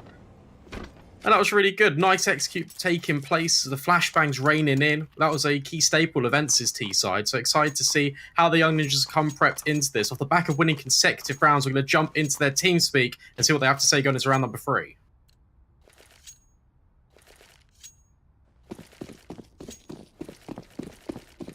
Flasha. Flasha där. Ge mig det Max. Jag flashade dildo. Ja, du fick inte molot, men dildo. Flasha med dildo. Vänta, ja jag kollar. Lång ekle, akta B-sök. Akta B-sök. Gå close boys, jag kommer gå in B-sök. Flasha nu dildo. Flasha där. Han hoppar. Eller han widade mig bara. Ja, Max kommer ta... Ja, jag kommer med här också. Jag smyger nu, Kan ni bara... Kan ni... Ja. Vi borde ta den. Jag kommer måla smoka trapp. Jag målar tryck. Rota till. Akta bandet, vi har low kill side. Mycket band, 2. Jag är på honom. 2 till. Nice. En var B i alla fall. Akta en till 2 någonstans. 2. Nice. Sista var B. Nice. Det ligger rak och lång. Eller side någonstans. Ja, jag tar den. Nice. Spot. Ja, han widade bara CV som en... Lägger Max. Som en... Well, the Astralis stack wasn't actually what netted the first kill. It was USC solo with the USP on the B bomb site. Finds ZTR lurking around, gets himself a UMP. Unfortunately, the stack isn't quite able to get anything done. It's avoided. They go through long, and they're able to get that 1 kill, but USP's at that range. Kinyo can just tap them out with the Galil to get them over the line. Yeah, not going to be too unhappy with that one, ENCE Academy. Now on the full rifles, AWP in play for Pody. And in fact, that's the only sniper in contention in round number 4 across the server. Maxter and ZTR trying to take connect, a little bit uncomfortable with that door being blown off. Henu with the spam. Doesn't actually connect any of the dots though. It's early control being gathered by the ninjas. That looked good, but unfortunately not connecting in Purdy. He's looking to connect. Playing this angle here. There's a player just about to walk out of bathroom. The timing shot doesn't connect. He's going to reposition, trying to find more, and he's got support here from miltz. He's actually pushing up close with this M4, looking to hunt a little bit, but Chiquinho is looking to do the counter. Milty catches the timing on ZTR. The utility gives away the play. Now Chiquinho on that flank is rendered a bit useless as these CTs are going to back off, so they get the opener, and there's no trade. 3 players are still here for ENCE Academy over towards A, and that could leave an opening. You see the bomb, it's rotating all the way around towards B. It's going to be an even gunfight towards this side of the map. But in fact, Server could be a bit of fake information here, because as he gets flashed back in, he doesn't actually spot anything. And now that's utility being lined up. Barrels Molly deployed, Uisi. Well, as Server got a tough task on their hands, but there's only 30 seconds left. Chiquinho is going to be on a very late flank here. It all relies on these 2 Ts coming in from Monster, and Server is holding a bit of a cheeky angle here from sight. So hard to clear. 20 seconds. Chiquinho has walked on, but Prote's even holding for it, finds him. Adam B has found that opening onto Server, but USC is still chucked in. Milty's rotating as well. And here they come, but the rotations come through. These CTs have caught them out for sure, and the bomb goes down before it can be planted. Now Adam B has arrived. Can get that one down with just enough time on the clock. Prote has dropped down. Playing around here with the AWP, creeping and crawling, but the timing favors Adam B. He swings out, and he's able to find the kill. It looked a little bit messy there, but they get it over the line. That's the ace as well for Adam B. He single-handedly saves the Young Ninjas coming into the back of the round. It felt like with only 20 seconds left, they just really had to make a move. When that bomb even gets eliminated, I think 8 seconds left to play, but the trades come in. It's all Adam B in the feed. What a performance from him. Rescues the Young Ninjas, keeps it flawless as well. 9-0 on that man. And look at the buy for ENCE Academy. It's abysmal, quite frankly. AUG M4, one of the rifles being boosted in towards the connector, trying to see the short tunnel, but not to be. Now they back up, and they give Young Ninjas the control. This is great signs from Young Ninjas. We were talking about their T side being the weaker part, 33% win rate on these rounds. They're looking solid here, and ooh, it's a little bit of a missed shot, but at least the trades come through. It's Adam B again. This has not been their fragger. This is not the man that we've been talking about when we talk about the star players for this Young Ninjas roster. He's been the one that's been down on the sort of lower end of the equation, but he's stepping up here in such a big way. 11-0. Dominant start for him. A real stat to highlight that is yesterday when these two teams played. On Mirage, as Chiquinho picks that one up, it was 16-11 to ENCE Academy, and Adam B had 11 kills the entire map. So we're only 5 rounds of play in, and he's matched that, and he's doing one better. He's single-handedly carrying the Young Ninjas on his back, working their way out forward towards Monster now. Miltsy is now the next player of the defense to fall, and it's all left onto Henu with an MP9. I'm not really too sure he can recover this one. Feels very unlikely, Henry. We saw some good stuff out of him, but the 1v4, the MP9 might be a little bit ambitious. He's just tucked in towards short. Perhaps could catch someone on the hunt here. So TR, if he decides to push into short, or if another player exits in that direction, you might be able to get a cheeky kill and an upgrade. 12-0 for Adam B. Chat, got a game for you, all right? We're gonna not got any prizes, but it's a fun game anyway. I want everyone to put in chat, how many kills do you think Adam B will get before he dies? Brandon, what do you think? Well, you've had me down as like being a bit pessimistic, so I'm gonna go with 16. 16, that's pessimistic. That's 4 more kills without any deaths. That's not pessimistic. Really believing in the Adam B hype train. 16-0 is really good, and I don't, you see that much. Sure. Right. I was going to go 13, so I think you're the optimist. This yeah, time. Right. I'm trying to work on it. All right. Well, we'll see if he can do it this round. Utility being deployed. Ooh, an opening kill for Prote. Fast one onto Chiquinho with that AWP. Opens up the account for ENCE Academy into this round. And those 4v5 conversion stats were not looking good for Young Ninjas. So now there's an opportunity for ENCE to potentially get their first on the board. Mid utility being thrown down by this T side. ENCE Academy not going to be too detracted from it. You can see that they started double long. Now peeking in for control. Adam B on the boost. Decides he wants nothing to do with it. But Henu's heard that, spamming through the wall. There's 3 defenders here for ENCE over towards this B bomb site. Yuisi can even be flashed in with this MP9. Not going to spot anything. But I think they've got a pretty good idea that there's a lot of young ninjas just on the other side of the pipe. Rotations are quite far away too. Look at this long setup from these 2 CTs. It's going to take them forever to get here. The utility's going to come through, and the opening kills go the way of young ninjas. They double up. Adam B, he gets 2, so already my 13 guess is out of the equation. He's up to 14 now. Henu has made his way over with this M4, trying to find something in response, is able to find LNZ, but now puts it into a 2-on-3, which is one of the best positions that ENCE have been in some time. Maxter looking to do something with the AWP. His teammate in Adam B is in towards Graffiti as well, and he's all that remains. It's going to have to be the ace clutch for Adam B. That's 1 kill, but can't quite get the second. Purdy swings in with the AWP, closes the round as he opened it. All right, we get the answer as well. Literally 1 round later, 15-1. So nearly. That's not bad. That's not a bad KD ratio. Yeah, I mean, I'd take that.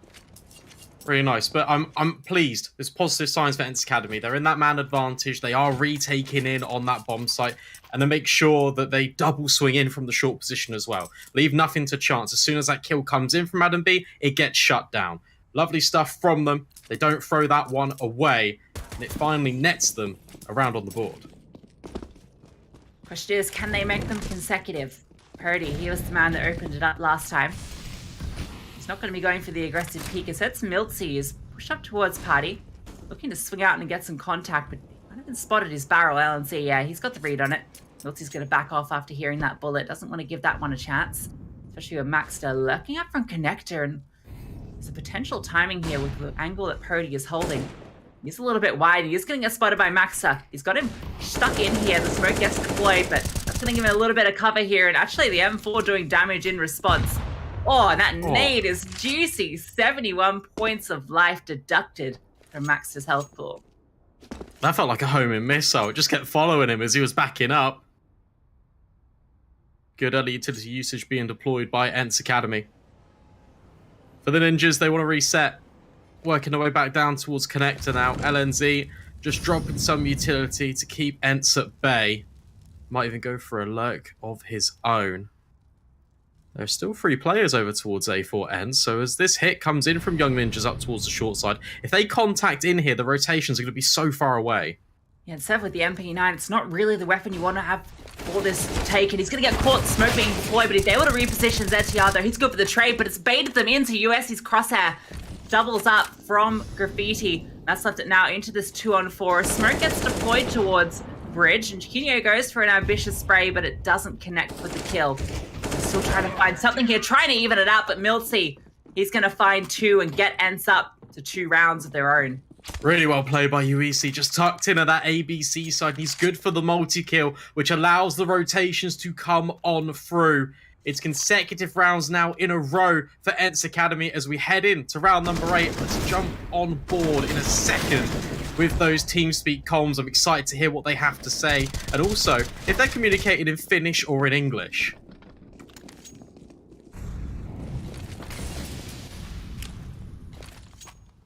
Heitä valon nyt. Takaa B. Luotti mutkan leitti. Ei näy. Ei tullut mitään muuta kuin valo midiin. Mä toivon jotain arvoa. Mä menen tuohon omalla mutkaan. Ota Monsesta tästä. Joo. Saudaan tuosta kolpassia. Mulla on paljon ikkunatkin, jos sä haluat. Heitä vaan, mä tahan. Ei kuulunut ala yhtään mitään, tulee sulle savu nyt. Ja valot. Mitä? Se oli vihun paljon mikä poppasi. Suora bossi. Monsussa vittu vihu.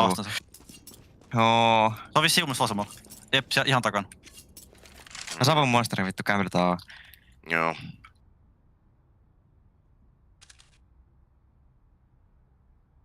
Voi kattaa suora mulla. Mä yritän ehtiä omalla vessaan. Joo. Täällä ei ihan hirveästi. Mä kylläkin kävelen. Ei näe mitään.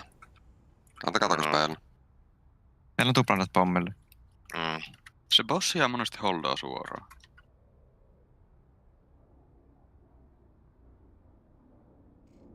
Sä voit tehdä. Vinkis vihu. Näräisin monesti vittu tänne tähtää himaan. matkaan.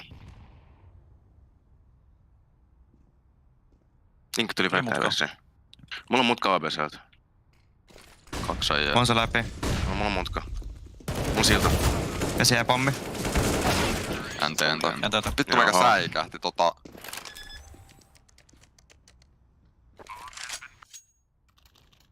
Well, I think got the answer to your question. That was certainly not English, unless I don't know, my hearing's going a little bit. I think that was pretty clearly Finnish, but that open with that run boost with Jaquinho, that was brutal. That AWP shot towards long. You can see the adjustment was there, but whew, what a shot. It's the same old condition for Young Ninjas as well. Get the kill out and info early towards A, then reset towards Monster. Take the control with utility and catch ENCE where they've got the lesser numbers reinforced on the bomb site. This time, however, it's a little bit more of a gamble. ENCE, they start with 4 players over here. And for the Ninjas, are about to walk into it. It's heavily fortified, but the weaponry, it's not the best. Guess he spotted it though. Pody, he set it with the AWP around Pillar, can swing out and get a kill. Tries to abuse this position, but LNZ, he's doing it all here. Gets 2 through the smoke and then the headshot onto Surfer, and well, that's the round done. Milty, he can come through, but he's mullied off, and there's just no way into this round. A dominant site take, and it comes off that triple from LNZ.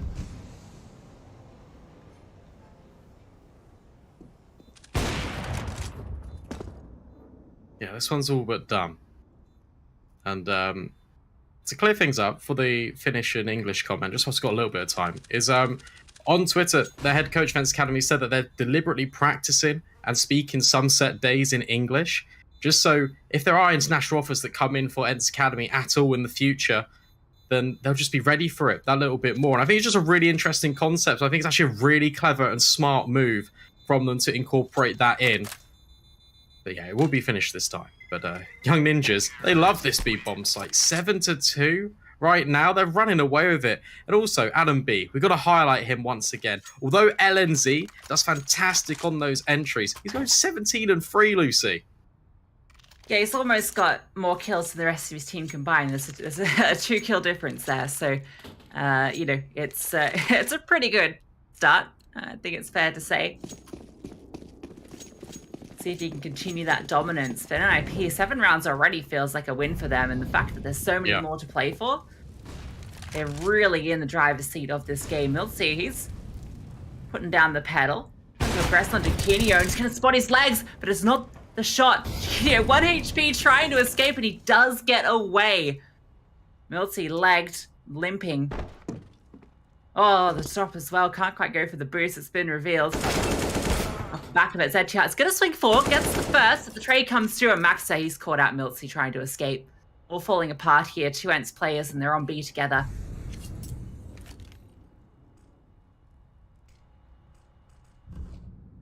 This is what well, I'm very surprised and excited for the Young Ninjas. I was very concerned about their T size. We've spoken about it all pre-game, and well, it looks like they've worked on it.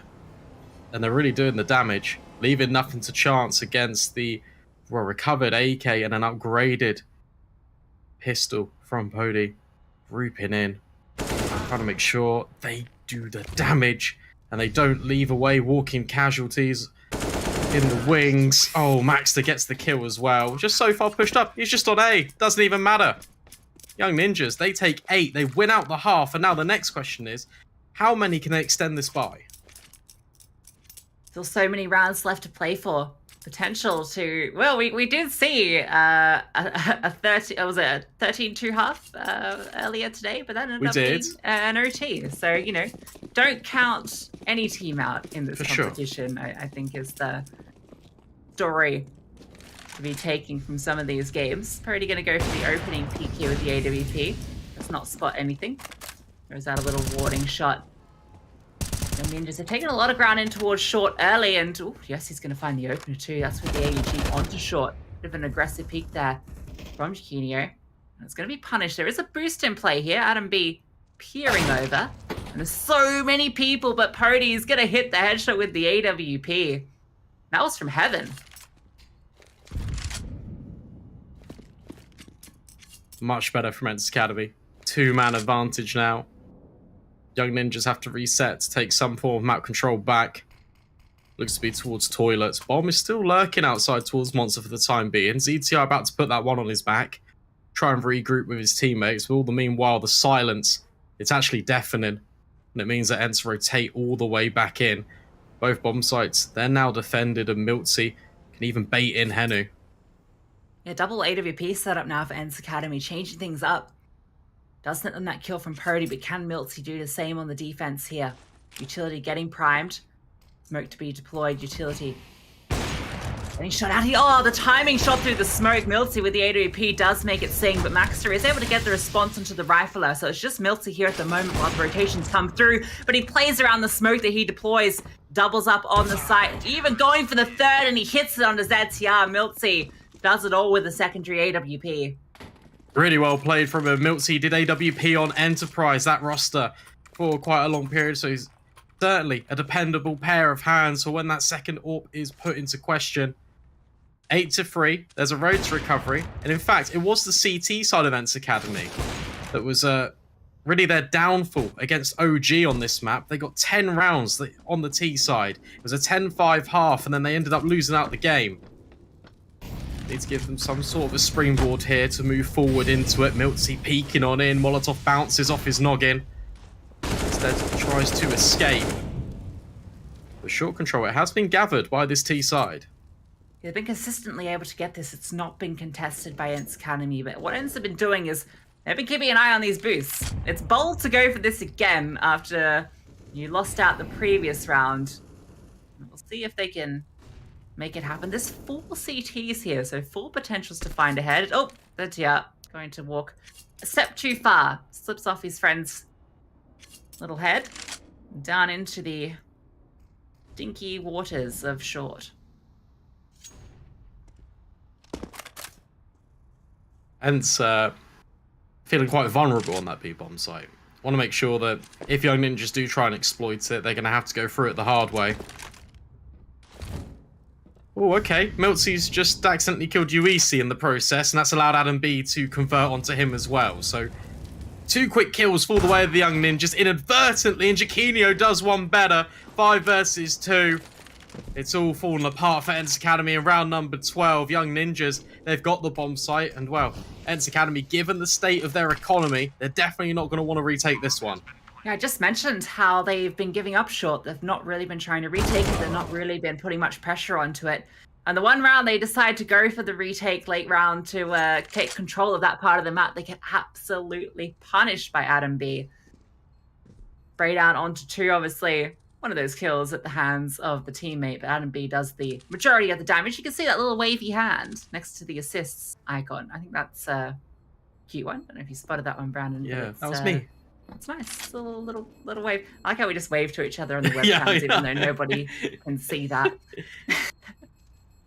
It's waving to production as well. Hi, guys. Hey, production. You guys are great. Shout out to the WePlay productions. Always fantastic. I'll tell you what, Young Ninjas sitting pretty. 9-3. Tripling ENCE's score right now. 2 rounds of the first half left to be played out. In fact, it's 3. What's wrong with me? Honestly, like some of these days, Lucy, I say, oh yeah, there's X number of rounds to be played, and I get it wrong each and every time. Yeah, counting is difficult when there's something below 10. Yeah, true. Well, no, like you say that, it's literally 3.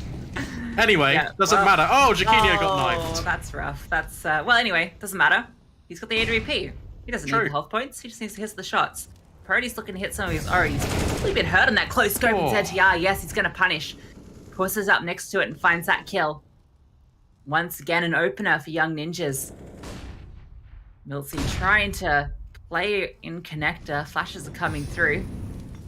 Oh, they are fully aware that he is in here. Look at the Molotovs. Oh my god. They're cordoning him off, and he's going to try and escape. And, well, at least without smoke, he can get away. Courtesy of that, it's left one side. Hold up. Smoke Bay is coming through here. Adam B goes for the spam, brings down Server to half HP through. Now they're going to come through. He's sitting back behind the barrel. USC still finds the kill. There's only one smoke here, though, for ENCE. Across their entire defense. UEC at least spots out basically all of the Young Ninjas over towards connector. And that can allow Henry to post up here and try and catch them off guard. But what a headshot from ZTR. That's the space that can now be obtained by this T side. And miltz has to do it all. He's on an island right now towards truck. Needs to get his feet in order. 30 seconds left. Young Ninjas deploying the utility. Rotations come through though. USC in towards bank. The smoke comes through though. He's pushed in front of it, so they can swing here. They can support each other. But LNZ just going to remove the head. It's all on USC now. He's going to swing out and find LNZ, but can't stop that bomb from going down. And they're playing with him. They know where he is. Maxa swings around the back of dice and rolls 2 6s. USC removed, and Young Ninjas get up to double digits. 10-3 on the T side, and still 2 rounds to play. And this is night and day from what we saw yesterday. This game was so much more closer on Mirage, but it goes to show that Young Ninjas just look to be a different beast here on Overpass. Timeout being called. Probably to discuss the money. 2 rounds of play left. Do you all in now, or do you save a little bit to make sure that you can buy kind of half and half across? Spread it all out. Great question. You're the mathematician, Brandon. What would you do? Well, 2 of them are bought. And you kind of want to keep the economy almost in check. So I reckon it's probably a play of, well, definitely buying armor. Yeah, going for it. You got to match the economy, right? Basic Counter-Strike rules. Always buy with your team, even if you disagree with their decision, because you want to keep the money in line. Unless your team keeps forcing the Eagle Scout every round, in which case... Don't. Sorry. Yeah. Miltsy, get aggressive towards playground. I've seen him do this a couple of times before, but LNZ looks like he's ready and waiting. DTR, always good to take the space for the Ninjas. This time over towards short. Creeping his way in. And LNZ, oh, he does catch out the aggression. And he even spots out a player towards long. Sent Scarpa in at ENCE Academy. And Young Ninjas, it's the old reliable. They want B. Yeah, Adam B. B in his name, B by nature. Leading the charge out from Monster. USC is here, the AUG, holding an off angle. Oh, he moves just as the peak comes through. Gonna flash himself back around so he can reposition to graffiti, but they've seen this, and well, there's Adam B hunting him down. Everybody's fallen apart. That lurk from LNZ came up with another kill as well. And he's still hunting, and there's still a player to find. Purdy with the scout. It's not really a weapon you want to save, but you just want to hold on to it, unfortunately, unless you can upgrade to a FAMAS, which, well, call that a side grade. There already is blood in the water.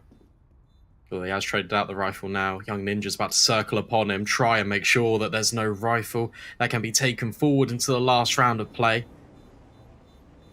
Circling like sharks, just trying to make sure the Poddy is penciled in towards this toilet's position. Here they come through. It's 1 kill and not quite the second. Adam B with the Glock of all things will secure the kill. And ENCE Academy, their buy coming into this last round of the first half is going to be in dire straits. Although I say that, they've got 3 M4s. It's not the worst, but they've got, you know, utility.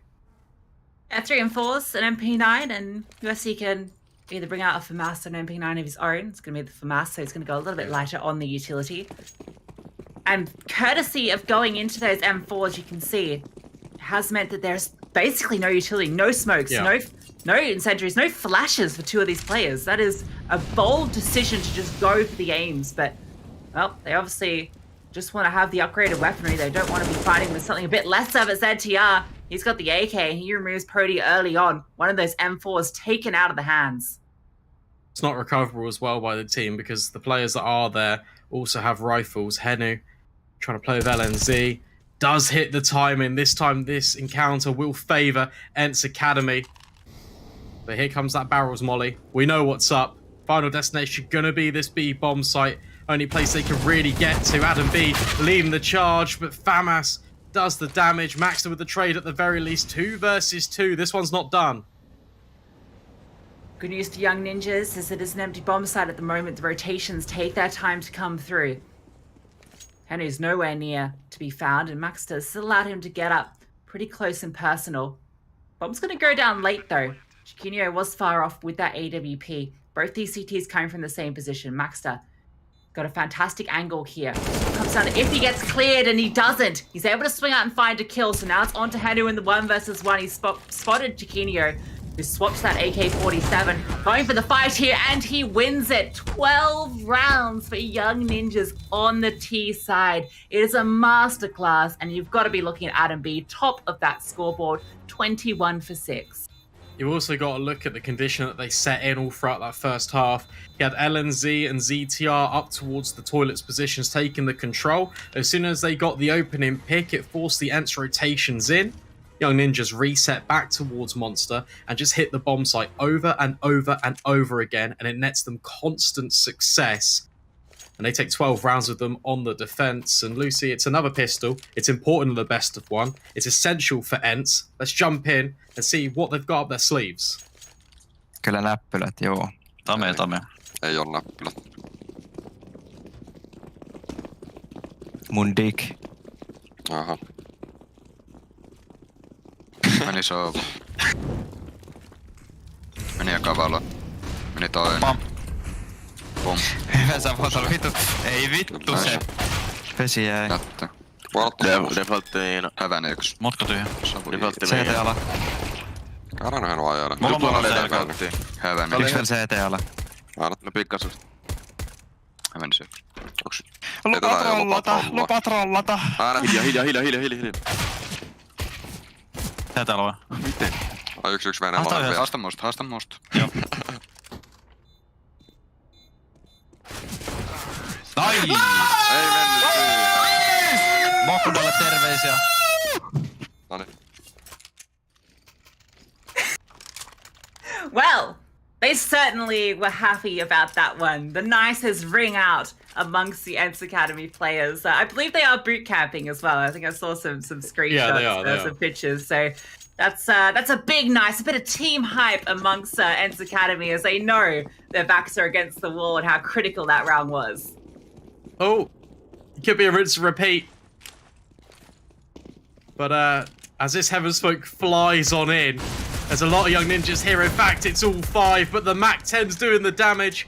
LNZ with a quick trade to support, but the rest of ENCE Academy are just swarming all over out towards this monster tunnel. It's a clean-up towards the B bomb site, and ENCE Academy, they come out on top.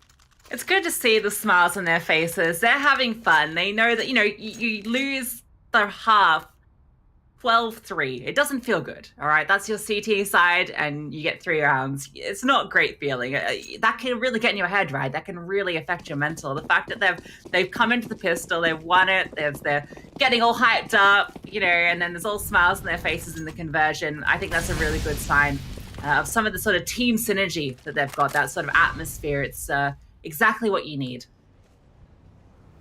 What they don't need, though, is Max that just pushing this long extremity, but Poddy's holding for it. M4 versus Galil. Who's going to blink first? Oh, it will be Poddy. Walks straight into Max's crosshair, but that does mean that ENCE Academy at the very least can take this connector control. We got a small bit of info.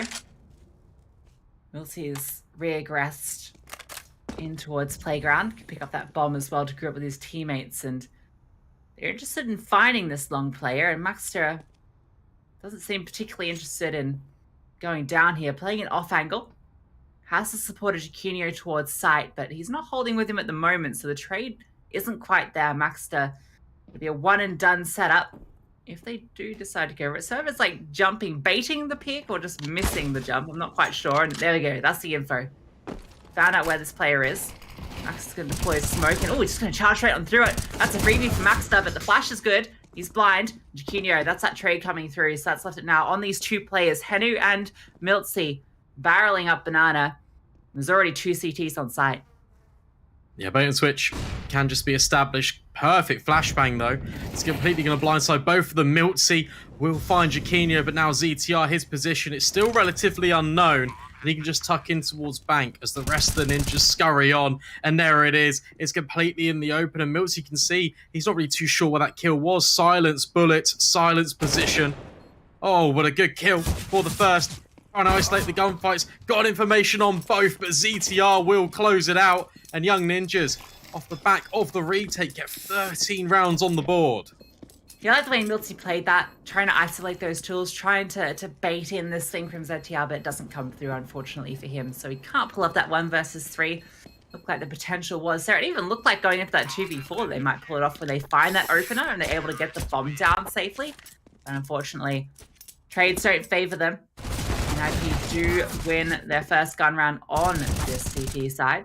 Opening it up was Maxter out towards long and even got that second kill. Good round from him to bring it forward. It's all about this position here from ZTR, just rotating back in, but also playing such an off angle towards bank that they just don't even expect it. Nicely done. ENCE Academy still going to be on the buy though. All AKs on the board, apart from UEC, who will be relegated to that Galil. It's Maxter again, just pushing. They are holding for it, but it's the same result. And all the meanwhile, Jaquinho, he's found Pody. It's a two-man advantage now for the CTs. Yeah, this double push towards long, it pays dividends. They're able to find both those players. You can see the T's, they put 2 players there to try and punish it. And Young Ninjas go one better. They put 2 as well. They win both the duels. So M4A1S, those long-range engagements, those spray downs are a lot more effective. The AK can get a little bit unwieldy when you're spraying from such a long distance. Now these 3 players, ENCE Academy, huge disadvantage into this round. But if they can find an opener, get it back into that 1 deficit, there's a chance. And moving through bathrooms at the moment. Max is going to flash in Jaquinho for the peak, but that's going to be actually info now for ENCE Academy. They know where Jaquinho is, and they're going to punish Henry. He swings out and finds the kill. Maxter, he's able to get that trade, though. And there is a second player in ZTR who's rotated over. Spot bounce, Jaquinho doing a bit of damage there, but the spray down blind drops the bomb. Service cleaned up as well by Maxter. It's again just really good utility all across the board for Young Ninjas. And I tell you what, ENCE Academy, there was a chance there because Server just runs through the molly towards the toilets. Just doesn't even consider it. Just tries to catch out Jaquinho and it works out perfectly. It's a nice attempt.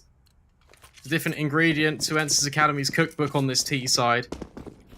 Really just trying to catch the Young Ninjas off guard as they've been doing to them, especially pushing down long, getting these openings. Not sure I want what ENCE is cooking, to be honest, because it's not smelling too great, unfortunately. That's spraying through the smoke to find the opener. Bomb's dropped, but not as big a deal. ENCE Academy, I mean, I was gonna say it's just pistols, but they fully invested into this one. They're playing for it all, and ZTR gets another through the smoke. Man cannot be stopped. Well, he can be stopped because he goes down after finding 3, but that's a huge amount of impact. And now it's just left. Oh, nope. Not quite. Not quite. Nearly. But not quite. Yeah, 3 kills for ZTR. Like, it's a hat trick. He just does his job towards the connector. And Lucy, Young Ninjas, they're 5 kills away from closing out this game. And they might even do it in round number 21. And let's hear them. What have they got to close out Overpass? Lägg någon peg också. Ja. Jackla, håll en flashen också. Eller lägg någon smoke eller? Ja, det ligger. Jag kommer gå upp ballongen efter. Flasha. Flasha där. Man släckte. Nu flash mitt. Vilken flash mitt? Uppe mitt. Det game. Ja. Det är bra. Man smokat 2 boys. En UG! En till mid. Fontana ballong, båda är där. Jag kan gå på med dem. Jag kommer pusha UG bror. Gör det. Ljud. Kolla åt mig någon. En är 2.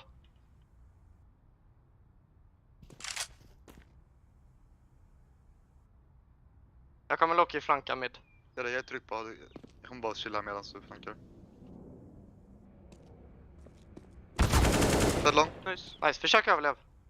En till flytta. Det är runda.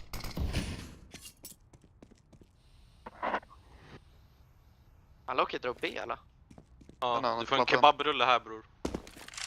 Få en kram på land bror.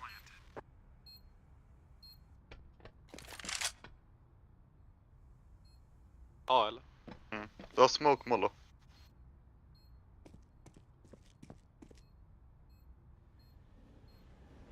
Truckplant tror jag.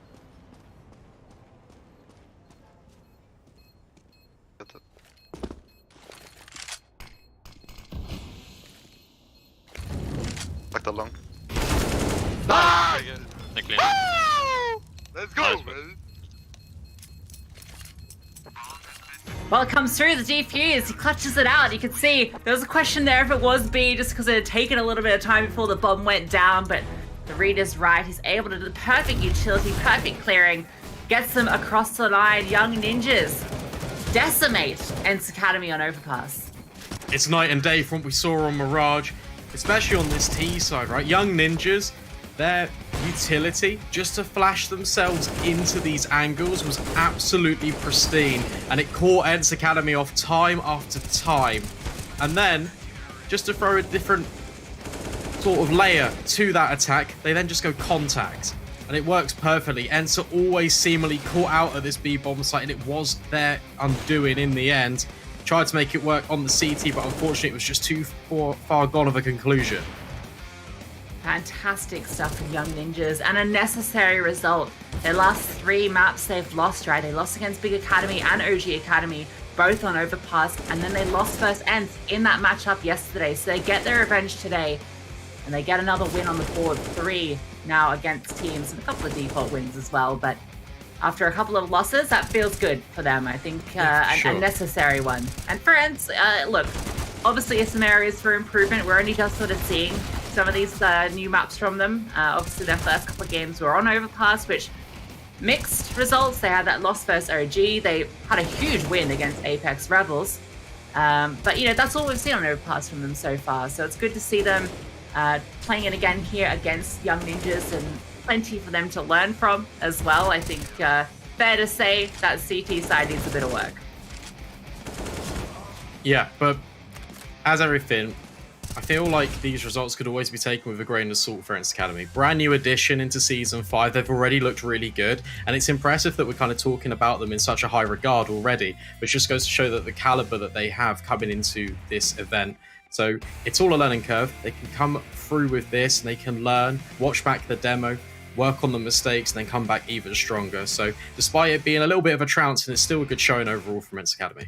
Yeah, for Young Ninjas, it's a needed win. As we mentioned, you know, it's a bit of a confidence builder playing with Taquinho now instead of Arrow, and it's good to see Adam B step up as you know, really the star player for them on that T side. He really got it done for them. So fantastic stuff from Young Ninjas. They take the win over ENCE Academy. We've got another game coming up shortly. It'll be a little bit of a break before we see it, and it'll be Astralis Talent versus Eternal Fire. So we'll be back after a little break for that last game of the day.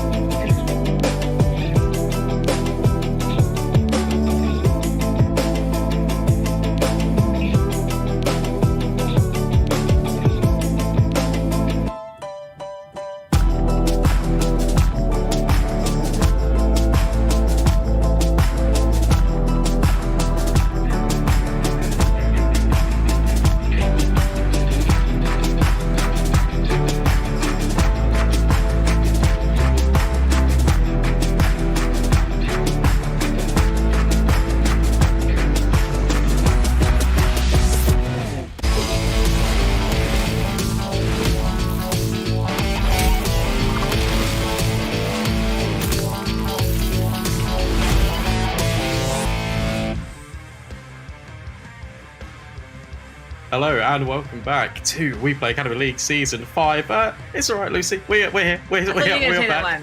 Yeah, it's all right. It's fine. I just got changed up. Yeah, I just hello.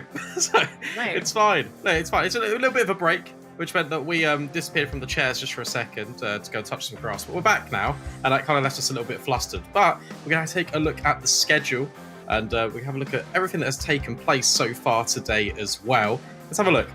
Prospects start off the day 16-10 against NAVI Junior, and then, wow, best game of the day so far, in my opinion. Spirit Academy were 14-2 down on Mirage, and then they staged the almost improbable comeback, and they won in overtime 19-17. Yeah, I feel like that might be the best game of WePlay Academy Season 5, maybe one of the best of all time of this entire Academy League structure. But moving on to the games that we've had this evening, it was the Young Ninjas who dominated ENCE Academy in, as I think is any nicer way to put it. They put on a masterclass on their T side on Overpass.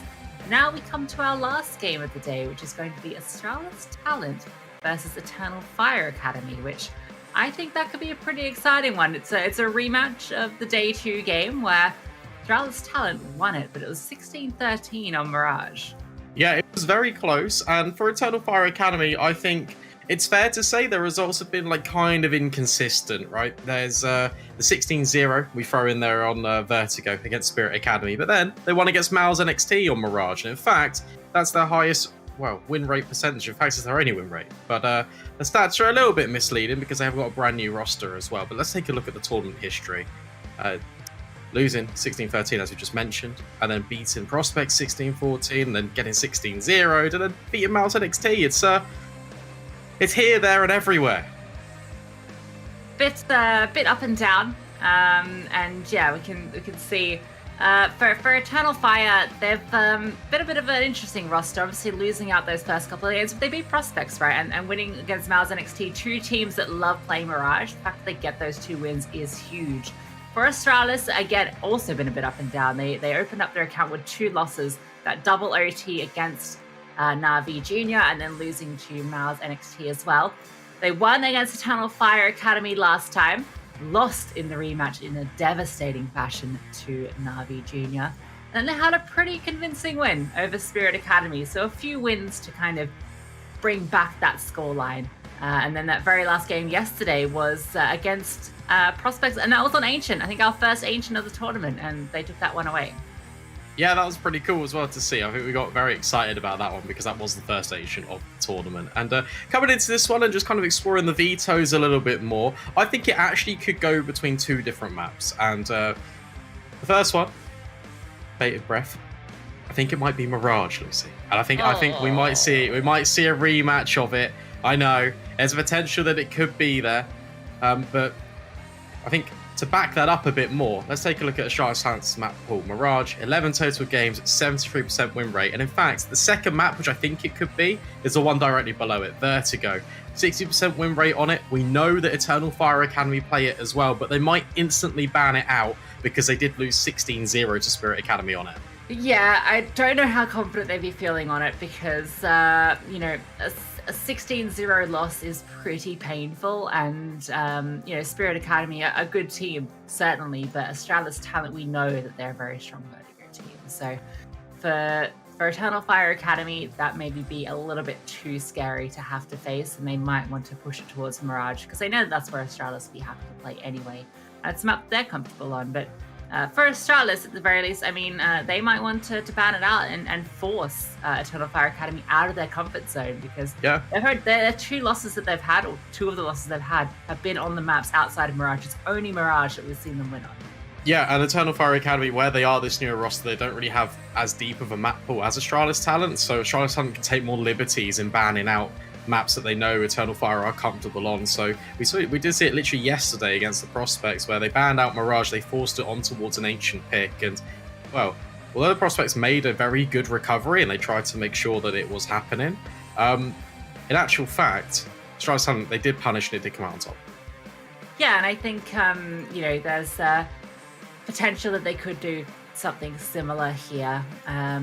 You know, if you can ban out Mirage, and you're the only 2 maps they've played are Vertigo, they got 16 Odon, and Inferno, where they got 7 rounds against Mau's NXT. For Eternal Fire Academy, you know, that's a pretty scary prospect. And, you know, for Astralis, they could technically ban on all those maps, right? The Astralis talent, they're such an established team. They've been playing quite consistently in every single season of WePlay Academy. So they have that stronger map pool. And in these best of 1 situations, that's why you're able to flex that. When you get those 3 consecutive bans, you can target that and you can just pick at those weak points of the opponent. Yeah, definitely. And I think Astralis Talent, they've got the individuals to really back up that as well. Fessel had an incredible game yesterday on Ancient. And also you look towards Breezer, the AWP player for Astralis Talent. But Lucy, it looks like we are going to actually throw it back to a little bit of a break because the game has just been a little bit of a delay. I think we're going to be around about 10 minutes or so. And as soon as we come back, we'll bring you all the action live. So don't go anywhere, and we'll see you in a few minutes.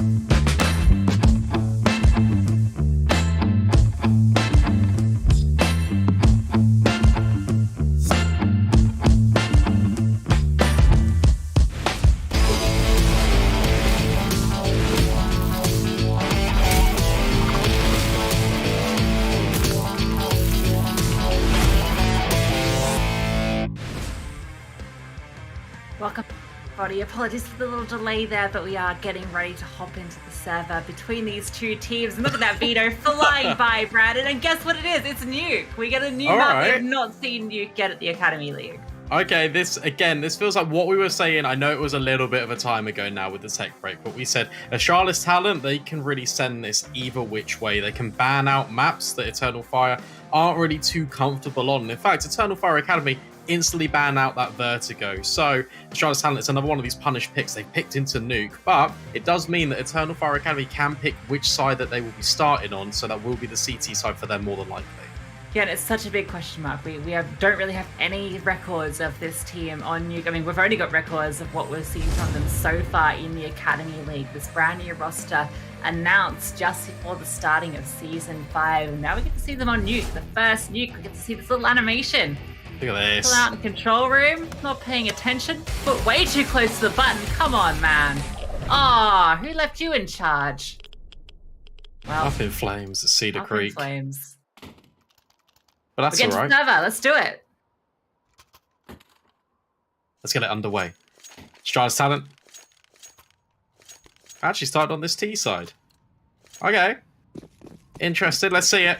Eternal Fire Academy started on the CT side. Oh yeah, of course they are. What am I about? Doesn't matter. Anyway. Gutting it work out their way towards, outside. which is interesting. Going to be no one there to contest at the moment. There is a passive play towards Heaven as Syzex, he gets removed immediately. Fessa with the P250. A couple of quick dinks to remove Syzex, and that's going to give them a way down to this big bomb site. But M-Star, he doesn't want to let them in. He's going to remove one, but can't quite get the second. Vigo's good for the trade.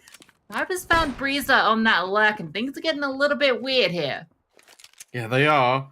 Jota holding for the flank as well, because Mr. could find him. Which way is this pendulum going to swing? In fact, it will be first blood for Eternal Fire Academy towards ramp, but Mr. with the immediate trade. All the meanwhile, Acadia and Cyber have made their way out on towards the bomb site. It's a 2 versus 2, and now Acadia is all that remains. Just trying to duck in and round towards the back of the silo. But in fact, Astralis talent, they're giving up these kills in the bomb plant. It's not really for Mr., but it doesn't matter. Hits the headshot anyway. Astralis talent will convert the afterplant and will pick up the pistol. Good effort from Eternal Fire Academy. They find a few critical kills there. M-Star slowing down that attack through Secret, finds that one kill, and that slows everything down. It allows a couple of rotations to come through, but the trades were just too strong for Astralis talent. They find that openness that they can get down there, and then good duels, keeping one player tucked in to Dark while Mr. takes the engagement with Wicadia. That sets them up to be able to secure the post plant and get there first on the board. The T-side pistol round, we know how important that one can be. Get a little pause coming through, just to build up that anticipation a little bit more. Yeah, it looks like Jota's disconnected, but he's back in now, so it's okay. Action will resume momentarily. Decision now for Eternal Fire Academy. Are they going to force into it? Or are they just going to have what they hold? Retain onto the USPs. Eco. And then get a full gun round out into round number 3. And also, they could also have the tricks and the trinkets. So important, this utility here on Nuke. Especially when you're defending, trying to lock off key areas of the map. So it's definitely a consideration that they need to figure out quite quickly. Smoke's been purchased at the very least. That's going to be a deagle. And in fact, all the purchases come in a matter of moments. It's a force buy for this CT side, trying to take the fight back to Astralis talent. Yeah, I feel like this is something we've seen almost every single map in the WePlay Academy. It's CT is forcing the second round after losing the pistol. So we'll see if it works out for Eternal Fire Academy. Fast play in towards the A bomb site. These MAC-10s charging through, looking to mow down everybody, including Mr. Gets removed by Vigo with the AK. But, well, in a matter of maybe a second there, 4 kills fill the feed. The side is taken in the round. It is Astralis's. Yeah, look at Syzex already. He's in CT spawn. He wants nothing to do with this at all. Jota can be a little bit closer towards radio. Try and pick off one of these players. Maybe take forward a Galil. Even an AK if he's lucky. It was a good round from Astralis talent. They just take complete pace towards this hut and squeaky position. Completely overrun Eternal Fire Academy, and they've not got a moment to even use their upgraded weapons at all. Yeah, I mean, and that's what you know going into that second round that they can't have anything more than Desert Eagles, pistols, maybe a scout, right? So you know you're not going to be up against rifles or anything with stopping power. And that's going to set you up for, that fast play. It just works because, oh, here we go. John does find a little kill at the end, but can't recover anything. Astralis 2 consecutive, Brandon, and now I'm super curious to hear what the mood's like in the Astralis camp after getting those 2. Er du godt. Jeg smukker. Jeg lægger skab flash. Du skal smoke. Smoke gate, og hot. Neder du døren, Alex, eller skal jeg? Ja, jeg gør det. Jeg smoker hot. Nej, det gør jeg. Nej, det er ikke godt i de her ego. Splash. Ej, jeg smoker bare til. Hvad så? Floor. Eller volley. 3. Hvad? 3. Ja. Rampe. Volley. Har taget våben. Rampe. Back up. Skyd ham. Jeg kan ikke. Død. Back up død. En hot og gate. Jeg smakker med. Hot og gate. Okay. Bare kom under. Jeg smukker Kan du sikkert bare gå tage ind bag. Ja. Lad nu tage væk. Jeg har det nu. Jeg er ikke noget kæt, gutter. Død. Sæt. Jeg må lige have væk. Rampe! Der er rampe. Holder venstre. Jeg holder kryds, ja. Nice. Jeg lægger ikke HV. Ja. Han har også ikke hånd der så. Clean and easy. Charles Talent, they're focused right now. You can still see they are sounding quite happy, but their information is perfect at every moment, calling out the players one by one. Mr. Eliminating Cyber towards event position. That was actually a crucial kill, because if that fell the other way, Eternal Fire Academy had a real shot back in with that retake. The Charles Talent prevail. They keep it flawless, and now it's the full gunnies for Eternal Fire Academy. Full gunnies coming out. It's going to be M-Star with the M4A4. Trying to go for the spammy spam. Going to be connecting that one. Zex with a few taps through the smoke. Does get a little inkling onto one. Misto with 68 HP. Fessler also loses 10 of his own. So stop down lower side here. There is this play. Mister has made his way through vent. He's going to catch M-Star completely off guard. Can upgrade to that rifle as well. How's he done that? It is continue to gun through here. Does get mowed down eventually. Oh, Joshua in fact gets 2. So he ends up bringing the man advantage now for Eternal Fire Academy. A little bit comical there, because Wicadia just looks at the vent afterwards. It's like, oh, yeah, I guess he could have got down there. But Jota cleans up the line nevertheless. Now Syzex can rotate over towards Hell, lock off this rotation. But Astralis Talent, they've crept in all the way towards Heaven, with Voltex providing pressure towards main. It's a split on this A bomb site, and now Wicadia needs to recover this position. It looks like they're going to spam and clear him out. Doesn't even get checked, and with Breezer holding the quick Heaven rotation, it's only Jota remaining, and they know exactly where he is from the previous exchanges. But the body falling down the ladder there and just collapsing at the base of it sums up Eternal Fire Academy in this round.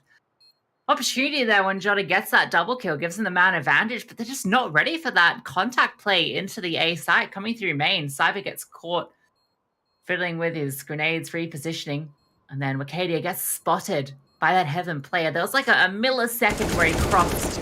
That's where he was exposed. Let's get one on the exit, but Vigo's there for the trade, so not going to allow them to take anything into this next round, and that's 4 in a row on the T side for Astralis Talent. We wondered if this was a punish pick, and well, so far, Brandon, it certainly feels like it might be. It's just the pace that they're really throwing at Eternal Fire Academy. And then when they move as a unit, they're doing everything with purpose. Even spamming out the vent, you've got 2 players doing it in quick support. So even if Wicadia takes one to the grave with him, it's going to be immediately traded out. Look at the buy for the CTs as well. It's pretty horrific. MP9, FAMAS, and just some upgraded pistols. And we're talking about the pace of the round. Vessel is already all the way down secret. And meanwhile, this lobby crunch is coming in. But Mister, oh, he's cleaning house. Hat-trick of kills. Can pick up the AK at the very least for Jota. But Astralis Talent, they've got all the control. Hey, well, that's exactly what you want out of your lurk player holding the rotations. I'll hold the phone here. Jota has found Breezer with that recovered AK. But okay, you can stop holding the phone. It's now Syzex with just the 5.7. No armor, even. You might just want to find that AK if you can, and Fessler doesn't want to allow that. Okay, maybe he does want to allow it. Oh, it's a FAMAS. Oh, it's salt in the wound. Oh, he doesn't even get it. Fessa does come back and check it, so nothing for Eternal Fire to be brought over into the next round. There's been a lot of propaganda here between the casters at WePlay Academy League. You're not a fan of the FAMAS. Ted's not a fan of Vertigo, which is slander, by the way. Vertigo's a lovely man. But and we've acknowledged our disdain to Mirage over and over again. But it's good. This is refreshing. It's nice to see Nuke. And well, maybe it's not nice to see Nuke for Eternal Fire Academy League right now because they are down in the dumps. 5 rounds to the deficit. Early stages of this first half.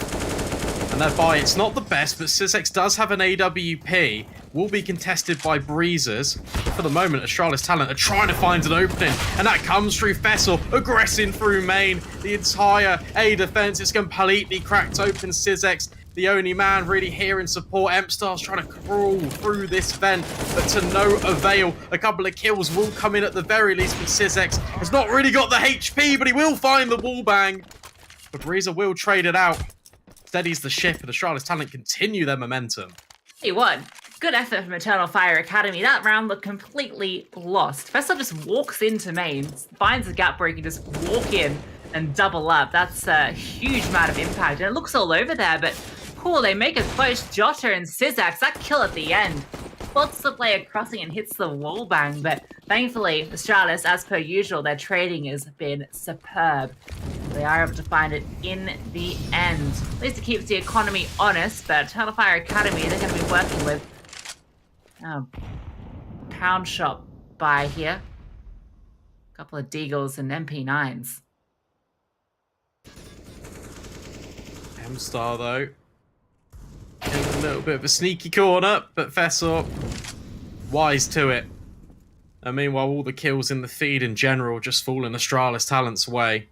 To be expected on paper, but Breezer could get caught out by Cyber here.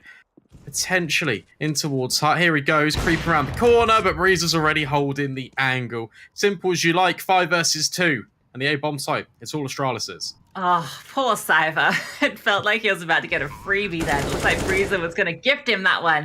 And unfortunately, Breezer, him and Fessor, they want this round over and done with.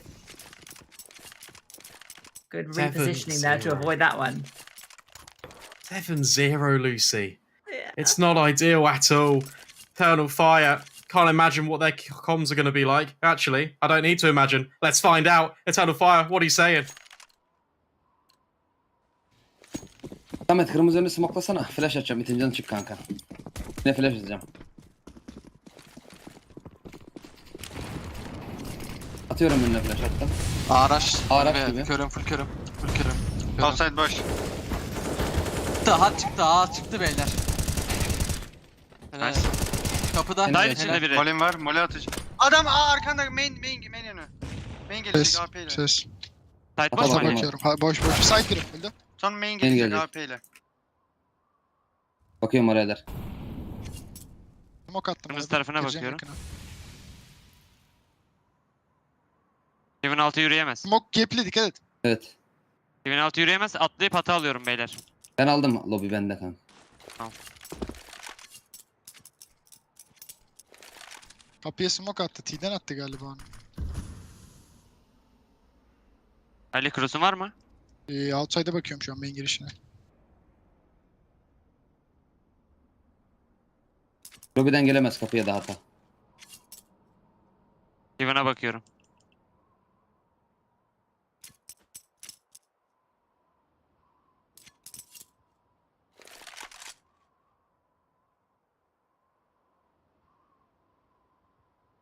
Steven.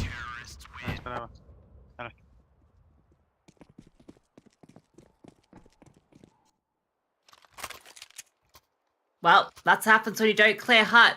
Acadia, what a round from him. Triples up from the top of Hut, then drops down to find the 4th as well on that play. It looked like Altex might have been able to sneak away with something there because they hadn't had the info that there was still an extra player. And after he found those 3, well, maybe he might be able to sneak one through and Astralis could find their way back into that one. But yeah, props to Acadia, one of the stars that we saw from this squad in their victories. He's stepping up here, but still, it's only their first on the board and it's the 9th round of play now. Look at this immediate reaction, though. Smoke's being lined up. They're deep towards main, and they've smoked off garage as well. Astralis Talent aware that there could be a gap in it, and as a result, M-Star gets dinked down low. All the meanwhile, Jota and Syzex, they've doubled up towards radio here. They're trying to take the fight to Astralis Talent in towards lobby. And currently, nobody's really aware of it as Mr. tries to extend on in. He turns his back, but that's when Jota will strike. Early man advantage for the first time in a while for Eternal Fire Academy. Yeah, it felt like they had to be aware of that, Mr., because of the smoke that got deployed, but he's not quite ready for that push to come through. I thought maybe he was going to punish by pushing through hut to catch them off guard, and, well, this pushes... Oh, Fessa makes a little drop, and now he's made 2 drops. That's going to bring Syzex's crosshair over, goes for the wide swing, but the flick is a little bit more accurate from Syzex. Vigo now looking to replace his teammate on that lurk, and he might be able to get something done. Breezer has the bomb on his back and is in towards main, waiting for his teammates to find a way into this one. Jota up on the rafters, Vigo. This could be the difference. Depends where Jota is looking. Vigo coming through. Oh, it's too clean for him. No Nico moment. That's crisp as you like it. Now they can make their way in through from main. Wicadia, though, is still in towards hut. Disrupt everything. But Oltex and Vigo, they do their due diligence. So unfortunate on the time there, because it felt like Eternal Fire Academy had that one all figured out. And to be honest, it all comes off the back of Syzex. Although he is only moving in one sort of corridor of the nuke hallways, it's really dynamic. First taking the contact all the way over towards radio, rotating all the way back then to deal with the outside threat of Fessor, and then as soon as he's got that kill, he once again turns around on a dime and re-aggresses radio. It's a lot of information that they gather, and unfortunately the timings, it just evades them. Astralis Talent, off the back of losing the first round on that half, well, they immediately bounce back. Hit one where it hurts for Eternal Fire Academy. 8-1 the scoreline. They've won out the half on this T side. And given the way it's going, they can really snowball it. Yeah, it's a good scoreline if you're an Astralis Talent fan. I'll say that much. And you can see for Eternal Fire Academy, there is not a lot in the bank here. It's going to be some upgraded pistoles. Going to find some... maybe sneaky timing. It's going to push outside. That's a classic strat for matchmaking. Going to be finding anything at the moment. And Voltex makes his way to the side. Gets a little dink through the wall. Here comes Mr. Oh, it's just too easy. Grouping up with Fessor as well. It's only against the pistols, so it's already too much to write home about. Get excited, but Cyber, if he does something magical with the 5-7, and I'd get excited, but only 1 kill. Immediate trades out. Astralis Talent win the round. They only lose 1 player. Their bank balance, it's thriving right now. Same cannot be said for Eternal Fire Academy. But they have got an AWP at the very least. Excited to see where Syzex takes this one. Vessel had a Glock fade and it was just a black 5-7, so I think it's the skins getting the wins here for Astralis Talent. We can see that he's kitted out with this blue combo. I quite like the little skull gloves with the blue butterfly knife. It's really slick. What's that? What do they call it? A sapphire? It's like it. It's like the ham wraps. Yeah, nice. Big fan. Vessel, good at the game. Yeah. Well, try to tie that one together. Astralis Talent 9 for 1. This is absolutely dominant. But off the back of that pause, running out now, we can see Syzex. You mentioned him a couple of rounds ago. His mobility being a big part of got those opening kills and kept Astralis Talent guessing. Let's see if he can do something similar in this round. I want to see Cyber as well. He's one of the main men for Eternal Fire Academy's pace. Throwing at this A bomb site, and here we go. The kills come in. M-Star and Cyber combine. 2-man advantage. Do not need to overextend now, Eternal Fire Academy. But in fact, Cyber's going to go hunting towards the Squeaky. That's the bomb dropped. And for Astralis Talent, they're in a world of pain right now. 2 versus 5, make it 1. Vigo left all alone. Trying to isolate the gunfights, finds 1, but immediate trades out. Eternal Fire Academy deal with the pace change. Shut down on the A bomb site. That's not like it. That's what we hope to see. Cyber getting a couple of kills there. We mentioned him as a player to watch, particularly on the T side. That's his strongest. But putting up a good effort here on the A side. Anchor getting 2. Quick flank coming through to close that round out. I could even see it kill the end there, so a great round from Cyber.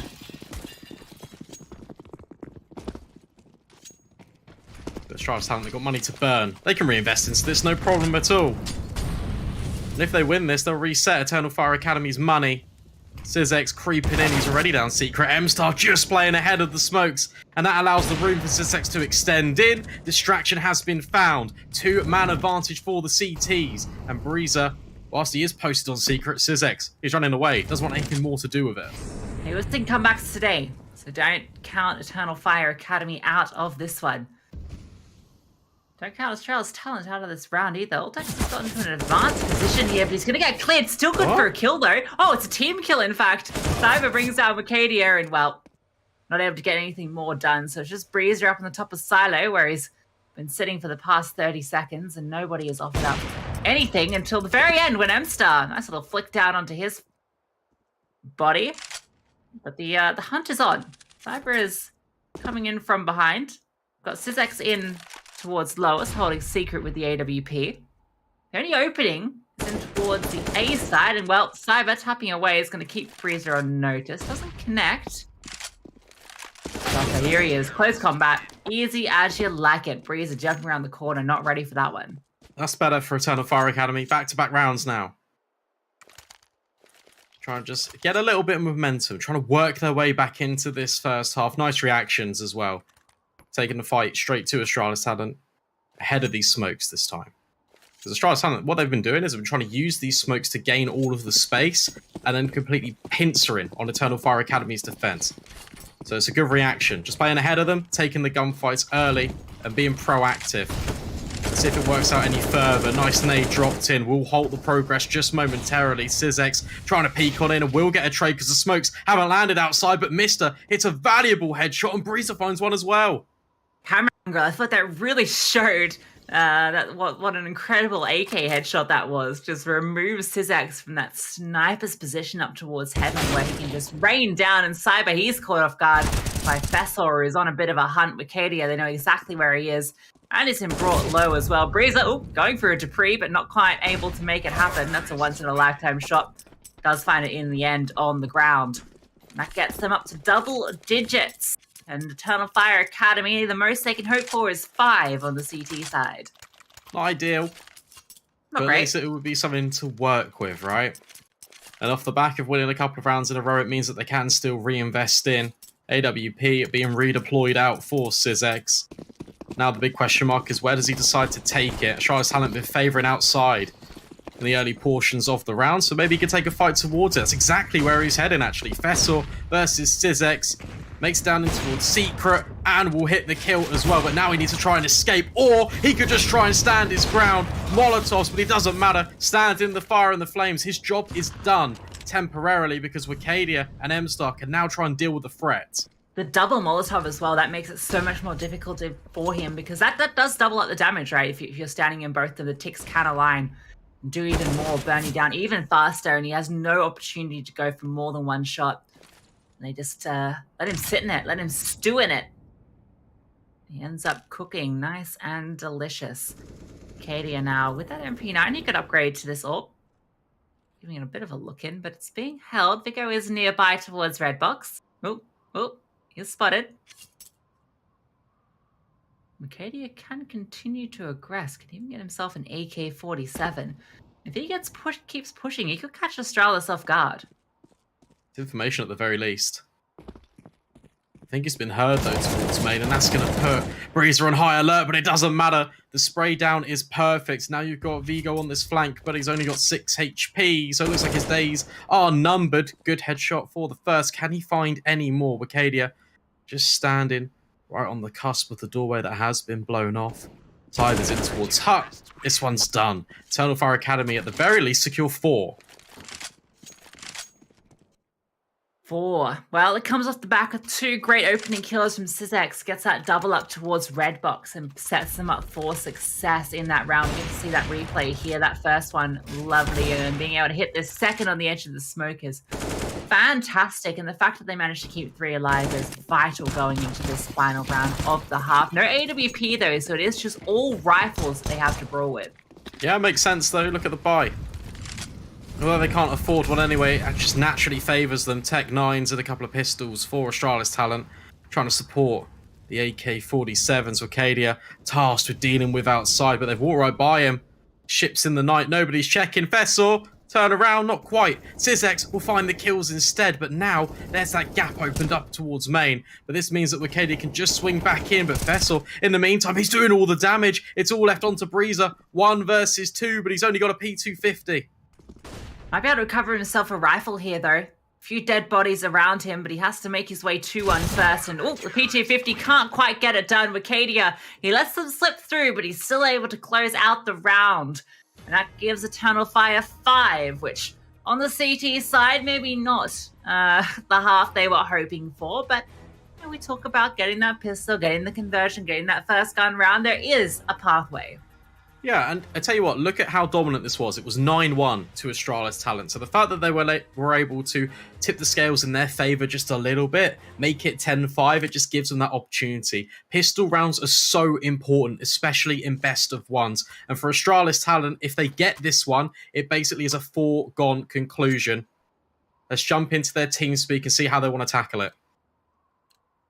Nej. 1, 2, 3. En anden sætter jeg ned på floor, okay. Hvad laver vi her, gutter? Jeg laver min ting. Hvad sker der? Altså. Ølpik. Uden for clearet. Ingenting udenfor, tror jeg. Kan ramme. En bagcenter. Et af døren. Udenfor helt ren.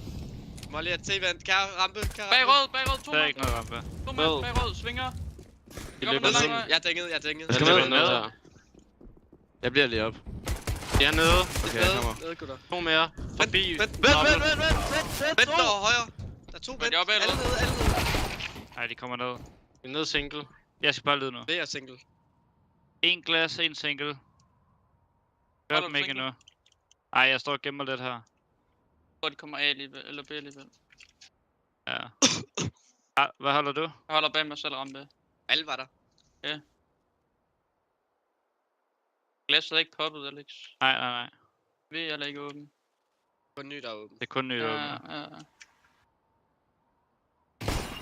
Der var glas nede. Der er glas her. Jeg har det stikker ud ved en. En mere ny. Ud V. Jeg har V. Sin ny. Nej,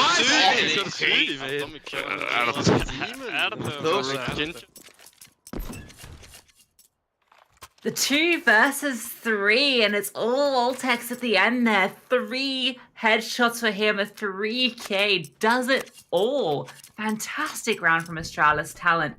We mentioned how important this pistol was for Eternal Fire Academy, and it felt like they had the way in, they had the player advantage, but they can't get... What is that third shot? Oh. Come on! Voltex just playing with him. Dial points in the server.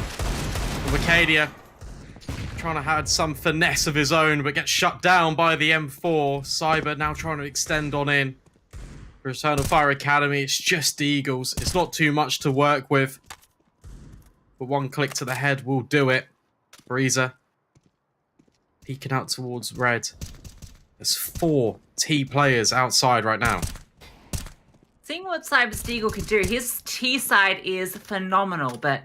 well, not going to be given anything into this round as he is removed early on, and they just getting picked apart here outside. The M4A1S, it is so accurate, like a laser. Vigo hones in on them and pew, pew, pew, pew, removes their heads. Fist bumps as well. Pumps the sky, loving it. I think for going back to that pistol really quickly, what's interesting is Eternal Fire Academy completely froze, and it was going to draw out the rotation. You saw that Breezer moved away from ramp, but the one mistake they made was they broke that control window glass, and then immediately he just rotated back down in. Otherwise, it's a really nice attempt, but nevertheless, Eternal Fire Academy back out now on these rifles. A bit more of a bonus for Astralis talent, so they've got a couple of SMGs to work with. They're going to get aggressive, but Jota punishes. A big nade stack outside. Mr. has managed to get to an advanced position, and the fact that they found this player crossing the red box, he might go unnoticed here. You might not be expecting the second player to be up close and personal, but in the end, that may not even be a factor, as it's a bit of a lean in towards inside at the moment, looking for an opening, not over-aggressing. It's causing Astralis to scramble a little bit as they're not quite sure where this is going. And there's the result. Jota doubles up on the silo. Eternal Fire Academy not really moved a muscle, letting Astralis talent make the mistakes. And it is costing them. But it's Suzet's going to clear Mister. Pretty good idea of it. Shadow spotted, but a headshot reigns true. And Eternal Fire Academy in round number 18. They're doing a really good job. 5 versus 2.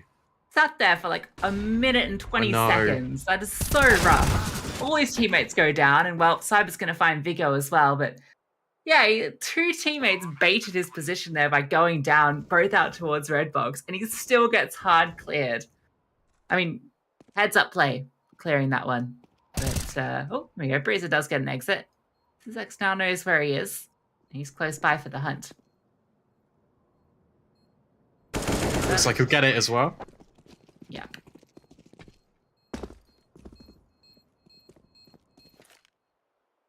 Yeah, not bad. Fire Academy working their way back in. Still a long road to recovery. And I don't want to count them out just yet, just based on what we've seen today. But, I don't know. Maybe talk to me in a few rounds. If they can be consecutive, you know, then we'll start talking about it more. They're a T-sided team. So, you know, there is still a way back into this one. And it's M-Star and Cyber and Mercadia, that triple threat that I'm looking at. Although, they're not the ones that are leading the kills, so they're the ones that do have to step up on this T side in particular. Mercadia jumping around.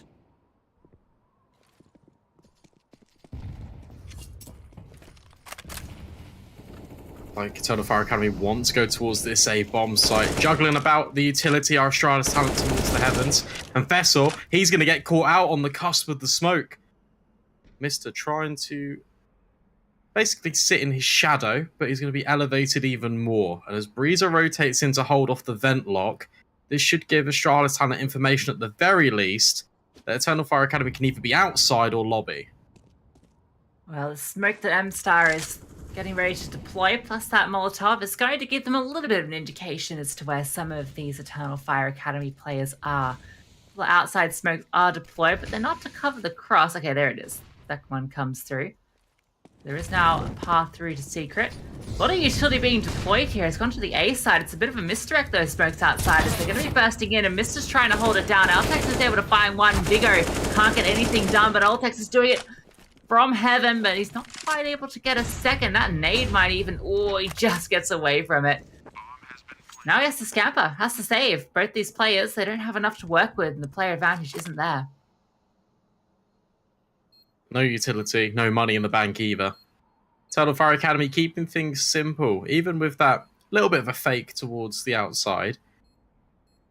Still good intentions. Flashing in towards the floor, making sure that every angle is cleared. You can even see players running in towards Hut, looking vertically straight up at the sky to make sure that no players can be the fawn in their side. 7 rounds now, okay. Observer trying to show me something. Breezer will get an AK at the very least. Can he take any more with him? No. No. No.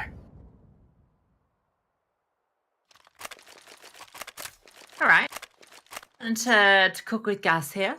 On a fire, a couple of consecutive rounds, keeping the economy honest for Astralis talent as well. Just that single M4 that saved over. So barely anything to work with into this one. And Eternal Fire should be on track for that 8. Unless Altex does something absolutely crazy. Hero moment, potentially. But in all likelihood should be a normal day at the office. So Wicadia burns alive. Okay. But that is 2 rifles that can be recovered. And there are 2 players towards radio. Mister Silent drops off. M-Star trying to creep his way through, trying to figure this one out. Oh, it's weird. Oh. Ah. Not quite. He's in the vent now. Knife out. Get a player dropping down. That's always a cheeky play.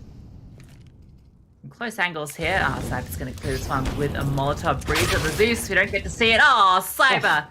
That's painful. Through the wall, and this does find ENCE. Vessel with that recovered AK, he's able to double up.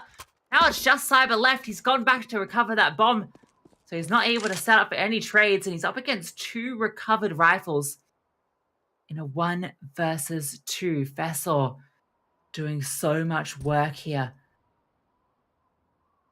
Vigo is down in that vent, making his way down to the B bomb site. Cyber takes a little peek in, not going to spot anything.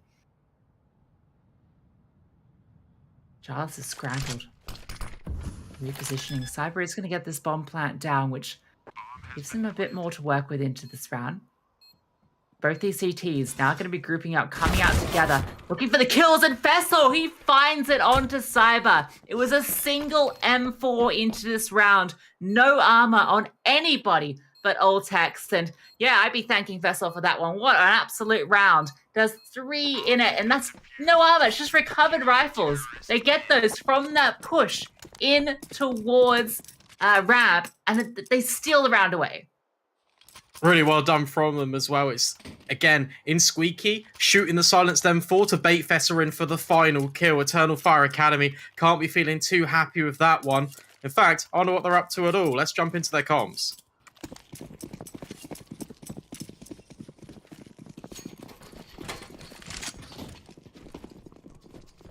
Offset'ime katta.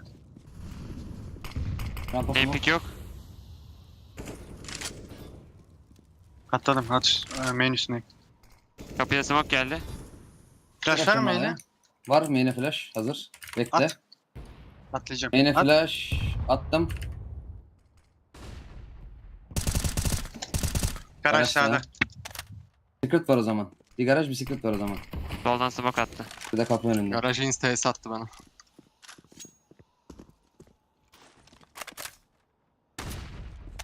Ali geliyorum.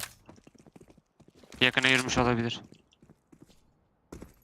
Garaja skoplayayım. Asayt bir tane. Vuramadım. Kırmızı görmedim. Secret'a baksana ben arayayım. Bakacağım. Main önü bir. Secret. Yo sen misin? Bir tane merdiven altı çıktı o zaman. Helal oğlum. Aynen.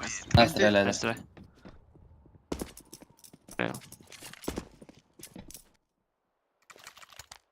Momentum, it is absolutely crumbling here for Eternal Fire Academy. They lose that round against just an M4, and now it just feels like they are crumbling apart. That round, quite uninspired, if I'm being frank, Brandon. It just felt like they got picked apart and nothing really to show for it.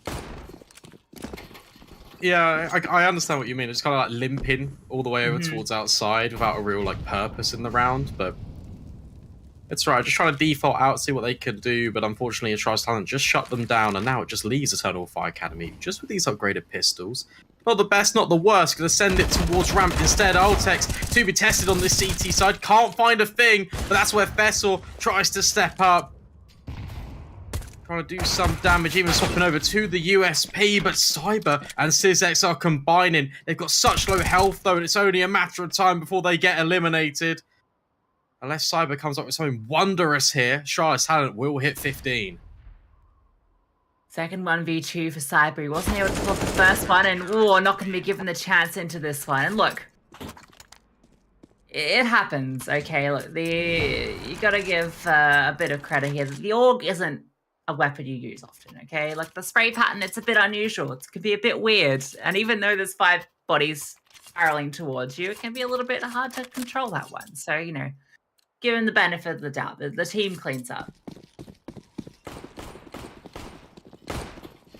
And the team puts Astralis talent in touch in distance of closing out Nuke their pick against Eternal Fire Academy. There's another one of these punish picks where they ban out the map pool that Eternal Fire Academy have played all season long. And currently, looks to be the trump card. Smokes being deployed, trying to enable a safe passage across, and Wicadia will do one better. Opens up his account on Breezer. If he goes close by though here in main, He's going to catch the timing as the smoke fades. He can be there on the flank. Fessel, he just has to slow this down, allow that flank to come through, and Vigo can clean up. He's found one already and finds the second too. Fessel, fully blinded, sprays Cyber. Now it's just Syzex left. Oh no, sorry, just Jota left as Syzex goes down. 1 versus 4, a couple of low teammates, and well, he's going to get found from behind. It's 4 in the round for Vigo, and Astralis take it 16-7. Our first nuke here at WePlay Academy Season 5, and it's a dominant affair from Astralis.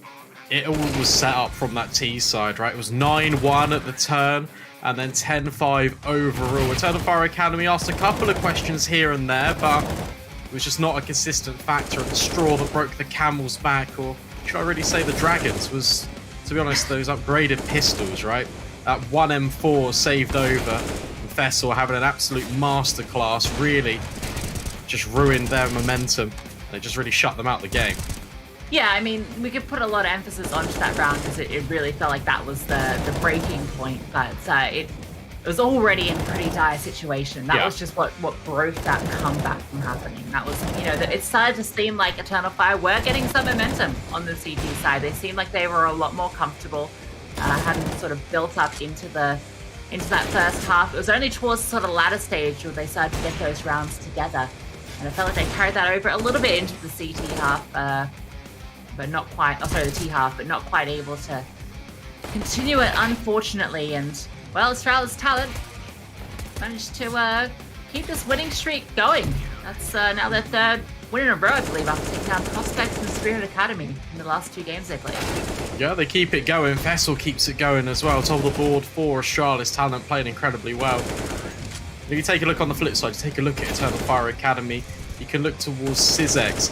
He's played incredibly well on Nuke, so maybe that's something that they can consider going forward. AWP being so dynamic, actually having a lot more success that we're used to seeing from him in the group stage so far. So there are still positives that can be taken away from this for Eternal Fire Academy. Absolutely, and you know, it is a brand new roster. This is the first time we've seen them on Nuke. I mean, it's the first time we've seen any team on Nuke, to be fair. Yeah. Take a look at the scoreboard, sort of see how it panned out, and as you mentioned, Fessel, there he is, 24 kills, 14 deaths, but actually Mr. 122 ADR, so a lot of assists for Mr., but not quite able to close them out. Maybe they're getting stolen out by his teammates in Fessel and Vigo. Maybe Mr. is the secret to Astralis' success, but for Eternal Fire, you can see Syzex, as you mentioned, having a lot of impact, but it was really Wakadia that we didn't see until that T side that he started to work, and it really needed to be that team effort on the CT side. We can see all the results as they came through for today. The last 2 games at 16-5 against for Young Ninjas against ENCE Academy and Overpass. Now Astralis Talent winning it out over Eternal Fire Academy on Nuke. And we take a quick look at the standings, Brandon.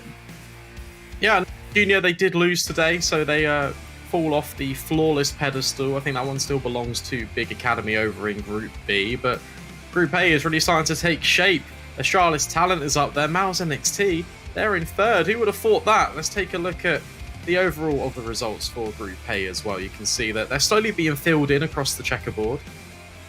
And there's still a lot more action where that comes from. We've got a whole week ahead of the group stage still. It's a double round robin format. All these teams itching and fighting for these top spots. Yeah, and you have to remember Fnatic Rising, they haven't started playing yet, and they could be a bit of a loose cannon that could come through and really provide a bit of an upset, because we can sort of see that top 4 taking shape at the moment in Group A. You know, we mentioned YN.GamerPay, Astralis Talent, and NAVI Junior is really the solid top 3. Spirit Academy not too far behind, in fact, after a couple of solid wins, including one earlier today, which was a bit of a crazy game, but here we go. Oh, no, we don't go. Hello. So, yeah, Fnatic, they could be a team that comes through in kind of the tail end of this group stage, and maybe that's a bit of a hero run. Yeah, for sure. And also, they've got tape on all their opponents now as well, because all of them have been playing. So, let's take a look at the schedule for tomorrow, though, Lucy. You've got the Prospects versus YN.GamerPay to kick things off, then Young Ninjas versus Apex Rebels. And then the 3rd best of 1 would be NAVI Junior taking on Spirit Academy. That should be a good one, considering how Spirit Academy just had that incredible comeback today. I'm also looking forward to that Prospects game, just because that'll be a rematch where they beat YN.GamerPay last time, right, which is pretty cool. Mouse NXT versus Astralis Talent. That's another really exciting one to look forward to. I think both these teams having their ups and downs during the season, and then OG Academy versus ENCE Academy, which will be another rematch on the cards. That was ENCE's debut. They lost that one against OG Academy, so they'll be looking for revenge in that matchup. For sure, especially because they were up 10-5 and then OG Academy just had that resurgence, was able to come back against them. But Lucy, that's all of our time here today at the WePlay Academy League Season 5, and that brings us to the end of the broadcast as well. So thank you very much for having us on, as always, and thank you for tuning in and listening to us throughout all of these games. And well, we've got plenty more Counter-Strike for you tomorrow, as well as for the rest of the week. So take care, have a good rest of your evening, and we'll see you back again tomorrow.